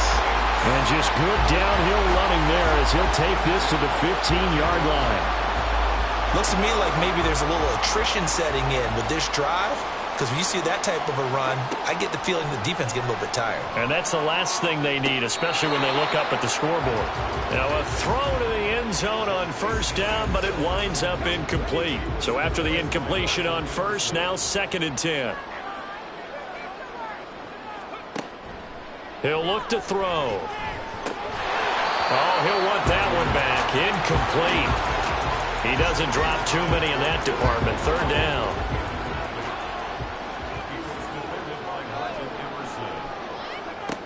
They're going to look to throw. Able to find the open man. That's complete. Touchdown, Saints. Michael Mayer. A 15-yard touchdown grab. And the Saints are pouring it on. Boy, another score. This lead gets even bigger. And Charles, we haven't even hit the fourth quarter yet. Well, forget the deficit, right? They're really not going to cut into that a heck of a lot. But how can they get out of here with some dignity? Can they get a stop or two? Can they make a play on offense themselves? Anything to start to feel better about what's happened to them here in this one. A point after, good by Groupie. And the lead grows even larger here in the third quarter. taken at the goal line. And he'll take it a yard or so past the 20, call it the 21. And now out comes Minnesota. And I would say they went 3 and out last time, but actually they didn't even get to 3 and out. Still a strange decision to us here in the booth. Yeah, let's hope they don't go 1 and out, but maybe, possibly, let's try and think with them here. Try and play field position maybe, turn the ball over, put it in the hands of their defense. Who knows? You're a nice man. 15 yards is the pickup there, and the drive starting very nicely. First down. They'll keep it on the ground. McKnight. And he's brought down, but not before a really nice stiff arm to create a little space. 62 yards rushing for him now to this point. From the 43, it's 2nd and 3.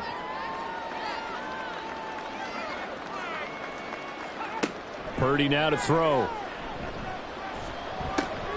Now he'll dump it underneath to his running back, complete. And he'll get it out a couple yards shy of midfield at the 48.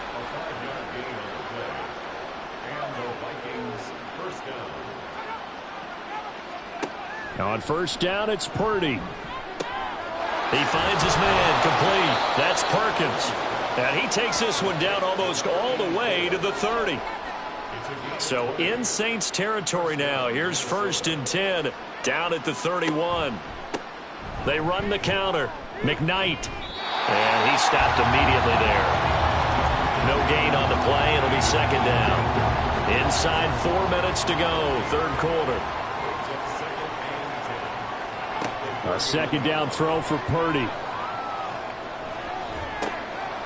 His throw caught right around the 6. And out of bounds all the way down at the 3.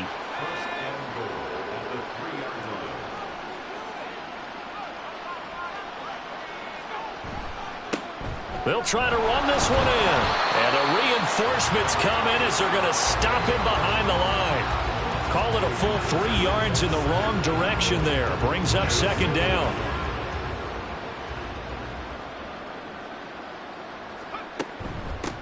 From the gun, he'll hand this off. And he will score. Touchdown, Vikings. A 6-yard touchdown run. And the Vikings are able to cut into that deficit.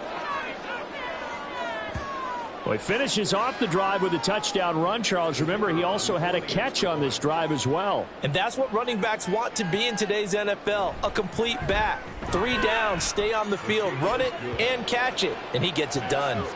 The extra point splits the uprights, and that will cut this lead down to 25. Set now to kick this one away, and off it goes. And no return here for Perry. That'll be a touchback. The New Orleans offense back out and ready to go.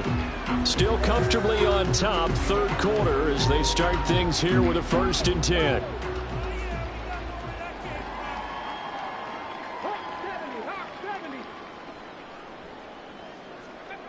They'll try and start this drive in the air. Over the middle, and Mayer hauls it in.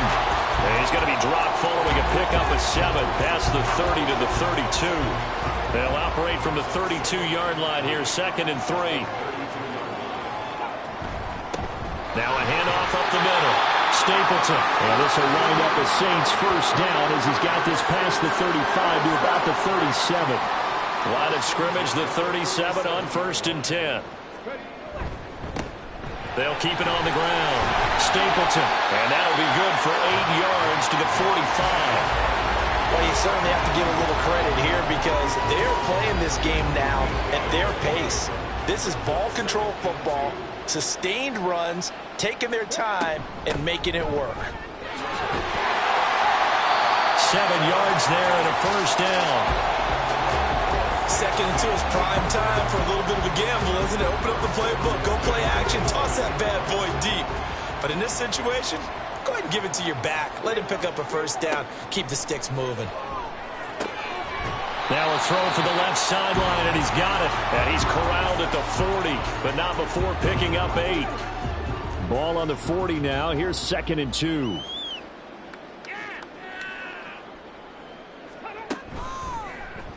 And they'll try to run the option here. And he'll get it down on the play to the 37. He'll grab 3 yards on the play, taking it himself for the first down.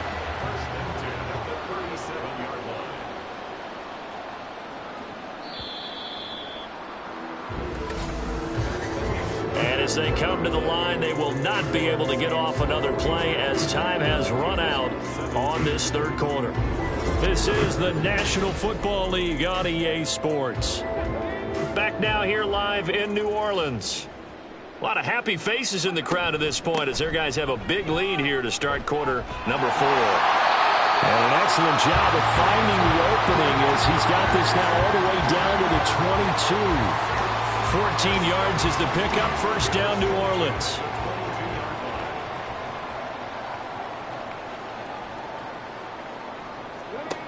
He'll drop to throw. And this will be incomplete. Physical play on the football there, and it's second down.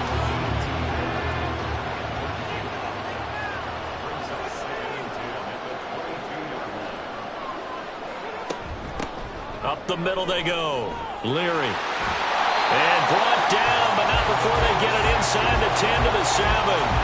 Mark that as a gain of 16 to set him up first and goal. As I take a look at the clock, I realize that this drive has eaten up a good portion of the fourth quarter already. Got to tell you, partner, when you're trying to salt away a game, this is exactly what it's supposed to look like. Got a man, and he hits him in stride. 3 yards is the gain that time, second and goal. Fired that one in there, able to make connection on a nice in route. With those faster passes when they're going that fast, any hesitation as a quarterback that the deflection, if you miss, might be bigger and lead to an interception? Yeah, and the deflection works both ways. Maybe a defender gets a hand in the way and it pops in the air, and sometimes you throw it so hard your receiver can't handle it, and he pops it up in the air for the defenders to grab as well. But a moot point there as they were able to connect. They'll look to throw on third and goal. And he's got him. It's caught in the end zone. Touchdown, New Orleans. A.T. Perry. His second touchdown of the afternoon. And the Saints are closing in on a third straight victory to start the campaign. So still throwing here in the fourth quarter with a pretty sizable lead, and now that lead even more sizable. And if nothing else here, CD, a chance to pile on some stats before this one wraps up, and he did just that. Brandon, convention tells us it's time for them to get off the gas a little bit, right? But you and I both know the receivers don't want them to because, as you noted, this is their chance to pile on the stats. If they got their way, they try to get every single spot in the depth chart points before this game is over.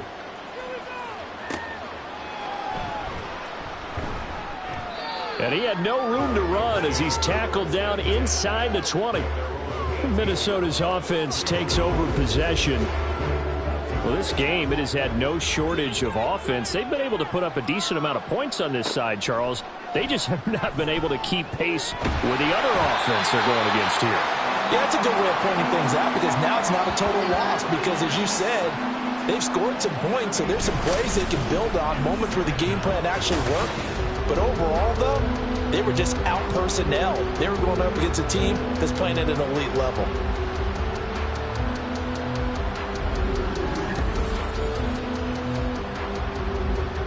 So that complicates things a bit here. 18 yards to go now on second down.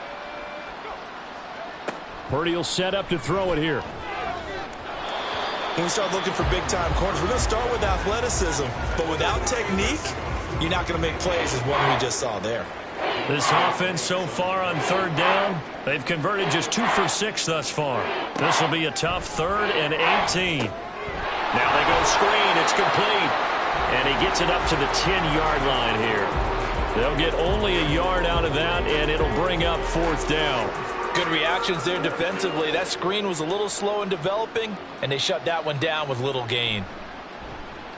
The punt team on now is from their end zone. They get it away. That's taken it around the 40. That'll be a 47-yard punt, officially 5 on the return. Set to take over once again. Out comes the Saints offense. But not that any of the points would be needed, but CD, they've got enough time left here. They could definitely score on this drive, maybe even an ensuing drive as well, if they really want to drive home this landslide victory. Yeah, we're certainly about to see just how aggressive they want to be here down the stretch. And what some coaches do is they try and meet it halfway, meaning they want to continue to run their offense, but they'll put in a lot of backups to do it and then tell the opposing coach, hey, I had to give them some work too. I can't just let them sit over on the sidelines all the time.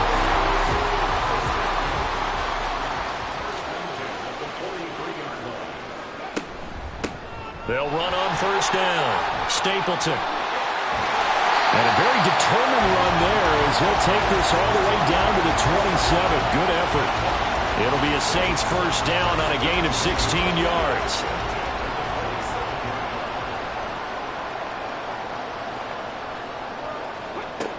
Now they'll switch it up here and look to throw. Oh, he's got a man wide open, complete. And they will eventually get him down, but he's inside the 5 all the way to the 3. 23 yards, the final tally. Partner, I have to tell you, just one word keeps coming to mind from watching them this afternoon, and that's impressive. They have been impressive from the opening kickoff, and they haven't let up here even into the fourth quarter. They'll set up to throw. And he's got it.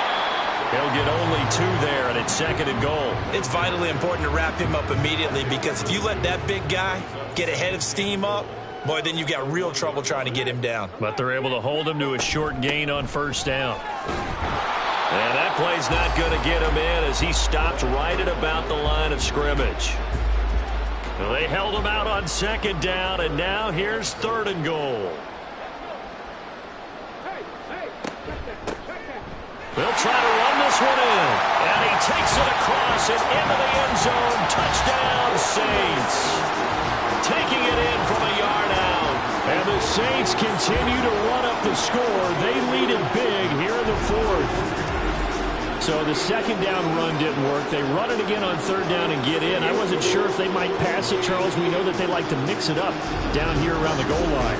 Yeah, almost felt like the offensive line said, forget mixing it up. Let's call our favorite running play over our best blockers, and let's get this one in. Groupie able to add the PAT. And this one was over a while ago as they just add on to that big lead. The kickoff unit is out on the field, and they will send this one away. And he'll elect not to return this one, so they'll bring it out to the 25 on the touchback. Minnesota now ready for their next possession. These guys definitely hoping for a better showing than their last appearance. They couldn't really even move the football much beyond the shadows of their own goalpost, Charles. We'll see if they can get a better, more sustained drive going here. Yeah, and every team that we ever talk to says the exact same thing. When you start a drive from that deep in your own territory, the goal is a minimum of at least 2 first downs, because even if you have to punt then, you change the field position, right? You flip the field a little bit. They didn't get that done. This time they want to string together a nice drive and help themselves out. 5th catch of the afternoon, and that gives him a first down.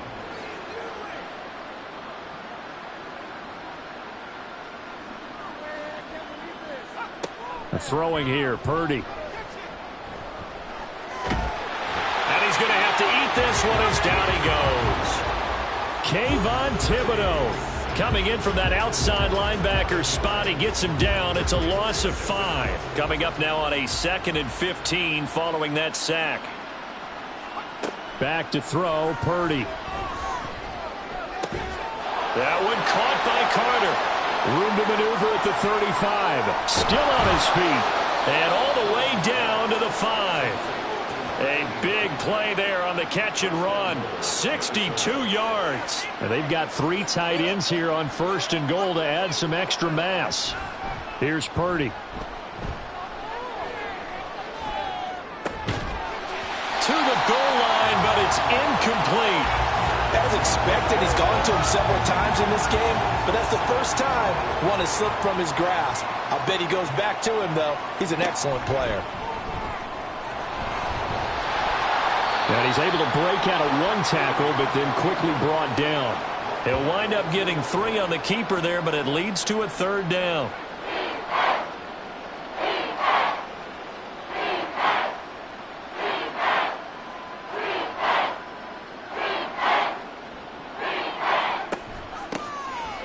punt here on 3rd and goal. And he'll get into the end zone. Touchdown, Minnesota.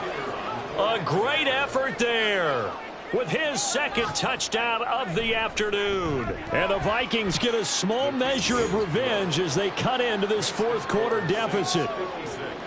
Extra point right down the middle as they make the score just a slight bit more respectable here in the final quarter of play. And he'll be stopped right around where he would have been had he gone down to a knee, maybe a yard shy of there at the 24.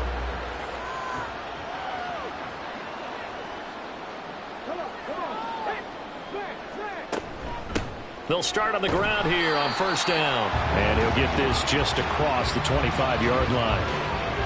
I know that speed is the hallmark of today's NFL game, but the key to good rushing defense is still having your linebackers set the edge. On 2nd down, Stapleton. And he'll take this up near the 35, maybe the 34. It'll go as a gain of 7 on the play, and it sets up a 3rd and inches situation. Okay, he didn't break that one all the way, but you got to know that he feels like he's right on the verge, and that's probably exactly what he's telling them in the huddle right now. Here comes 3rd and the length of the football. They'll keep it on the ground. Stapleton, he's not going to get there. That won't even be close. It was blown up in the backfield. Tough sledding. They lose a yard there on 3rd. Hey, a lot of points have been scored in this game against them, but tally that one on the side of the defense. Do you think maybe, possibly, it can be a little bit of a changer for them? Maybe not a game changer, but a little bit of a momentum one that maybe they can string together some pretty good plays and slow them down. We'll call that a 49-yard punt with a return of just 2. And it will be Vikings ball, 1st and 10.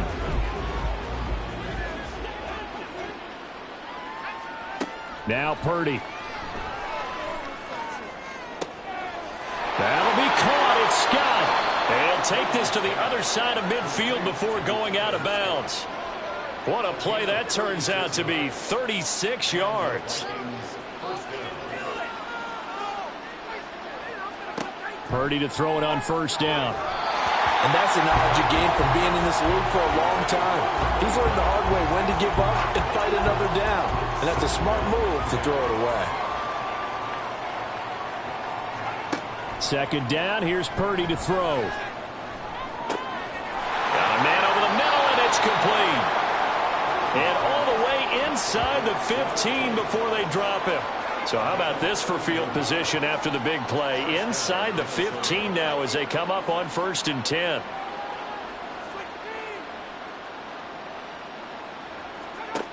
Purdy looking to throw.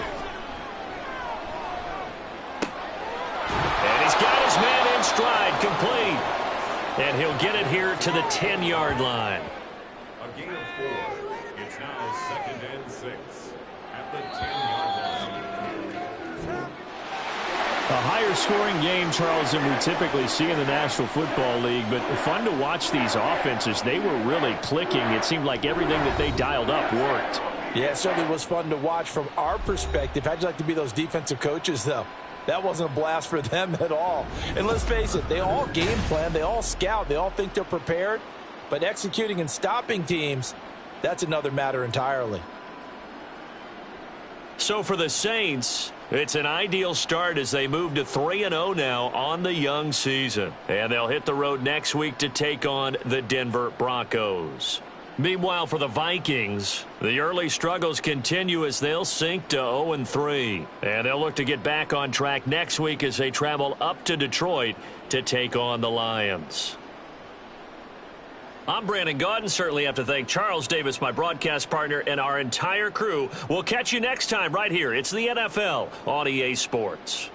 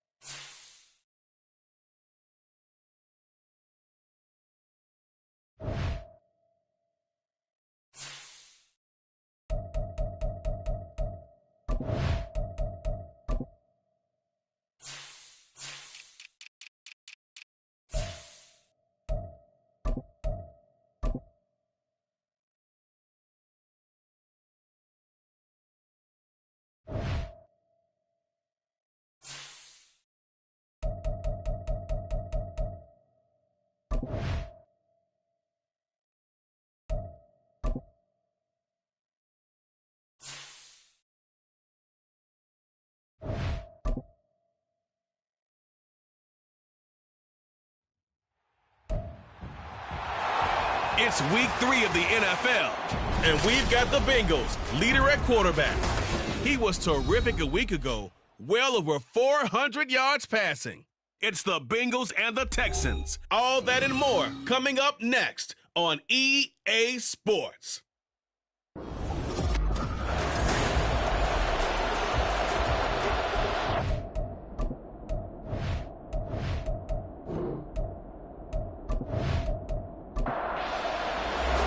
And we are underway from Houston.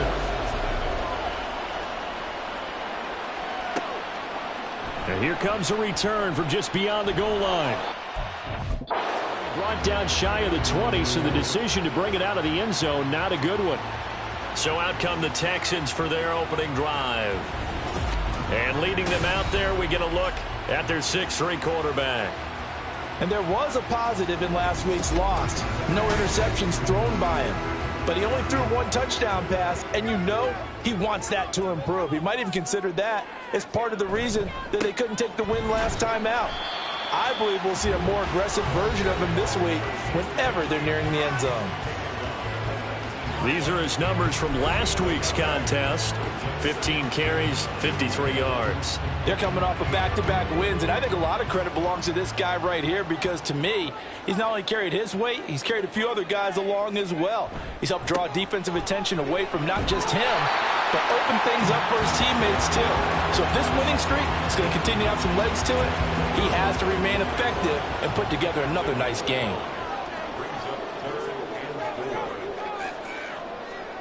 From the gun on 3rd down, Coyle.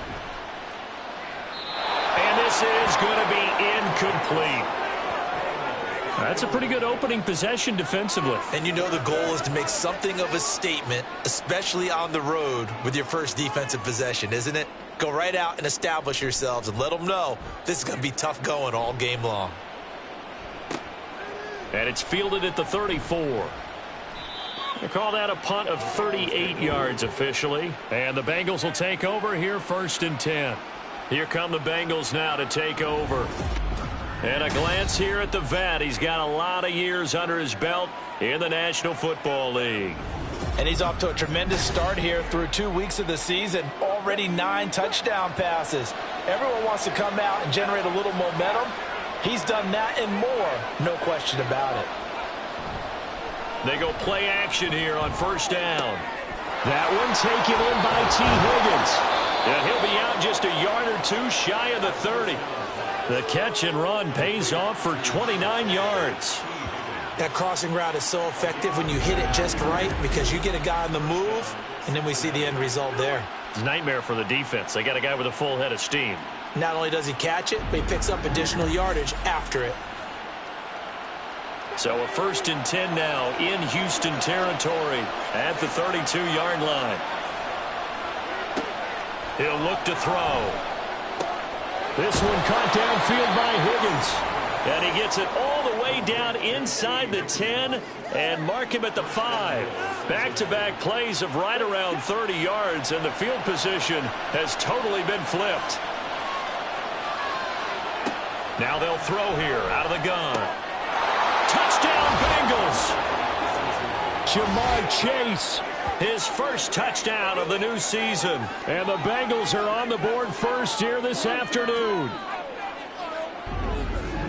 An ideal start for them, really. You force the punt, and then you go down and score. And you've got to see a fist pump on the sideline from the head coach, don't you? Because he's turned into his bench, and he's telling his team, this is how we prepare. Force the punt, go downfield and score. I told you guys, it's just like a boxer in the gym preparing for the fight. Now we get to turn it all loose. Extra point by McPherson, up and good. And that makes the score 7-0. After the touchdown, McPherson on to kick this one away. This taken in at the goal line. And no alley to be found. The coverage was solid, and he's dropped at the 18. So now we get set to see Houston for their 2nd drive of the ball game. And they'll certainly be trying to do better than that first drive where they went 3 and out. And sometimes the first drive is just simply to settle nerves. You know what it's like at the start of a game with the emotion, guys a little bit jumpy. You do. Oh, you understand the same way. Just like us calling one, right? Making sure we ease into the game, let it come to us. Well, you went and 3 now and they out. have that opportunity. No, you didn't go 3 and out. I went 3 and out on that first drive. I'll try to do better here. On second down now, McNair, limited running room as he'll get about 3 to the 21. You talk about this Bengals defense. There are 32 teams in the NFL, and they're just better than 50% of them at defending the pass, number 16 in the league. And you see the starting unit here, but really, you're going to see a lot of different personnel, a lot of different packages as they rotate in and out throughout the game. Looks like a second empty possession to start the game, and certainly not the way you want to start when you come in off of a loss last week. Every team talks about starting fast. They're hoping on their next possession, it can be a delayed fast start and get them going. Cincinnati coming back onto the field here for their second drive. And they'll be looking to make this a 2-score advantage. Had the touchdown on their first drive, Charles. Hey, they can get up 2 scores here on the road. That's a heck of a start. And not only have they thought about it, I wonder if they visualized it. I remember playing and they used to turn the lights out in our meeting room and run through a situation like this and say, just think about what it would be like to be up on the road and take the crowd out of it. Maybe they did some of that. Ball at the 40 here for 2nd and 5.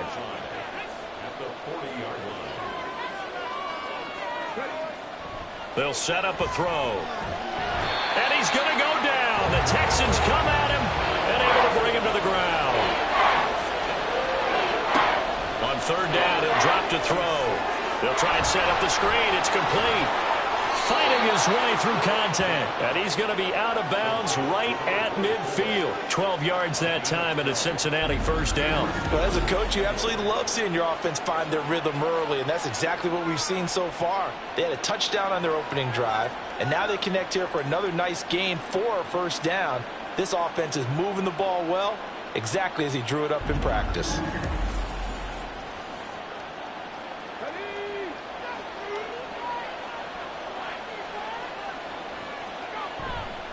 Now a play fake here on first down. They'll roll him out right. And he'll protect himself at the end here as he winds up getting pretty decent yardage. He'll wind up getting 9 after tucking it and running, so it'll leave him with 2nd and a yard.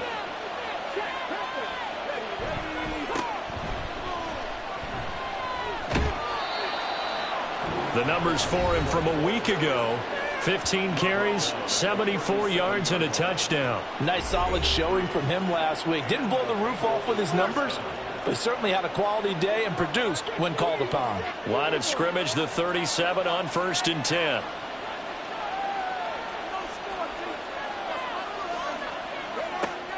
Looking to throw. Out of his hands quickly to Higgins.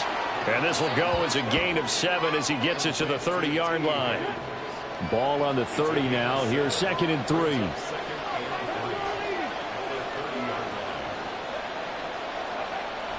They're going to look to throw. Over the middle, that's caught by Chase. And he's going to be taken down with another first down as the stop's made at the Texans' 18. The Bengals passing game finding a rhythm. They've got another first. So from inside the 20, here's 1st and 10 at the 18. Connecting on the out route here with Higgins. And the Bengals are going to have a 1st and goal as he'll be taken down at the 7-yard line.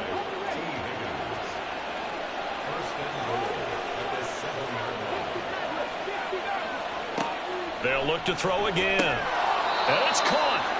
That'll bring up 2nd and goal after the gain of 5.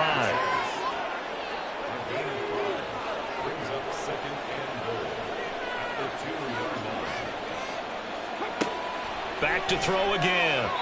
Looking end zone, but it's incomplete. You've always been very good about checking my math. Am I correct? That's the first time that it's been incomplete when they've thrown it to him? Yes, he had caught every other ball to coming his way. So they feel like they've got something really good going there, and they're going to continue. And he is in. Touchdown, Bengals. It's their quarterback scoring on the 2-yard keeper. And the Bengals have taken a 13-0 first quarter lead. He hit him earlier in this first quarter with his arm. Now he does it with his legs.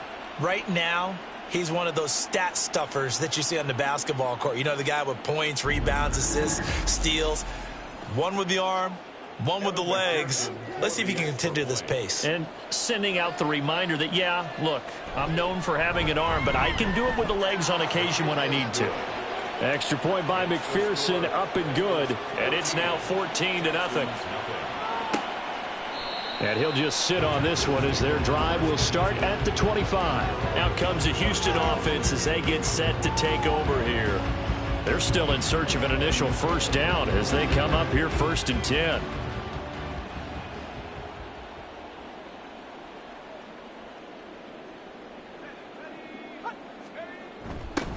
They'll start out here with a jet sweep. Nowhere to go here. He lost the football. So they escape, so to speak, maintaining the football. Defensively, though, opportunity miss. It definitely was, because that's all defenses talk about. Getting the football and either advancing it the other way or just getting possession and turning it over to their offense. That can be a little bit deflating. You're exactly right. A lost opportunity. A 4-yard pickup that gets them going forward, but still 15 yards left on 3rd down. Back to throw. Coyle. He's going to loft one deep left side here. Into double coverage, and it's intercepted. Daxton Hill picks it off. And a great return as he gets this all the way down close to the 30-yard line. And I think this is a situation where a quarterback coach in the sideline is going to talk to a signal caller and say, listen, it's 3rd and long, and it's still early in the game. Let's not force things here. If we don't feel good about it, let's just check something down and pump the football. Cincinnati's offense coming back here onto the field. Well, this offense looks like they have a little extra pep in their step as they take the field here for drive number 3, because remember, Charles, drives 1 and 2 both ended in the end zone. Yeah, and right now they've just got to be careful not to lean into overconfidence, because every drive has a life of its own. But I like the way that they've started, the way that they're going about doing things right now. They've got a chance for that 3rd consecutive touchdown, and that would be a crushing blow to the defense. 2nd and 10. They'll drop to throw. Wide open receiver, complete. And they are able to stop him, but he does take it all the way to the 2. The time called here because a member of the Texans is in some discomfort. Well, now they're going to come out and take a look at this injury, and we'll be back in a moment. Off the play fake, he'll look to throw. Under pressure, down he goes. Sacked at the 10. It'll go as a loss of 8 and a tough result there on 1st and goal. Well, if you're going to throw the ball on 1st and goal from the 2, the worst thing that should result is an incompletion for you offensively. For Brandon, this is a different type of football. Back in my day, 1st and goal from the 2, a lot of big people with big neck rolls, they were on the field trying to ram it into the end zone. From the gun, they'll try to run it. And a short pickup there down to about the 9. Only a yard there, and that'll bring us to 3rd and goal.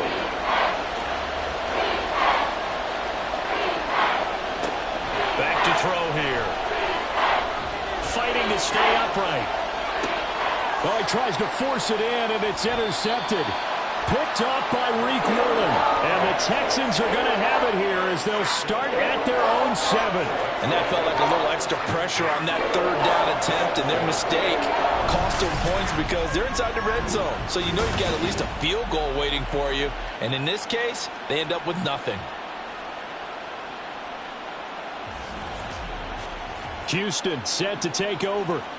They got the ball now following a big play, keeping the other guys out of the end zone. Now they'll start deep in their own territory, 1st and 10.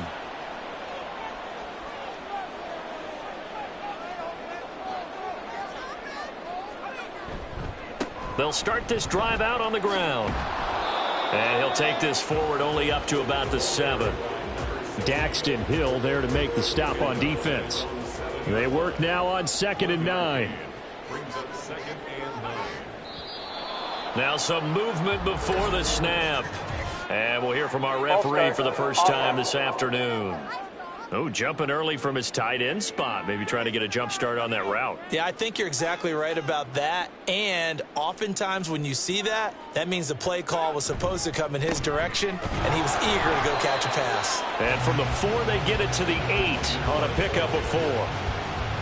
Some of the most unselfish players on any football team, defensive tackles, because we ask them to just eat up blocks and allow other people to make tackles. But when he can make a play himself, as we just saw there, that's a big day. And he lost the football, and the Bengals grab it. And they're going to take over right there at the 22-yard line. All the practice, all the training, all the meetings. In this situation, I know exactly what quarterbacks are taught. Take care of the football. That's job one, paramount, because you cough it up here, you might be giving up 6 points real easy. Tip of the cap to the defense, though, forcing the fumble.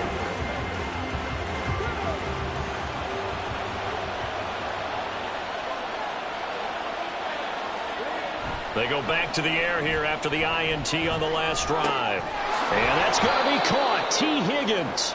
And he will be brought down at about the 6-yard line.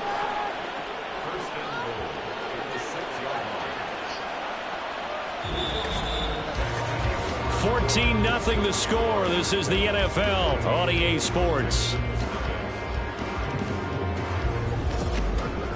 Start of the second quarter, and it's the Bengals in control of the football. It looks like a jumbo set with 3 tight ends here for 1st and goal. Here's a give up the middle. And the hole closes quickly here. He can fight only to about the 4. It's a gain of a couple, and it'll be 2nd and goal. 2nd and goal from inside the 5. He'll try again. And this time he'll run into a wall right at the 4-yard line. 2 runs in a row, but only 2 yards to show for it. Now, they'd really like to make the short field pay off. We'll see if they can, but this is 3rd and goal. They'll look to throw here. Touchdown! T. Higgins. His 5th touchdown now on the year. And the Bengals have moved out in front by 3 touchdowns. Well, I don't think that we're ready yet to say the route is on, but they have certainly looked near flawless here in this first half, and now an extra point away from making it 21-0.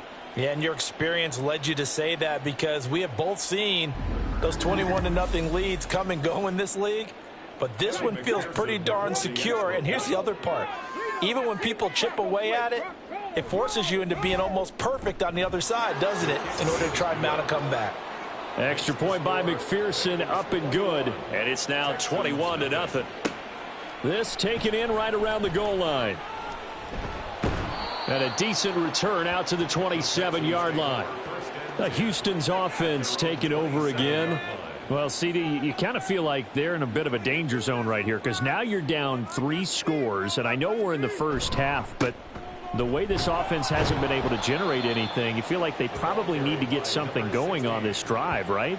Yeah, and sometimes I overuse that this is an important possession, but I think this has to be the possession where they come up with an answer, because only a few teams in league history have ever come back from a 4-score deficit. And if they don't score here, that's what they could be facing the next time they get the ball. 9 yards to pick up there, and it's a 1st down. 2 minutes gone by, second quarter. On 1st down, McNair. And the running lane's non-existent in this first half as they'll stop him behind the line. 2 yards the loss, 2nd and 12. I have a feeling they'll stay committed to running the football, especially on the early downs. They just haven't had a whole lot of success just yet. Now they contend with a 2nd and 12 after the loss. They'll keep it on the ground. McNair, and he'll take this one for about 4 up to the 40. When you find that kind of yardage, you couldn't be more confident as a ball carrier. And guess what? You're going to go back and tell your offensive coordinator, I'd like to keep carrying it, thank you. Work in the middle of the field, and he's got a man complete. And he is going to have a Texans 1st down as they're able to get the 3rd down conversion. This offense finding its legs now. Here's another 1st and 10. Looking to throw. Coyle. And a quick throw here. That's complete. So give them 5 yards there on the pitch and catch, and it'll be 2nd down. A gain of 5 brings up 2nd and 5. Now a handoff up the middle. McNair, flashy little move, but unable to reach the 40. They follow up the gain of 5 by only getting 1 there on second down. The offense on third down, just 1 for 5 to this point. This is 3rd and 4. He's got his target. That's complete. And he's going to be out of bounds down around the 35-yard line. Second catch for him today, and it'll wind up a first down.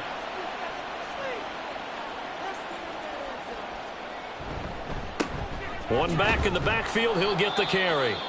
And he works his way forward to pick up 4 yards there, second down. And we got a pause following the play because it appears a member of the Bengals in some discomfort. The medical staff will attend to him, and we will step aside.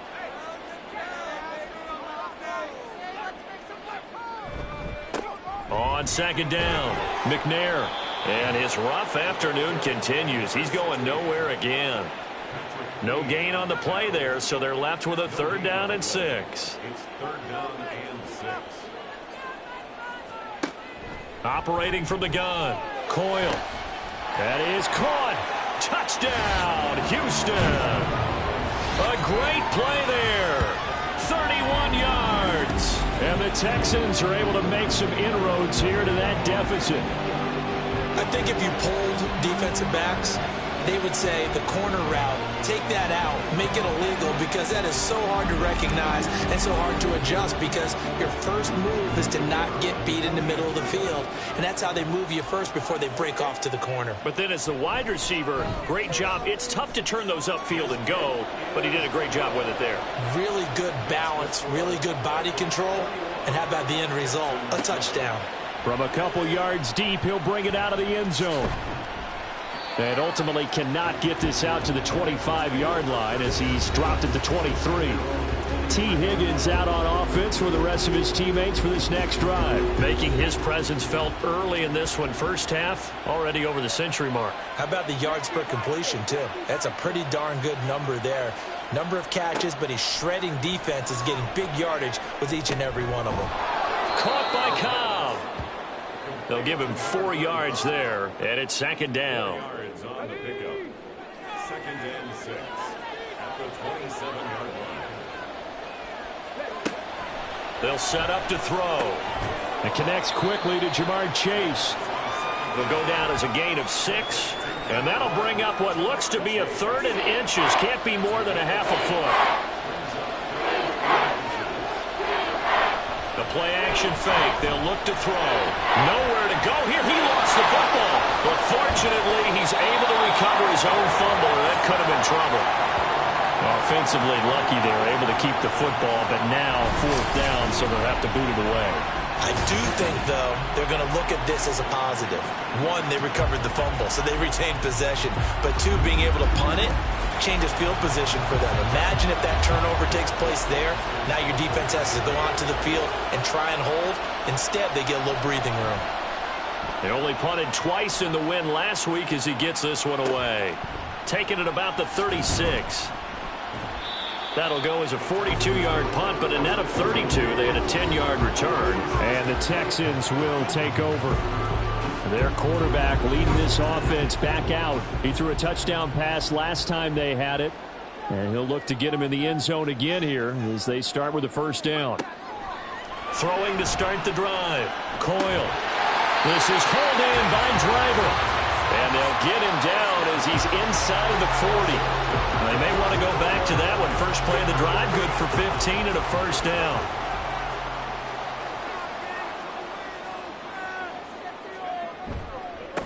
Up the middle they go. McNair. And brought down, but not before they're inside the 25. Hold on here, because on that last run, it looks like we have a player who was shaken up. While they come out and take a look at him, we will step aside for just a moment. Back-to-back good plays have them on the move on first down. Now a shotgun snap as they'll look to throw. That one complete to Driver. And he's out of bounds. Almost gets to the 10. Back-to-back nice plays. 12 yards that time and a first down. They'll try the left side. McNair. And they go the wrong way on this one. Losing yardage back at the 12. He'll lose a yard there, and it's 2nd and 11. Well, how about the big guy there showing some agility? He just flowed from his D-tackle position in order to make that play.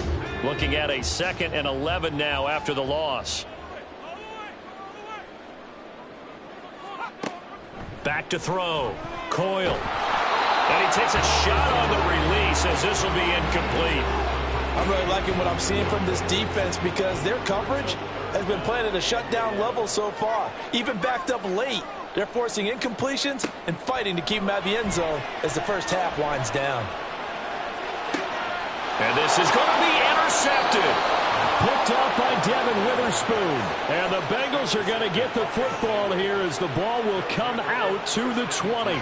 Charles, not only is that an interception, it's one when you were really knocking on the door for a touchdown inside the red zone. You're actually thinking points. No matter what, at worst, you're thinking kicking a field goal and getting 3.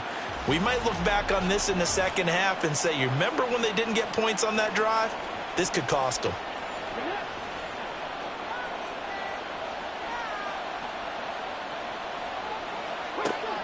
They'll come out throwing here to start the drive. He will find his man Chase complete. He's still on his feet. Inside the 10. And all the way in for a Cincinnati score. Jamar Chase with 2 touchdowns on the season, both in this game. And the Bengals are able to strike quickly to add on to their lead. One play, 80 yards. Pretty easy drive to recap. It certainly is, but not so easy to execute. Starting on your own 20, you want something to kickstart your drive and get it off to a nice start. They went for the whole thing and got it. That's a great way to send a message to the opposing team. Extra point by McPherson, up and good. And the lead now to 3 touchdowns at 21.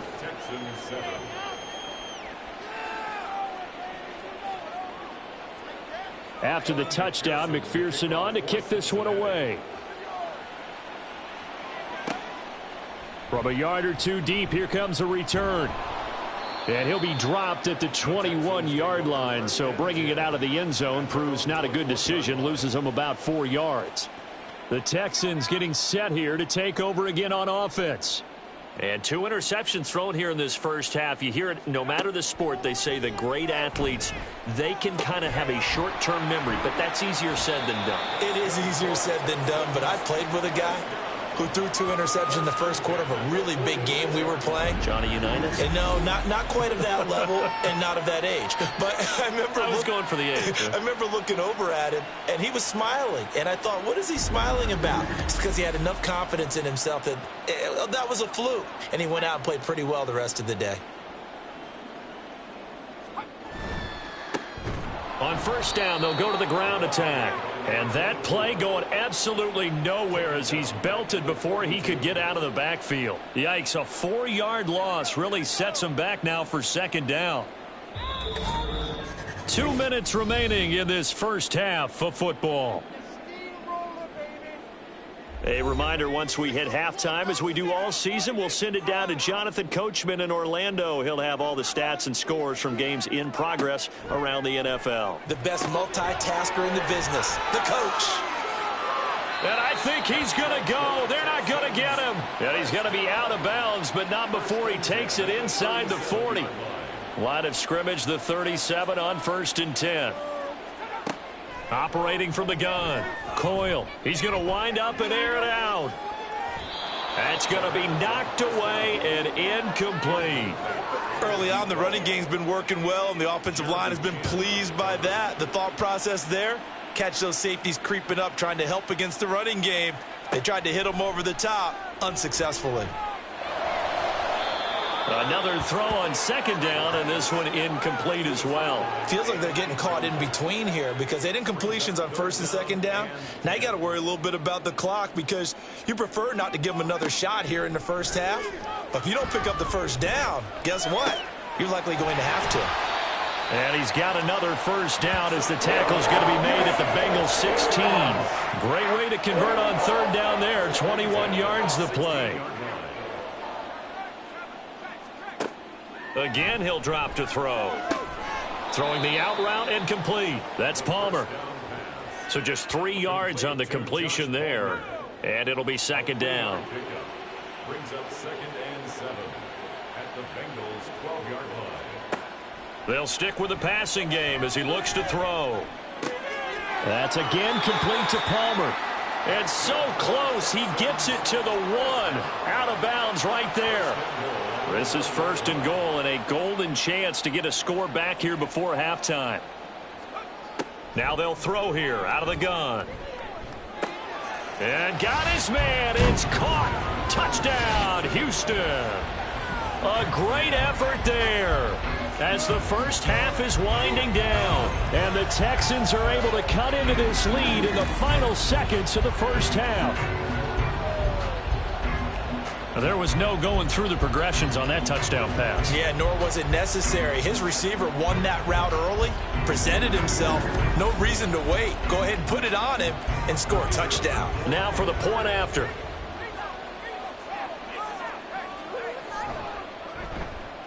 It's up and good, and it's now 28-14. So that drive consumes 9 plays all told. So not much time to speak of remaining in this first half as the kick's away. And a nice return sets him up pretty good here right at the 30-yard line. The Bengals drive about to get going. And with only 9 seconds remaining, with not much time, we'll see how they play this. Throwing the out route incomplete. It's Higgins. And with just 4 seconds left in this first half, a timeout call. They'll run on first down. Downing. And this will go as a short gain on what will be the final act of this first half. So we have reached halftime here, and it's the visiting Bengals out in front. As we send you on over to Orlando for Jonathan Coachman in our EA Sports Halftime Report. Take it away, Coach.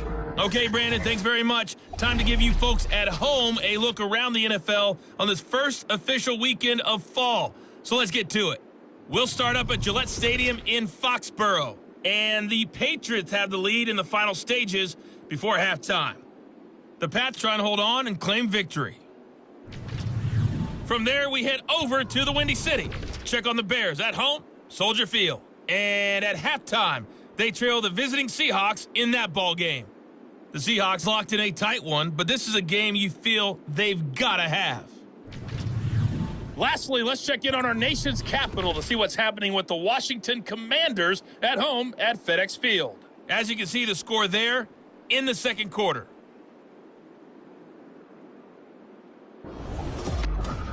The highlights are fairly one-sided to this point. It's a 2-touchdown difference here at the break, but I wouldn't call this one over just yet. I think there could still be some fireworks yet to come.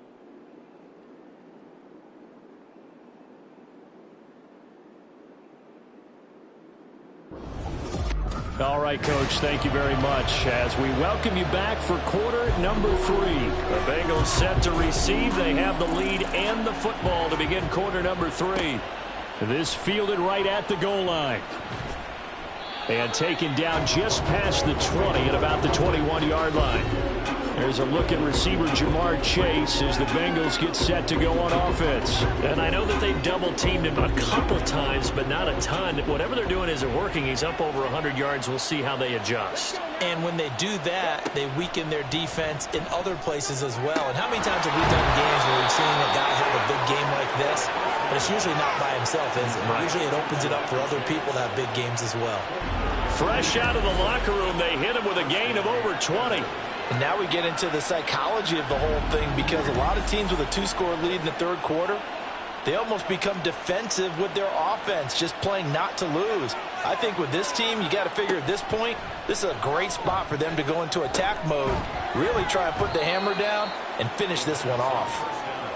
Call it a gain of 3 on the play, and that will bring up second down.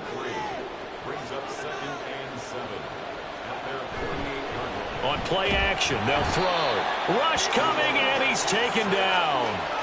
It'll go in the books as a 7-yard loss on the sack, and it's third down. Not an easy spot here. They'll be in search of 13 yards to try to pick up the first. Now on 3rd and long, they'll look to throw. Oh, the turnover turnover fest continues. Here's another interception. And he'll take it across midfield and down the 48-yard line. And pretty much everything went their way offensively in the first half, but now an interception on the opening drive of the third quarter. As we know, the key to everything here, don't get careless with the football. The problem is you've got to stay aggressive as well. So where's the line between being aggressive and attacking and being overly aggressive? I think they just crossed it on that one.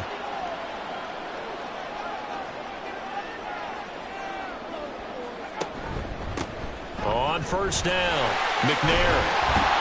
And great blocking downfield as he's got this almost to the 35-yard line. And hold on here, because on that last run, it looks like we have a player who was shaken up. Hopefully, obviously nothing serious here. Medical staff, though, going to take a peek, and we'll take a break. On first and 10, Coyle. Got his man complete over the middle. That's Hodges. And brought down, but not before they're inside the 25. Back-to-back good plays have him on the move on first down. Looking to throw. Coyle. And that's going to be incomplete. Too tough to hold on to that one. It's second down.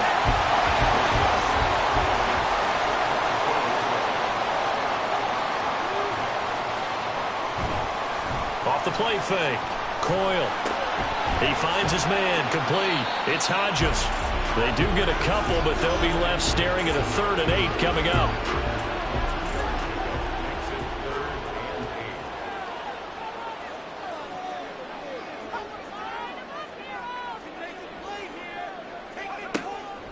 Operating from the gun. Coyle. And that is incomplete. And that'll bring up 4th down as his Cincy defense stands up on 3rd. Smart move to throw that one away. You're in field goal range, so you definitely don't want to be loose with the ball. And that's great work by this defense to force a 4th down. And his kick is good. And that will get the disadvantage now back down to 11. Well, the 3 points certainly helps, but you feel like, Charles, at this stage of the game, when you force those turnovers, you need to start converting them into touchdowns. Yeah, I'm a little bit surprised myself because I thought in this situation, they were thinking end zone or bust. Now they got to rely on the... Now a hit and a loose football. So a teammate picking him up there, that was nearly disaster.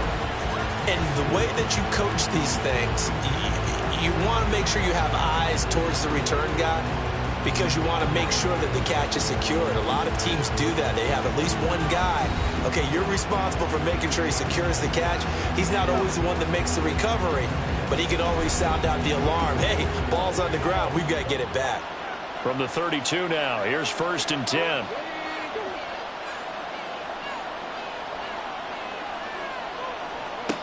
They'll try and start this drive in the air. He's got a man. It's his tight end. That's complete. And he'll be out of bounds, but able to get it up past the 45. First play of the drive going for 14 and a 1st down.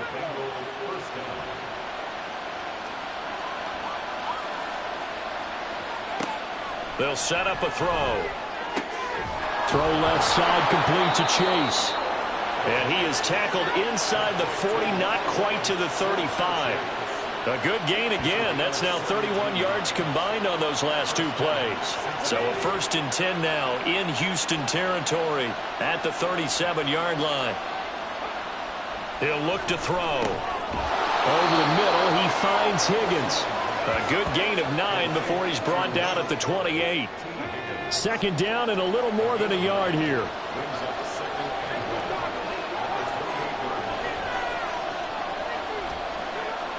Back to throw again. Oh, he's got a man wide open, complete.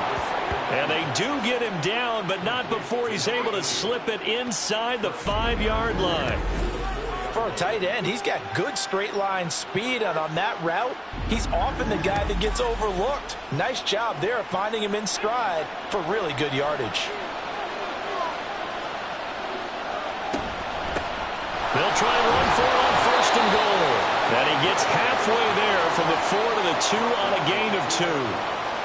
From the 2 now, 2nd and goal.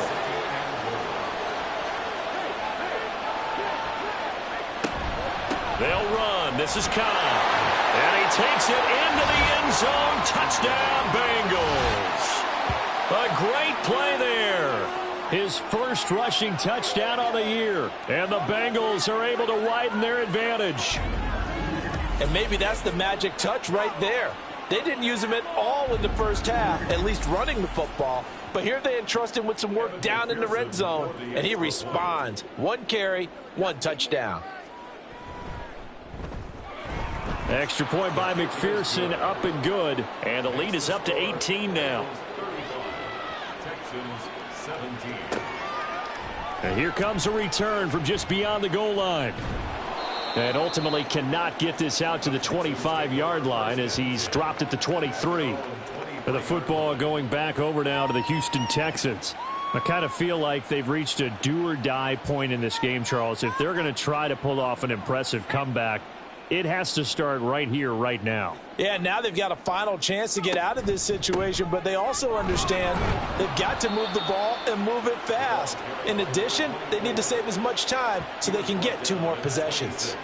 Ball at the 26, 2nd and 7.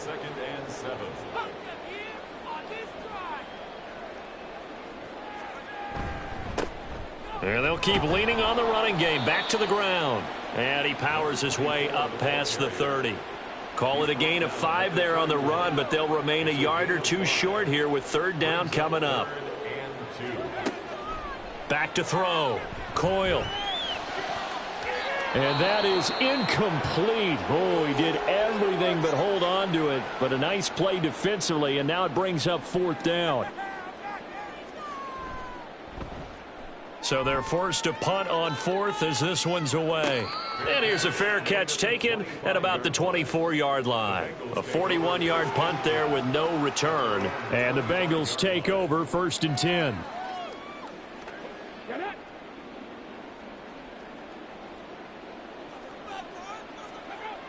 Looking to throw. There he goes again. And he's going to get this all the way up to the 30-yard line. Ball on the 30. They'll come up with a 2nd and 5. Now back to throw. And he rifles one incomplete. I would describe the way that he's played today as mature. He's already moved on mentally from that incompletion, and he's more than ready to throw his next pass downfield. He'll look to throw. Pass taken in by his big tight end. And he is going to have a Bengals 1st down as he's able to get 8 yards there on 3rd and 5. And the tight end is certainly a position built to move the chains because they can control space underneath. If they've got good hands, then, of course, they're a dynamic target. But one other thing is they're right in the sight lines of a quarterback on just about every play. And that makes it easier for the quarterback to pick him out and deliver. Throwing on 1st down, but this one winds up to be incomplete. I had to do a double take on that one, Brandon, because so far in this game, we haven't seen many of his passes fall incomplete. On 2nd down now. Downing. And the defense on him quickly there as they stop him at the 40 for a gain of just 2. 3rd and 8. Back to throw here. Here's Higgins out on the right side. And he is going to have a Bengals 1st down as they're able to get the 3rd down conversion. And while we may be looking at the scoreboard, this offense certainly is not because they're showing no signs of backing down, even with a 3-score lead here in the 3rd quarter. I think they keep taking their shots. They've seen blown leads. Under a heavy rush, and down he goes. It'll be a loss of 10. And it'll bring up 2nd. This is a little hard for me to compute because I'm watching sack after sack happen, but somehow they're still behind in the game. I would expect all of this defensive pressure to translate to them taking a lead, and thus far, it hasn't happened. Time's winding down. They don't want to waste this type of performance from these ace pass rushers.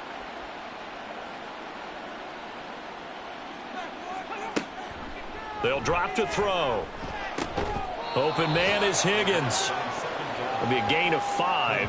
And they're going to be staring at a 3rd and long here. Tall task ahead of him here, needing a full 15 yards to move the chains. Out of the gun now on third down.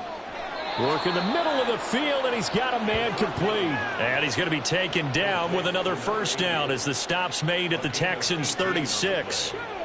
First down, Cincinnati.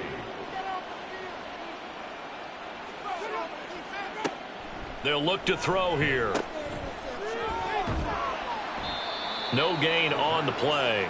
And that'll bring up second down. Well, that was a simple throw and catch, but even with that completion, 0 yards gained, so they're behind schedule on down and distance. I think they were hoping to get it to him. He could make a man or two miss, but that window closed quickly.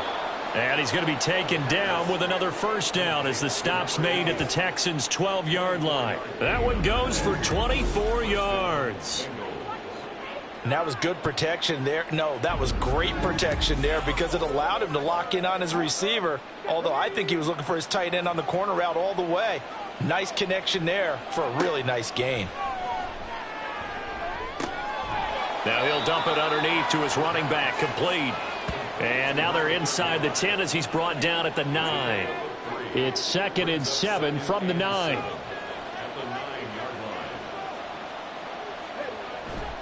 He'll drop to throw. That's to Chase. He's got it. Touchdown, Cincinnati. A 9-yard touchdown there. And the Bengals are able to extend their lead in the final seconds of this third quarter. So another touchdown there. And even though we're still just here in the third quarter, kind of hard now to see them giving up this lead. And this is just an offense that's imposing its will right now. You name it, they're able to do it. If you're the play caller, whatever you want to select is there. You want to run it, you want to throw it, pick a play, any play. They're rocking and rolling right now. Extra point by McPherson, up and good. And they open the lead up now to 25.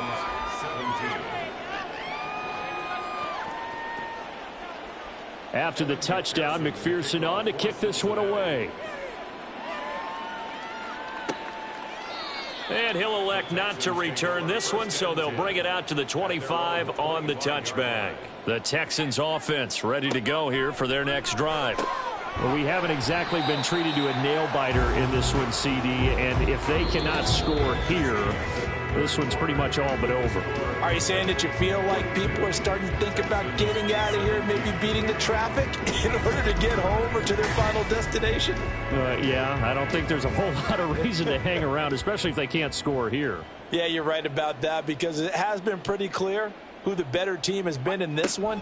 And in a league that we talk about every game being a one-score game as we go into it, watching this blowout, let's just say it's been unusual. Now a second down throw for the end zone, but it's incomplete. An incomplete pass on that last play, and that means they'll need to come up with something here on third down. Looking to throw. Coyle. And that is incomplete. But the pressure there on third down, forcing the errant pass. Fourth down coming up. What we just saw there, that's really been a common theme all afternoon. A lot of pressure. That forced the errant pass. He's been under duress this entire afternoon. He just had to unload that one. He's fortunate it was just incomplete and not intercepted. And they get him down, but not before he takes it across the 40-yard line. First and 10 at the 42-yard line. They'll look to throw again. The Bengal pressure gets him that time. Down he goes. The sack recorded. It's a loss of 5, and now it's second down. Second and 15 at the 38-yard line. Operating from the gun, Coyle. He's going to sling this deep downfield. And that's caught inside the 30. And he's brought down after a very nice gain. So now then, the big play has him all the way inside the 30 now, 1st and 10. They'll try and run this one right up the gut. Down right around the 25. Credit him with a 1-yard gain there to make it 2nd and 9. Brings up 2nd and 9. Operating from the gun, Coyle. That to the right sideline, and it falls incomplete. To the Had the right idea there, trying to throw it to the sideline, but he led him just a little bit too much, trying to get it out to his receiver. Ends up falling to the ground, incomplete. And that is caught. Touchdown, Texans. A great effort there with his second touchdown of the afternoon. And the Texans get a bit closer. He's got them out now to a 3-score lead here in the fourth quarter after that one, CD. And, well, he looked right off the line like he knew that that ball was coming his way, and he secured it for 6 points. Yeah, and I think when you're leading by a healthy margin already, it actually loosens you up and allows you to take maybe a few more chances and definitely play with more confidence, because he certainly saw something he could exploit in the defense, and he made sure to let his quarterback know, just get it to me. And the rest was all up to him, and he delivered and made it a 3-score game. Taking it about the 1. And he'll get it up across the 20 to the 21-yard line. Jamar Chase hoping to be at center stage yet again as the offense returns to the field. This defense, they wouldn't mind not seeing him again for a while. 3 trips to the end zone. How about that? I think right now they would happily go to their general manager and say, is there any way you could get a trade for him, bring him over to our team so we don't have to cover him anymore? Because he is really having a heck of a ball game, isn't he? Boy, he is. I don't know that mid-game trade's going to happen, but good thought. On second down, Downing, and not much to speak of. Call it a 1-yard gain up to the 26. Run blitz there defensively, something we might see more of here in the fourth quarter. I think we'll see a lot of it, and the difference between that and a pass blitz, you're just trying to get to the quarterback. You're trying to scheme someone open who will get to the QB and make sure he gets on the ground. In a run blitz, you're actually trying to cover up gaps, trying to cover up holes so they can't run the football. From the 32 now, here's 1st and 10.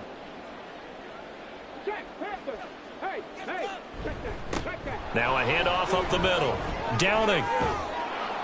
And able to get this one across the 45 before he's brought down. That one good for 15, and the Bengals get a first down. And I'm guessing you'd say this is kind of the key here. Grind out some yardage, work on that clock, see if you can continue to tick it down. Definitely. You want to bleed things out at this point, right? Continue to possess the football, gain some yardage, and put the onus on the defense. Do they have to use timeouts? What are they going to do to stop you? You're taking charge. This is 2nd and 8.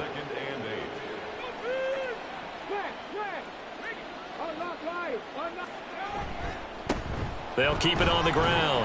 Downing. And he goes across midfield and down into Houston territory. Call it a gain of 5 there on the run, but they'll remain a yard or 2 short here with 3rd down coming up.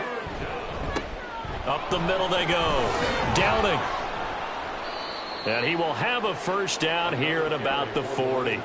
45 yards rushing for him in the ball game now on 14 carries. How about this offensive line? They're really starting to establish themselves, take over this game. And before the series began, I know exactly what was said in the defensive huddle. Guys, we got to get no less than a 3-and-out. Let's get off the field. Instead, they can't find any traction towards doing that. Right now, they're just getting muscled all over the field and getting pushed down it. Give them 17 and a Cincinnati first down.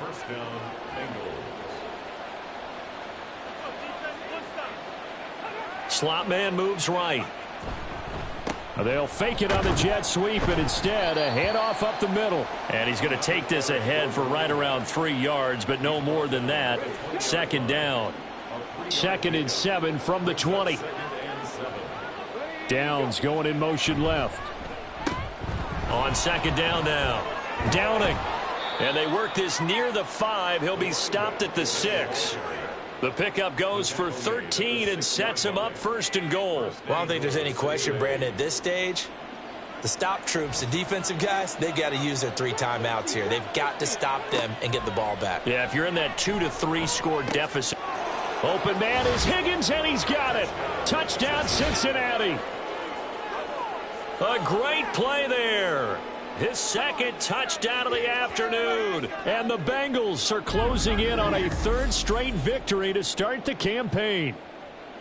In order to lead in a game, you're going to get plenty of contributors, but that's his second touchdown catch of this game. He's one of the key guys in this one. And you better believe he'll be looking for the hat trick here as this one continues to go. And McPherson on for the extra point. And they open the lead up now to 25 points. A pretty long drive that time. 11 plays all told. And it was T. Higgins who capped the drive with the touchdown reception. After the touchdown, McPherson on to kick this one away. No run back here, down to a knee, and this drive will start at the 25. And now out comes Houston. Where we stand right now in the fourth quarter, this one pretty much out of reach. And, Charles, I know they're going to be disappointed about several things with this ball game, but the self-inflicted wounds, they've had several turnovers. You would have to think that's going to be something they're going to discuss heavily in the film session in the coming days. You're absolutely right about that, partner, because they're going to have to sit in that film room and watch every error that they made and figure out how to not do it in the future. And mentally, I think a lot of the guys are already starting to think about, okay, how do we put this behind us and get better for the next time out? This, they'll use as motivation for the rest of the time that they play to hopefully never be in this type of situation again. And he gets this up just shy of the 30 to the 29 before he's out of bounds. 4 yards the gain, and it'll bring up a third down. Back to throw. Coyle. And he'll be taken down by the Bengal pressure. And the defense coming through on third down, a loss of 7 to bring up fourth. As expected, they're going for it to keep the drive alive. That is caught, and he is going to have a Texans first down, and that was something else. A big pickup on 4th and long to give him a new set of downs. Looking to throw. Coyle. Oh, he dropped it. And that's pretty indicative of the way this one's gone. Now a 2nd and 10. Throwing again. Coyle. And he comes back with one complete. And he's got another first down as the tackle's going to be made at the Bengals 42. We got a pause following the play because it appears a member of the Bengals in some discomfort. Now, the medical staff is going to come out here and take a look, and we will take a short break. On first down, Coyle. Quick hitter here, it's complete. Now after the play, it looks like there's a Texan here slow to get up. So as the medical staff takes a look, we'll step aside. Here's 2nd and 5 now from the 37.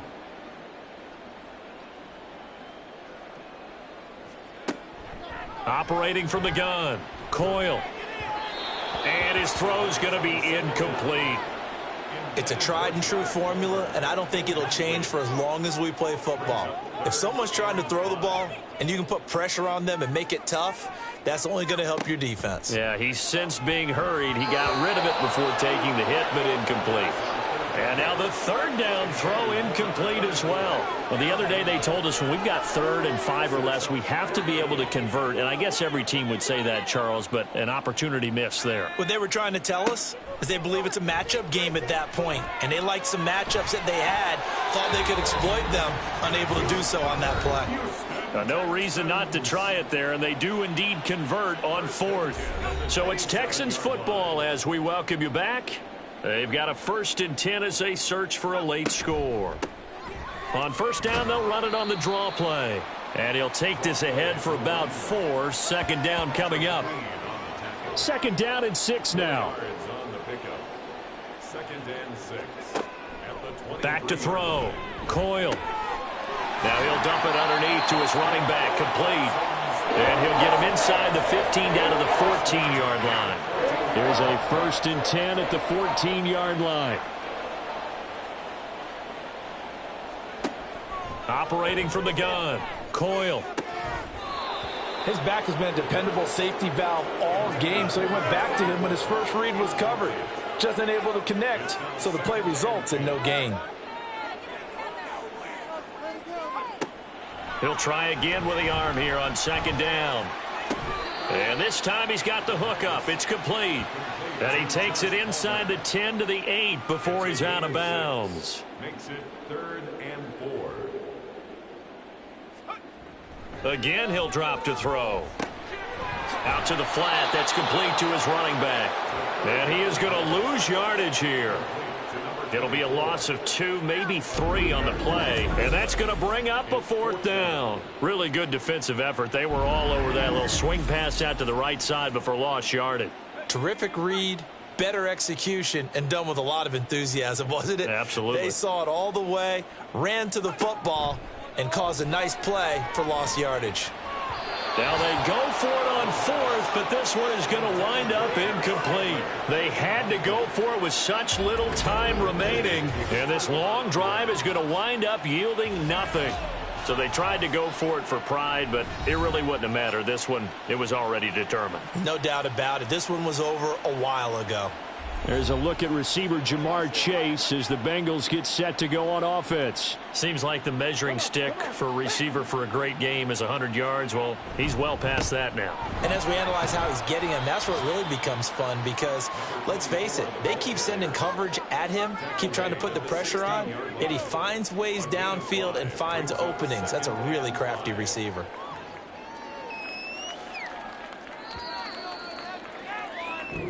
So this one in the win column now for the Cincinnati Bengals. And even playing on the road, the class of this ball club just too much to overcome. Yeah, deep down, I think even the fans knew how this one was going to turn out. All right, they just came to support their team, hoped they'd see some good football, and they did.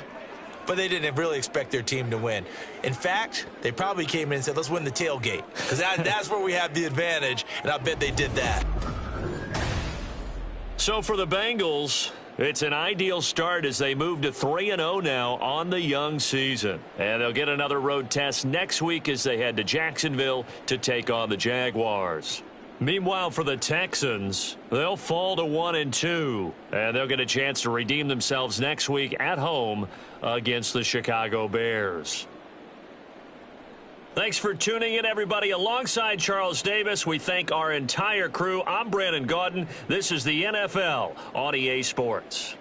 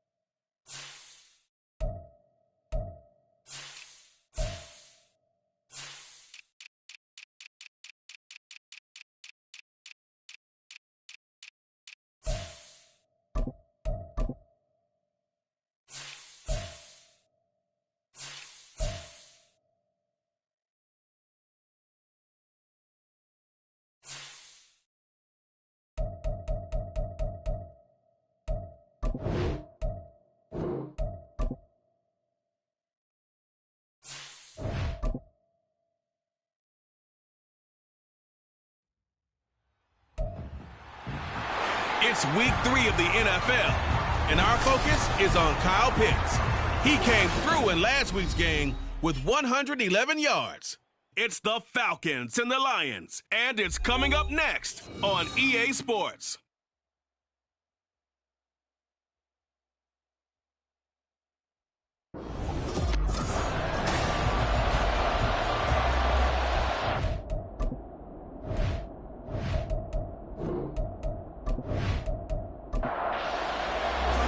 It's the first weekend of autumn, and the NFL is in full swing as off we go on EA Sports. From a couple yards deep, he'll bring it out of the end zone. And they'll get him down right at the 25-yard line, so the same result, and he opted for the touchback. So here are the Lions now coming out for their opening drive. Leading this unit will be the big arm man out of Texas Tech. 10th pick in the 2017 draft, Patrick Mahomes. And it felt like in watching the game tape, he got everyone involved last week. He was a manager. He really was. That's a great way to put it because they ran the ball some, they threw it accurately. One touchdown pass, so he didn't, break the bank doing that, but he did. There he goes, lights up. And he has a big gain inside the 40 before being dropped. That one good for 37 yards. Well, Parker, it's pretty simple. One thing you don't want to see defensively, on the very first snap of the game, some guy running free like we just saw there. Heck of a start for this offense, no doubt. So how about that for a chain mover? They're all the way down inside the 40 now for 1st and 10. Here's Mahomes to throw.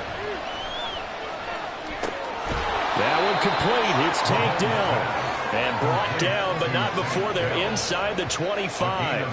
15 more yards there, and quickly another first down.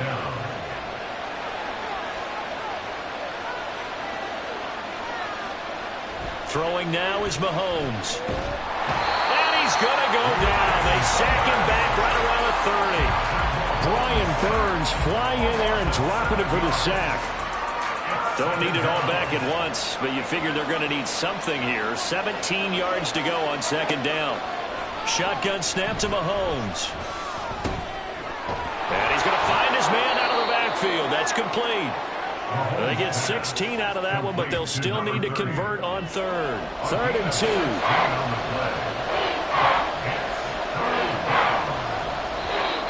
Now some movement before the snap. And we'll hear from our referee for the first time this afternoon. The offense knew it. They were already starting to walk back as that one is accepted. And a manageable 3rd down becomes a lot less manageable. 3rd and 7 after the false start. To throw, it's Mahomes. Oh, this will be incomplete. The rush gets home just as he was letting that go. That could have been worse. Instead, it's 4th down. Cade York on now for the field goal. Right hash, 37-yard attempt. York able to send this one through. And the Lions are going to take a 3-0 lead.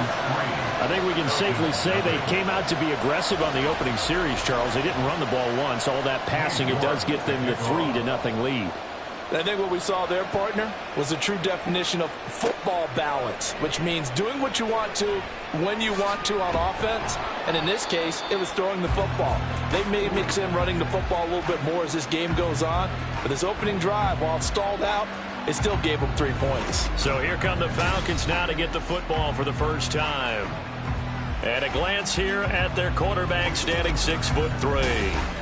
I tell you what, when he is on schedule for that week, secondaries take notice because you've got to stay alert back there on every snap. A truly powerful arm, one that's capable of challenging any level of the defense on any given play. That's why so many scouts preach arm talent when preparing for the NFL draft. A quarterback with arm strength to make every throw in the book, he's an asset to have in any offense. So they'll get 8 out of that completion, and it'll be 2nd and a couple. A run for the first time with Bijan Robinson. And this will be a Falcons first down as he's got this up to the 35-yard line. Check in on the numbers last week for Robinson.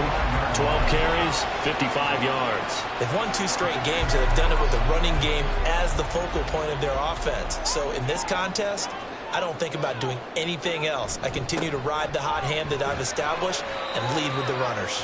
And he'll get this up to about the 40. Give him 5 on the carry there, and it'll be second down. Brings up 2nd and 5.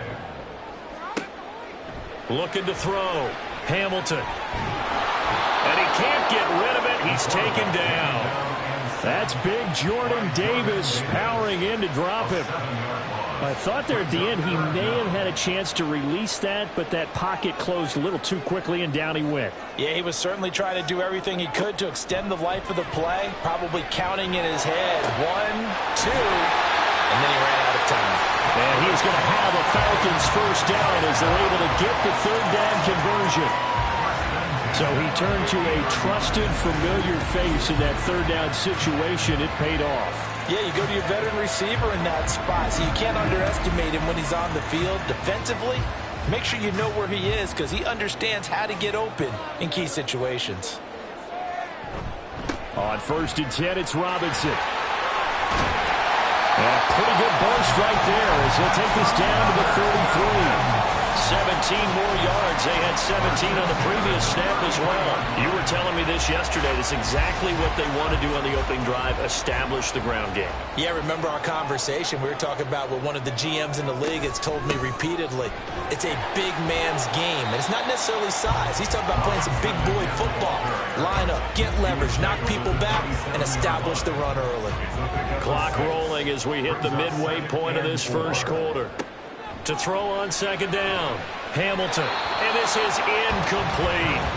Well, this defense for the Lions very strong last week as they helped their squad improve to 2-0 on the young season. Yeah, they gave up 17 points, but that's what you would consider a goal for each and every defense, because if you give up 17 points a game all year long, you're thinking you're going to be a playoff team because you expect your offense to score more than that. That's what you're looking for. Room to improve, of course, but I'd have to say a very solid performance.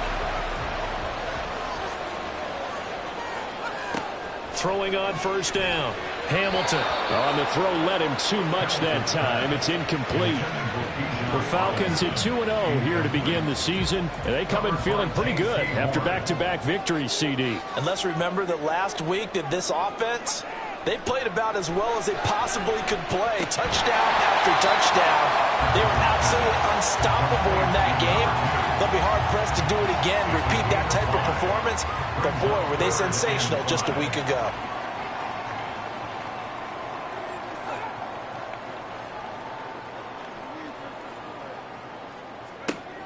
They'll stick with the passing game as he looks to throw. He's got his target. That's complete. And the Falcons are going to have 1st and goal as they try to finish off this drive with 6 points. A field goal helps, but a touchdown gets you the lead. That had to be the message transmitted in the huddle. And they delivered there as that throw is going to keep the drive alive. And even better than that, set them up with a 1st and goal. Back to throw. Hamilton. Touchdown, Falcons! Drake London with career touchdown number 75. And the Falcons are able to answer the early 3 points and take a first quarter lead. Well, down here, I thought they were going to hand that off. Instead, a well-designed play and the pitch and catch for the touchdown. And I wonder who came up with it. Was it a call from the bench? Did the quarterback have a good idea and suggest it? In any event, clearly an effective play call. They saw something they liked in coverage, and they targeted it for the short yardage throw. And the perfect way to cap their opening drive. Atlanta's 11 ready to go, and they kick it away. And they'll put up the stop sign there as his guys will get it at the 25. Back onto the field come the Lions for their 2nd overall drive. And last time able to get 3. It's not what they wanted. They wanted 6, but they got at least something. They mustered something out of the drive. They'll take it. I like the way you've described it. Not ideal, but they'll take it. Anything to put some points on the board. But this time on offense, they don't want to see the field goal kicker trot on the field. They want that ball in the end zone. Yeah, they'll be going for 6. Line of scrimmage, the 37 on 1st and 10. Now Mahomes. Going quickly there, but it's incomplete. Quentin Johnston, the intended receiver on the play. But it's going to be 2nd down. You talk about this Falcon defense. They're currently 6th in the NFL in defending the run. Now if they could just get their pass defense in line, this unit would be really, really strong. And remember the conversation with the defensive coordinator? He wants them to rush the passer better. He wants to see the quarterback on the ground. They've got to create some sacks. And he said it starts early and often. We'll see if they can get to it. Able to find the open man. That's complete. And he is going to have the Lions first down as they're able to get the third down conversion. But we're used to seeing the guy that you consider the number one receiver double covered. But how about this guy? He's double covered and finds a way to make the play for a first down. That's how you increase your Madden rating, right? No doubt about that at all. And you know something? I think we'll hear about that from him soon. Mahomes now on first down. Open man is Kmet, the tight end. And able to break one tackle, but then quickly brought down. But a nice little gain. These are his numbers from last week's contest.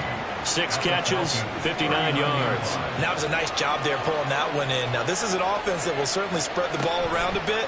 And this is a guy that defenses had better focus on. He gets it to Johnston. And he's out of bounds. Almost gets to the 10.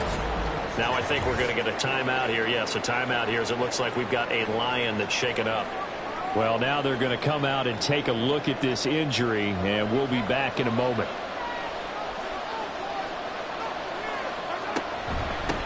On first down, they'll go to the ground attack. And he'll find his way down inside the 10 to the 9-yard line. Ball at the 9 on 2nd and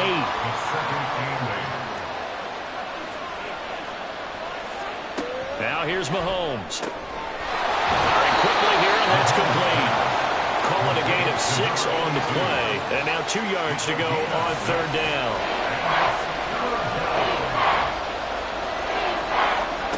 Looking to throw is Mahomes. And this is going to be caught. No, they say it's incomplete. There's no denying they want to get him involved. That's already the 5th time that they've looked his way in this first quarter. So that tells me defensively that they want to insist on going in that direction. Make sure you got your best people in the area to try and take that away. York able to send this one through. So a long drive gets them down inside the 5, but ultimately they settle for just the field goal. And I have to think that if maybe they were a yard closer, that would have made their decision tougher, and I think they likely would have gone for it. But in this situation, they just decided to take the 3, and I think it was a smart move. And only able to get this to the 19, so probably should have opted for the touchback. So for the second time in this one, we get set to see the Falcons offense. Well, certainly they'd rather have the scenario they had last time out, Charles. Remember, they had the short field. They took it in the end zone. Now this is going to have to be a longer, more sustained drive if they want to get points. Yeah, a little bit more of a quick strike opportunity last time by where they were on the field, and you're exactly right about that. But now, backed up a little bit. What's that old expression we love to use? Time to matriculate the ball down the field and try and do it again. Off the bootleg, Hamilton. Firing quickly, but it's incomplete. You talk about this Lions defense. It's quite a unit, that's for sure. Number 1 in the NFL against the pass. Yeah, defending the pass hasn't been an issue for them. It's been stopping the run. And if they don't stop the run, they can't get back to their strength, which is guarding against the air attack. And this will be a Falcons first down as he's got this up to about the 34-yard line. And hold on here, because on that last run, it looks like we have a player who was shaken up. From the 34 now, here's 1st and 10. Operating from the gun, Hamilton. Over the middle, caught by London. And out across midfield, down to the 45. That one good for 20 on the catch and run. So many times in my career, I've heard coaches talk about completions are one thing. As long as we're there at the catch and we get guys on the ground, we can live with that. But if you're going to give up 10, 12, 15 yards after the catch, then your defense is going to be in a lot of trouble. So the ball moves into Lion territory now. Here's 1st and 10 at the 45-yard line. Meanwhile, the throw here is complete. And he'll go out of bounds after taking it a little further down inside the 40. Good throw, good catch, but I really like the route. The drag and being able to run away from defenders, hard to stick with them for that long. Yeah, better against man than zone, or? Better against man, because now you're running away from someone and you're not running into a defensive player in another zone. Here now, 2nd and 4. Back now in Atlanta's second quarter action. The Falcons with the football. 2nd down and a run by Robinson. And tackled down after a gain of 3. Leaves him with 1 yard to go on 3rd down. The Falcons on 3rd down. A perfect 4 for 4 thus far. They're up against a 3rd and 1 situation. Over the middle, complete. It's Murphy. And it's going to be another 1st down as they'll get him to the ground at the Lions' 26. Now we'll pause for an injured player, and that's wide receiver Drake London, who's shaken up. The medical staff will attend to him, and we will step aside. On 1st and 10, Hamilton. Throwing left side here, and it's complete. And he's brought down, but not before a gain of 13, down to the 13. 1st and 10 in the red zone. Back to the ground with Robinson. And he'll fight his way down right around the 12. Just a yard on the pickup there, and it'll bring up a 2nd and 9.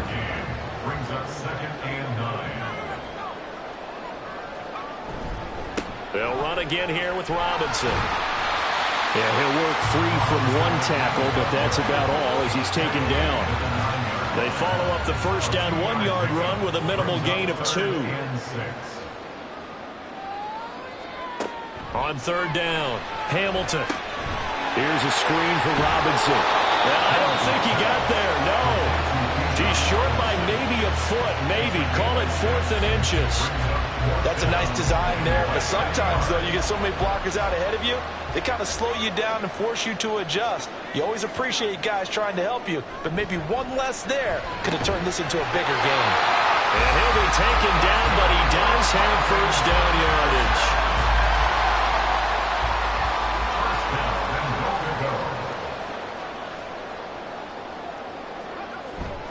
Off-play action. Hamilton. And they're going to get to him. A sack. Sacked back at the 9-yard line.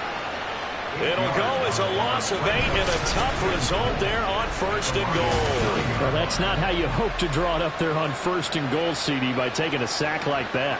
Well, they tried to be aggressive, didn't they? They didn't want to try and work their way past the goal line. They wanted it right there on that play. Unfortunately, it backfired against them. Now they have to try and pick it up here moving forward. Looking to throw on 2nd down. Hamilton. This is caught. And able to break 1 tackle, but then quickly brought down. But a nice little gain. From the 3 now. Here they come on 3rd and goal. Operating from the gun. Hamilton.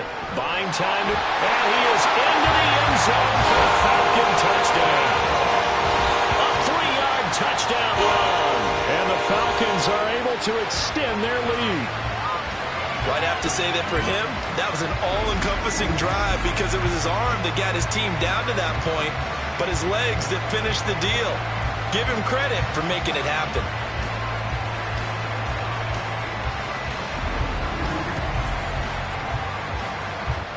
Point after here coming up.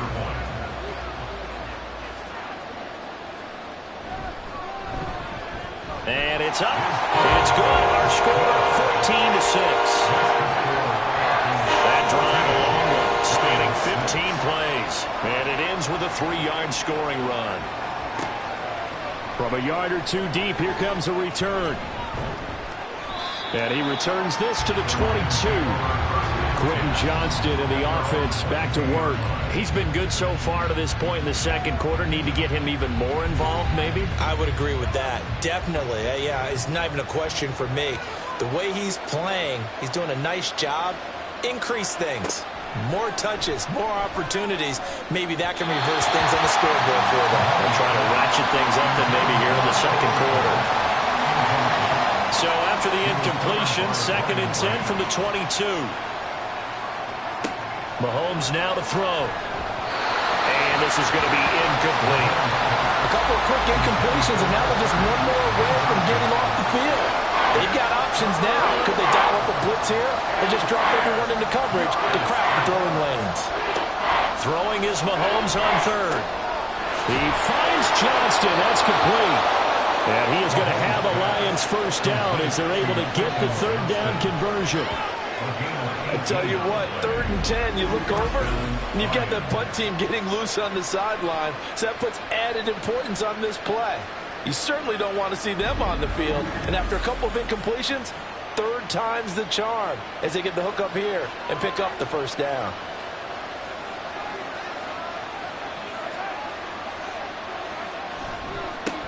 On first down, they'll go to the ground attack. We'll get this up to about the 44.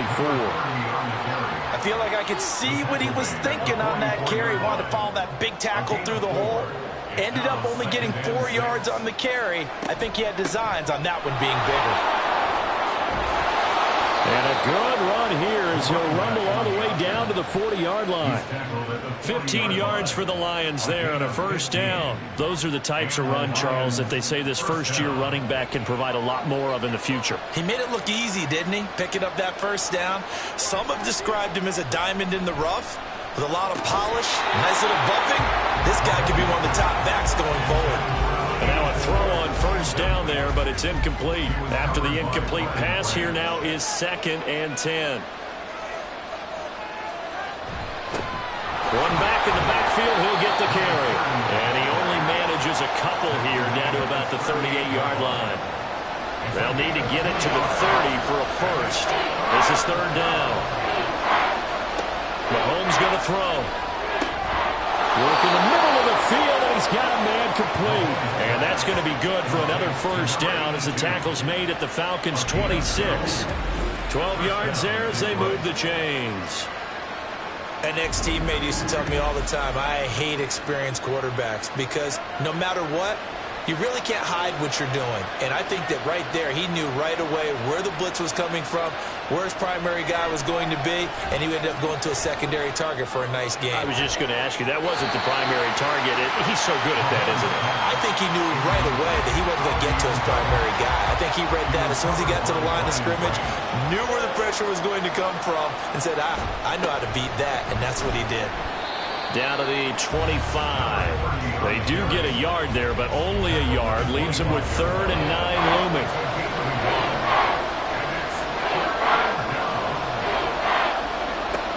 Back to throw. He had him. He was open, but he couldn't get it to him. It's incomplete. They converted twice on 3rd down that drive already, but couldn't make it a 3rd. We always talk about in-game adjustments. How about what the defense did there, able to shut them down on that attempt.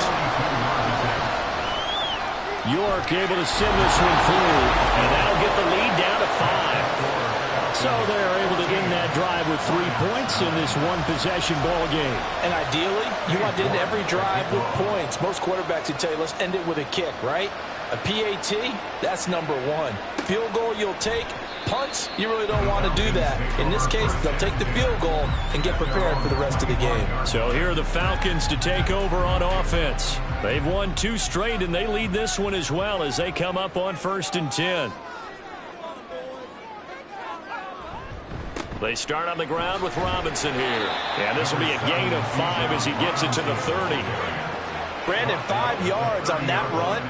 Let's get back to the huddle and make sure if you're a back, you spend time with your offensive line and give them credit. Hard to move those 300-plus pounders at the line of scrimmage, and they did for a significant chunk of yardage. And he slips up past the 45 before being tackled.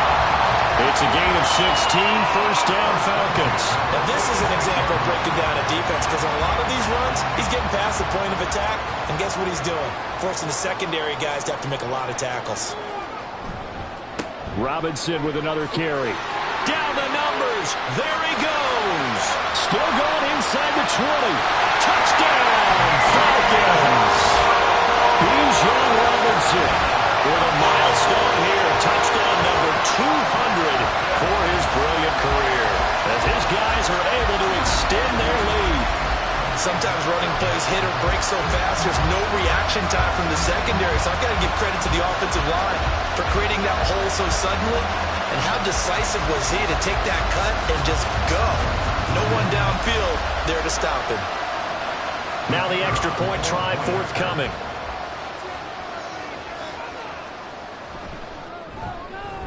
And this one gives his guys a 12-point lead.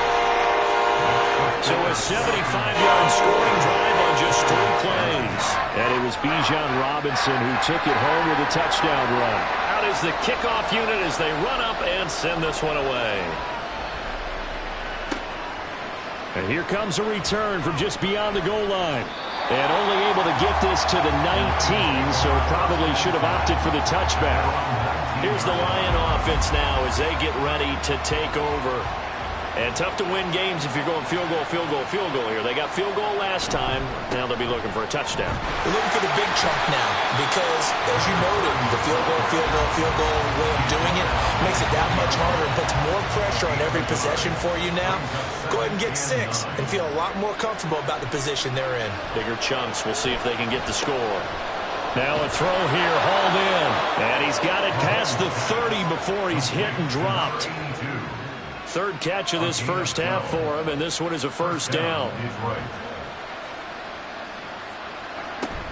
They fake the give. Now Mahomes. And it's incomplete. Boy, he doesn't drop many like that one. Second down. Here's 2nd and 10 now from about the 32.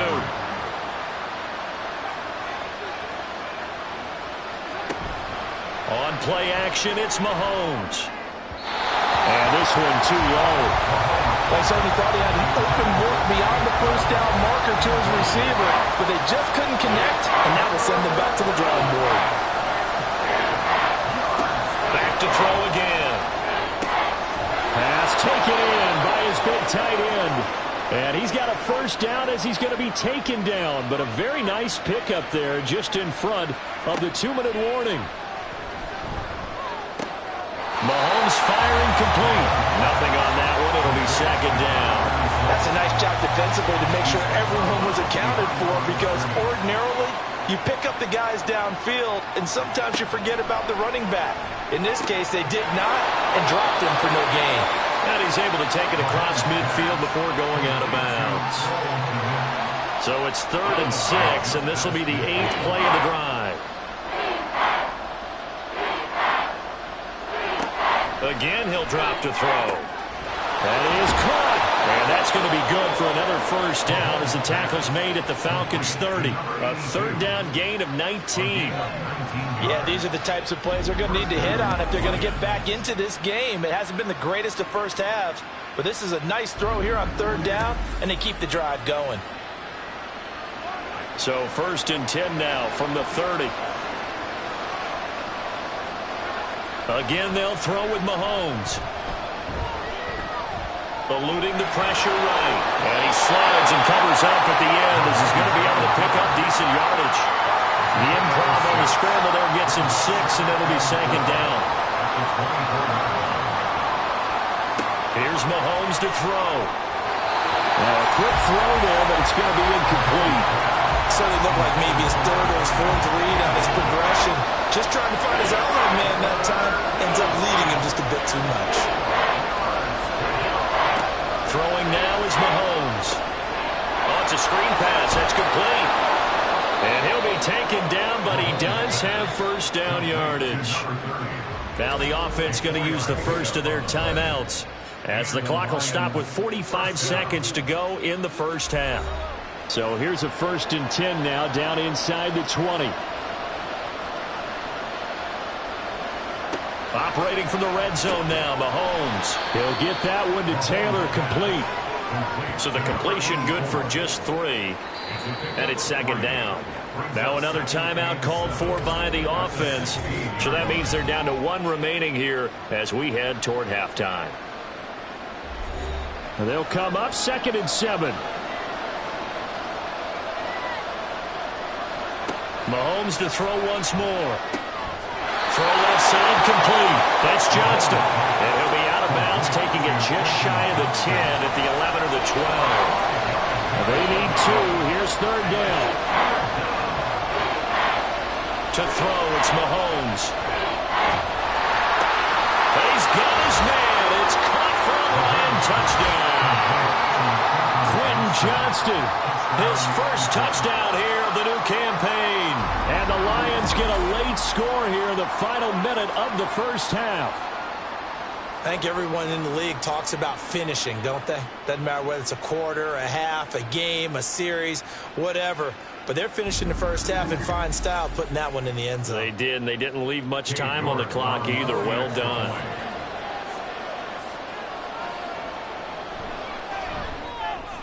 Extra point by York is up and good. And this is back to a 5-point game.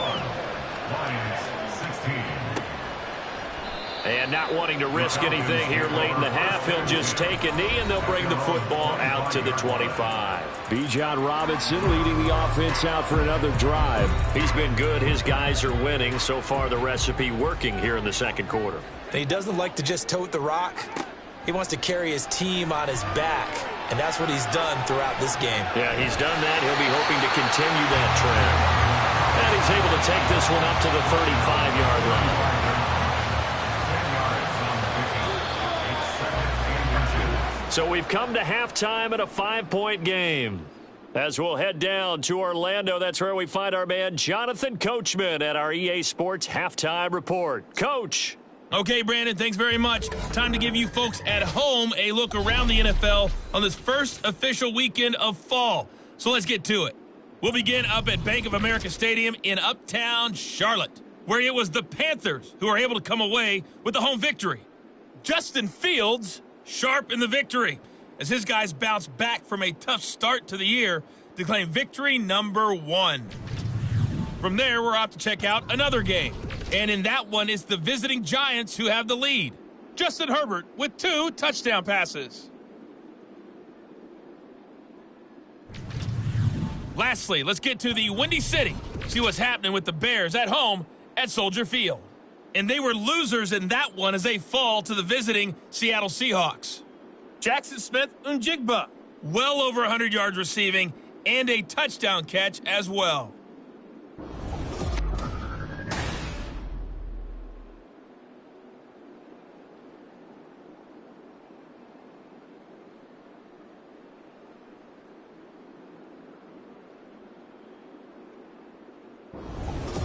Okay, Coach, thanks as always. This one's still anyone's game as we welcome you back for quarter number 3.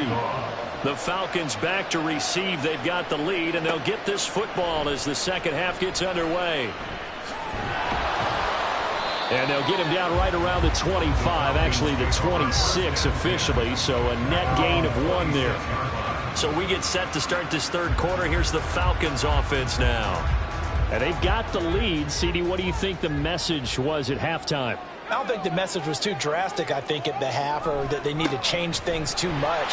I do think the offensive line can play a little bit better. I think they'll try and help them out more. They'll probably keep a tight end in a few more times and maybe add a running back to the formation to pick up those pass rushers, because they probably allowed a few too many sacks for comfort in the first half.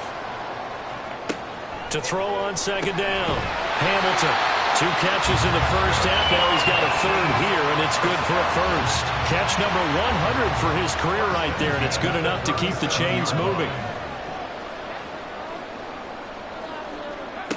On first down, Hamilton. This pass is caught by London. And he'll have it past midfield almost to the 40 before being taken down. A good pickup there, 21 yards.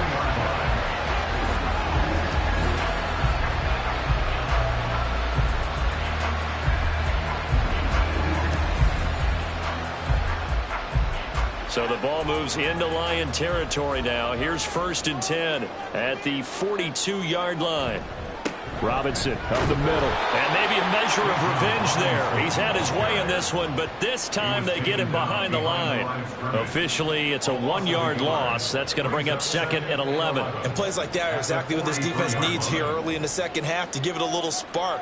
I think their halftime adjustment, what they talked about, maybe it was just a little inspirational speech. Who knows? But it looks like they're ready to go. And he works it past the 30, almost to the 25. been terrific here this afternoon. First and 10 at the 26-yard line. Throwing on first down. Hamilton looking for Murphy, and he finds him complete. Now I think we're going to get a timeout here. Yes, a timeout here as it looks like we've got a Lion that's shaken up. While they come out and take a look at him, we will step aside for just a moment. From the 22 now, here's the 2nd down and 6. Looking to throw. Hamilton. Looking middle, and that's complete. And it's going to be another first down as they'll get him to the ground at the Lions' 12-yard line.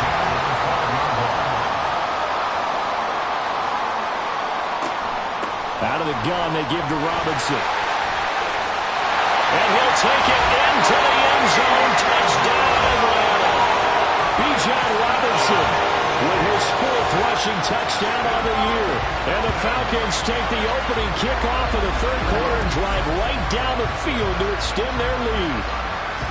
That seemed pretty ideal there for the offense, Charles. You take a little bit of time off the clock here in the 3rd quarter, decent length drive, and you pad your lead as well at the end of it. And what it does is let you feel like you're in control of this game, even more so than a 2-touchdown lead, right? Because you have taken that time off, as you noted, which means they couldn't get you off the field. You ran your playbook the way you wanted to, and you gave your defense some rest. What a big-time drive in that situation. From a couple yards deep, he'll bring it out of the end zone. And tackled at the 21-yard line, so a net negative there of 4 yards. Quentin Johnston and the offense back to work. Good day for him so far here in the 3rd quarter. He's hit pay dirt once, over 100 yards, but hey, it's the 3rd quarter. He's thinking, I want more, right?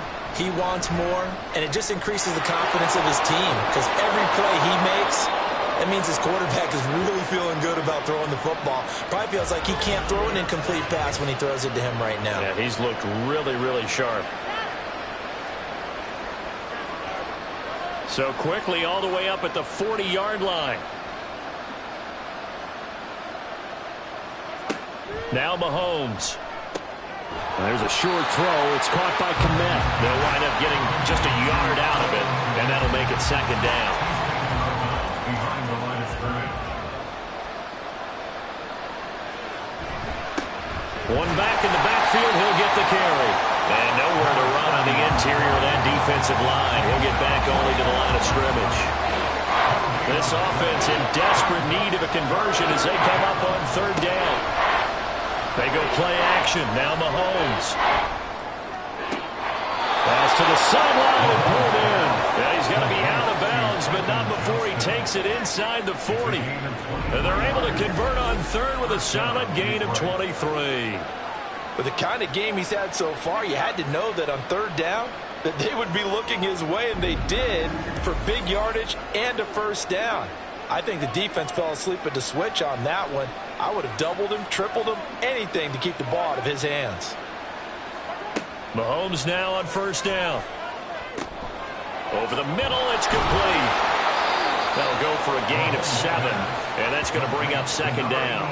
They like going to him in the slot. He catches another one. I think this comes under the heading of until they stop him, why not go back to it? He has something going really well, great working relationship with the guy throwing the ball, and they keep making the connection. Back-to-back receptions for him, and it's another first down. A gain of 4 yards. First down, Lions. Looking to throw is Mahomes.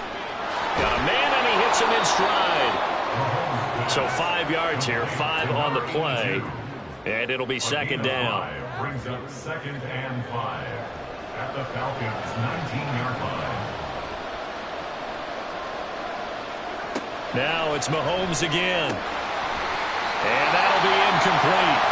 Took a pretty good shot as he tried to pull that one in. Couldn't hang on 3rd down. Now here's Mahomes.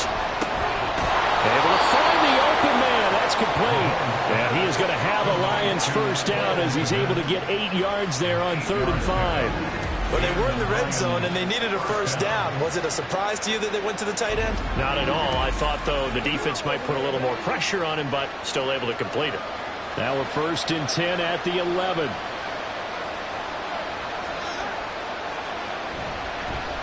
Now a fake on the jet sweep, and they'll instead run up the middle. Yeah, he's able to push his way forward somehow for a gain of about 2 yards. 2nd down now.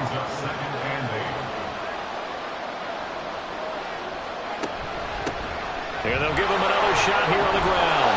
And they get him down at the 1. He had the broken tackle, but ultimately could not get into the end zone. Heavy set out there on 3rd and 1.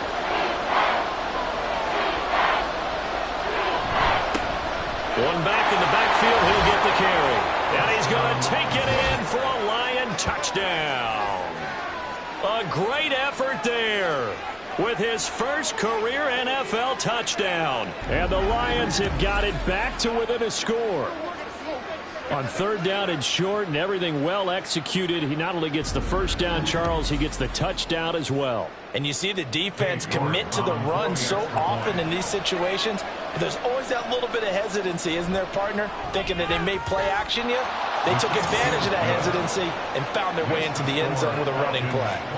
Extra point by York is up and good. And this is back to a 5-point game. And this will not be brought out. It's a touchback. Bijan Robinson and the Falcons back onto the field. He's already hit pay dirt twice. He's up over 100 yards. He is feeling good. And he's just zipping along today. Everything coming together for him. It's that type of a day that you see a back just kind of have a grin on his face every time his number is called. Because he doesn't feel like there are going to be any lost yardage plays.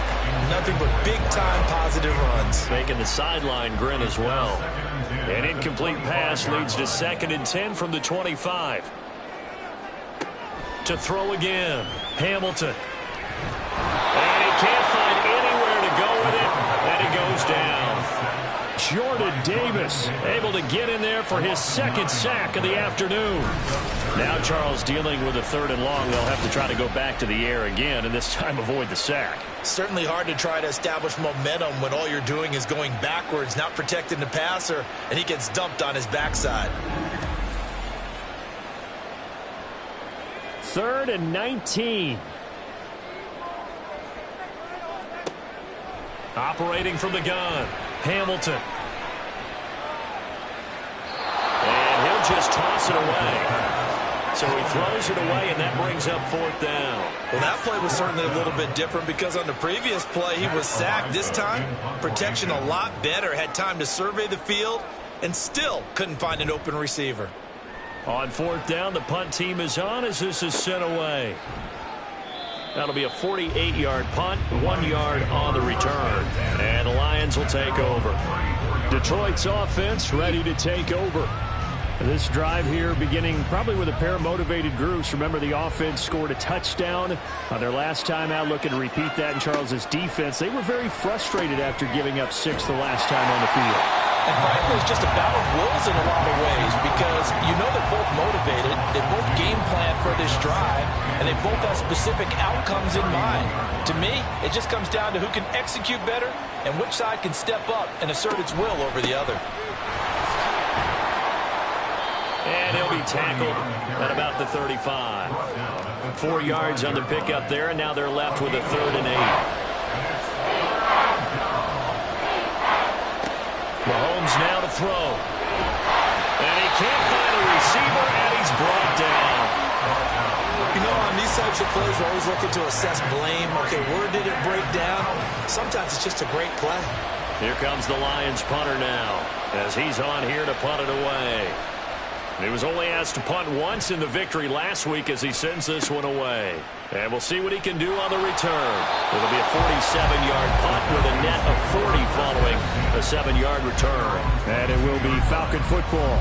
Bijan Robinson leading the offense out for another drive. He's been a good workhorse. I know we use the word workhorse a lot, but he's been a good workhorse for him in this one. No doubt about it, and there's nothing wrong with that. That's what you're looking for if you're a back, because that means everything's coming together for you. Big guys up front have created space. You've run through it. You've probably got some help even from the wide receivers who want to catch passes as opposed to block, but they're helping out too. Yeah, everyone's pitching in. He's had a good game.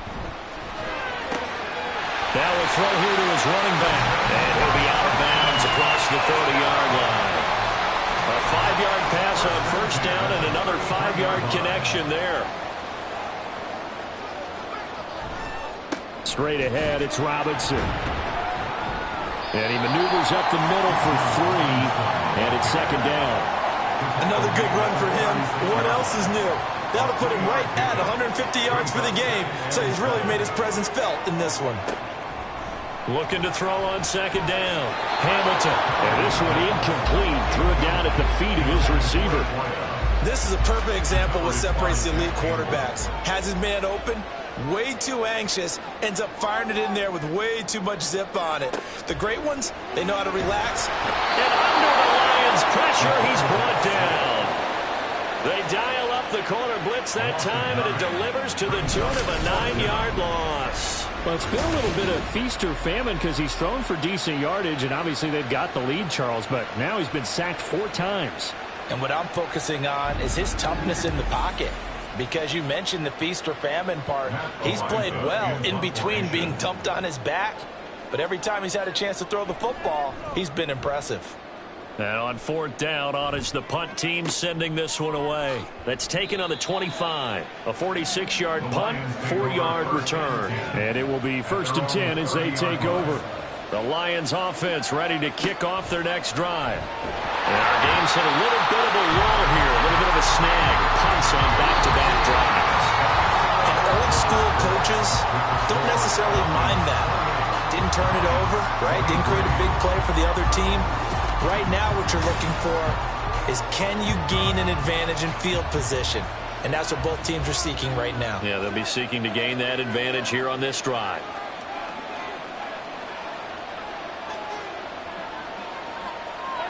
Mahomes to throw on second down. Oh, he'll work that one back. Incomplete. He doesn't drop too many in that department. 3rd down.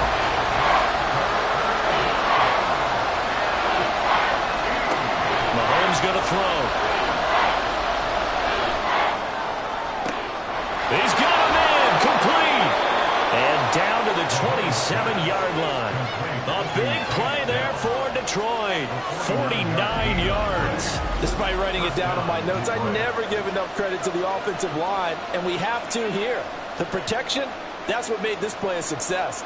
Quarterback had to wait for his crossing route to develop, and that takes a little bit of extra time. Excellent job by the big fellas up front. On 1st down, they'll go to the ground attack. And they're going to stop it right at the line of scrimmage. Just no cutback lane to be found whatsoever. 2nd and 10.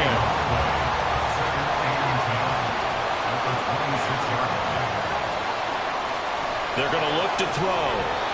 And he couldn't get that one to his man. Short of him, it's low and incomplete. They come up to the line now facing a 3rd and 10 after the incompletion. Play action. Now it's Mahomes. He's got his target. That's complete. And so close. He gets it to the 1. Out of bounds right there. They're able to convert on 3rd down, and that sets up a 1st and goal. Tell you what, he's been able to put the ball in some tight spots all game long. That throw, no different. Yeah, a lot of people would call it a gutsy type of a throw. I think he looks at it as, I can do it, so it's not that big of a deal to me, and I'm going to keep firing. Only way to get the lead here, of course, with a touchdown. And that's what they're gunning for on 1st. And that is caught. Touchdown, Detroit. From a yard out. And the Lions have taken a 4th quarter lead. You got to figure down by the goal line. This is where a tight end earns his money, in the high traffic area. And he's able to work free in the middle of the end zone and grabs that one for a touchdown. Here we go now as we get set for a big 2-point conversion. Mahomes will throw for it. And he's going to go down. Can't get rid of it. So a sack on a 2-point try. Well, that decision to me was all about pulling up the chart. You know, that beautiful chart that tells you when to go for 2, when to go for 1. I do love it, and it helps you with your decision-making during heated times. And just look at it right here in this point of the game. Go for two. Try to make it a field goal difference. But now just up one makes the rest of this fourth quarter a little more interesting. Yeah, they followed the chart. They just didn't get the 2 points on the board, did they? Nope.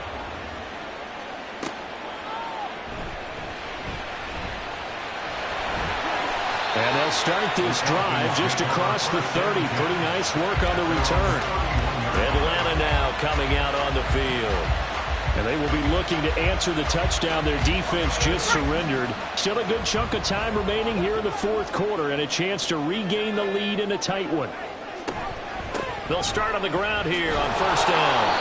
And he will lose yardage here to the 31-yard line.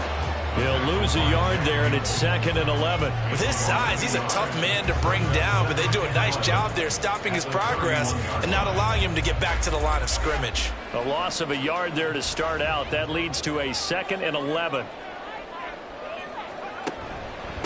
Hand off now to Robinson. And he'll get this to about the 34, a gain of just 3. Typically, we think it's the strong safeties that are better tacklers, especially closer to the line of scrimmage amidst traffic.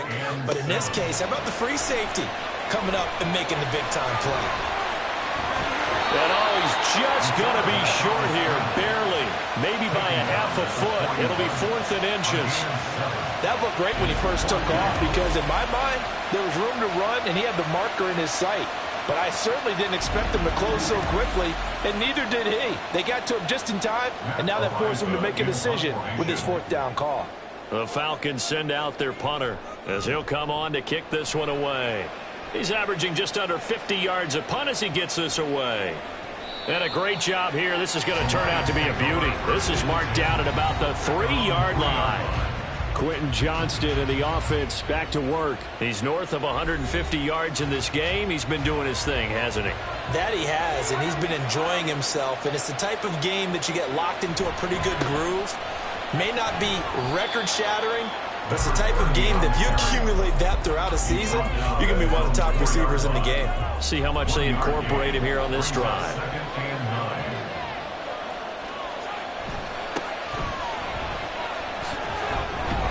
And from the 4, they get it to the 8 on a pickup of 4. A tight game like this, such a tough spot for the offense to be in. Even though they have the lead, Charles, back up so close to their goal line, they got to protect the football. And that's when you have to take care of your team with play calling as well. Not a lot of misdirection, not a lot of counters, not a lot of plays where you have extra ball handling. Get it right to the hands of your running back, tell him to take care of the ball, and try to move forward. And that pickup of a first down, that's going to leave a mark because they really needed to stop them there, didn't they? So frustrating. Defensively, you're a play away from getting that football back here down late. Tough. Now they've got to find a way to create a turnover or takeaway. Otherwise, this one will probably get away from them. He'll be dropped at the 25 after a gain of 6. If you can keep getting gains like that, Charles, with the lead here in the fourth quarter, I mean, keep running it, right? No doubt about it, but what the offense coordinator has to do is understand. They're going to continue to stack the line of scrimmage. What runs do you have in your arsenal that'll work against a stacked box and continue to move the ball? Call it a gain of 3, but not enough to move the sticks. It'll be 3rd and about a foot or 2. One back in the backfield, he'll get the carry. And he is going to have a Lions first down, maybe by about a yard as they find a way to convert on 3rd and inches. Brandon, unfortunately, I've been here before. They've had 2 opportunities to stop them, so this is demoralizing. They haven't gotten it done.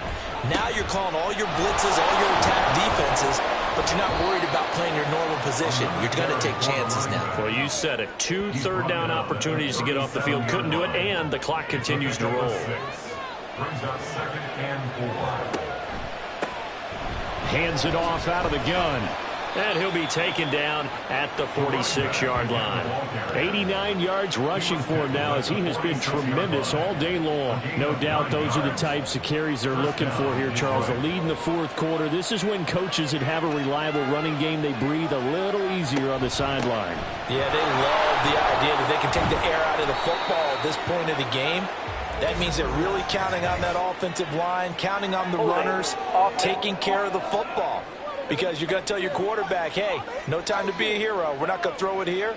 Just eat up that clock. And if you have the ball, they can't score.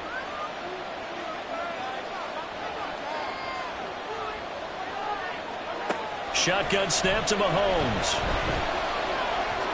And his throw is incomplete.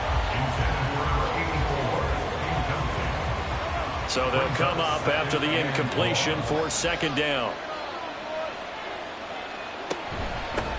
From the gun, he'll hand this off. Looking to find a lane, but he can't. Reined in at the line of scrimmage. No gain on the play this time, and it'll be a third and long situation coming up. He'll drop to throw. He'll get that complete to his tight end Kmet. And just 3 yards on the catch there. He couldn't get away. And that's going to make it fourth down. I hate to surrender the football when you're nursing a slim lead, but they're going to have to punt it away. Trust that defense. It's the right play at this stage of the game as well. You don't need to press it here because you do have that little bit of a cushion, and you count on your D to make it stand up. And that one hits a little too close to the goal line, and it continues into the end zone for a touchback. Here comes the Atlanta offense now ready to take over here. Their defense accomplished step one of the mission. They forced the punt. Now they'll look to erase that deficit and take a fourth quarter lead. This one complete to his fullback out of the backfield. And he'll get this up past the 25 before he's out of bounds. Line of scrimmage, the 28 now as they come up on second and a couple. Off the play fake. Hamilton. Got a man, it's London. And he's taken down right at the 45-yard line. 27 yards there, first down. And here we are in the fourth quarter, partner. We watch them drive for what would be a go-ahead touchdown. And you and I both know this is where you need a quarterback who can keep his cool back there. Not just for himself, but to keep the rest of the team relaxed too. So the ball moves into Lion territory now. Here's 1st and 10 at the 45-yard line. Back to throw. Hamilton. And he slings one that's incomplete. Well, this at least is the right idea. I think they've got to get the tight end more involved. He had just one target in the first half, incomplete. Now incomplete here with the first target of the second half. Yeah, should not stop them at all from going back to him. Find him. Find him. That's out wide here for Robinson. They get 6. That'll leave him with 3rd and 4. And we see another pitch and catch there to the running back. This position just continues to evolve. They become just as critical to the passing attack as a lot of receivers, tight ends, because their ability to make people miss in the open field can really generate big plays for an offense. And he's going to have the Falcons first down by about 3 yards or so as they wind up getting 7 there on 3rd and 4. Fourth quarter, 2 minutes on the clock in a tight one-point game. So it's Falcon football as we welcome you back.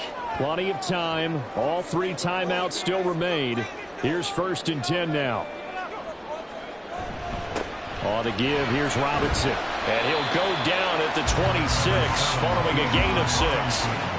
This has been an up and down, back and forth type of a game, hasn't it? Maybe this long drive take a little bit of the wind out of their sails, kind of settle things down a little bit.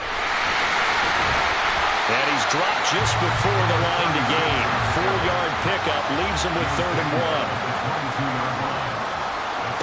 Back to throw. He had a man open, but he missed him, and it's incomplete. With that incompletion, reality is staring them right in the face. This entire game is down to the next snap.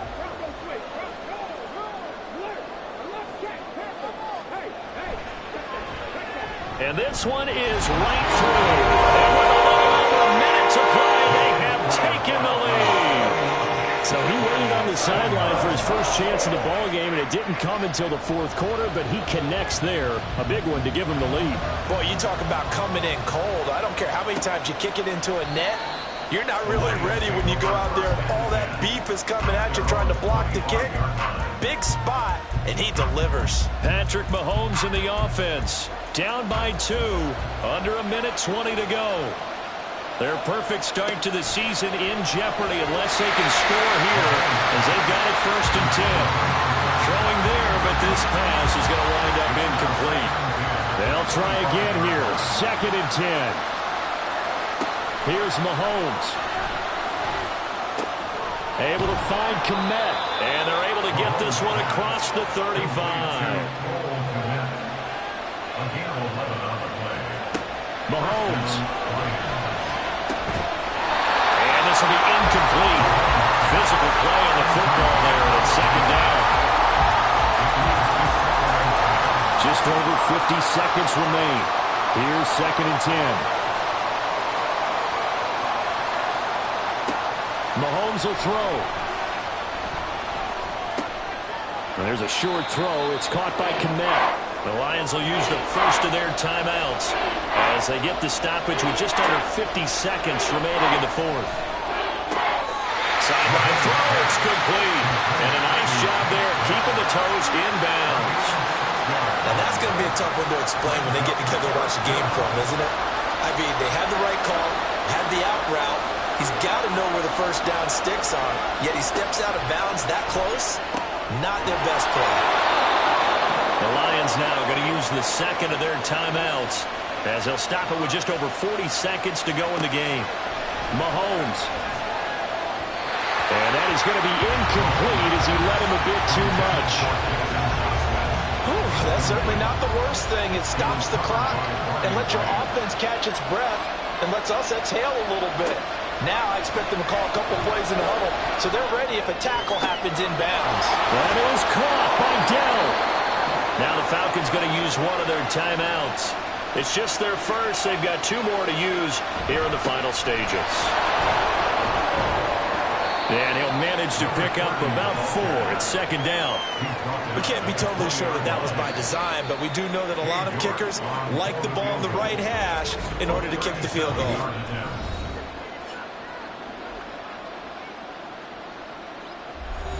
Second and 6 coming up.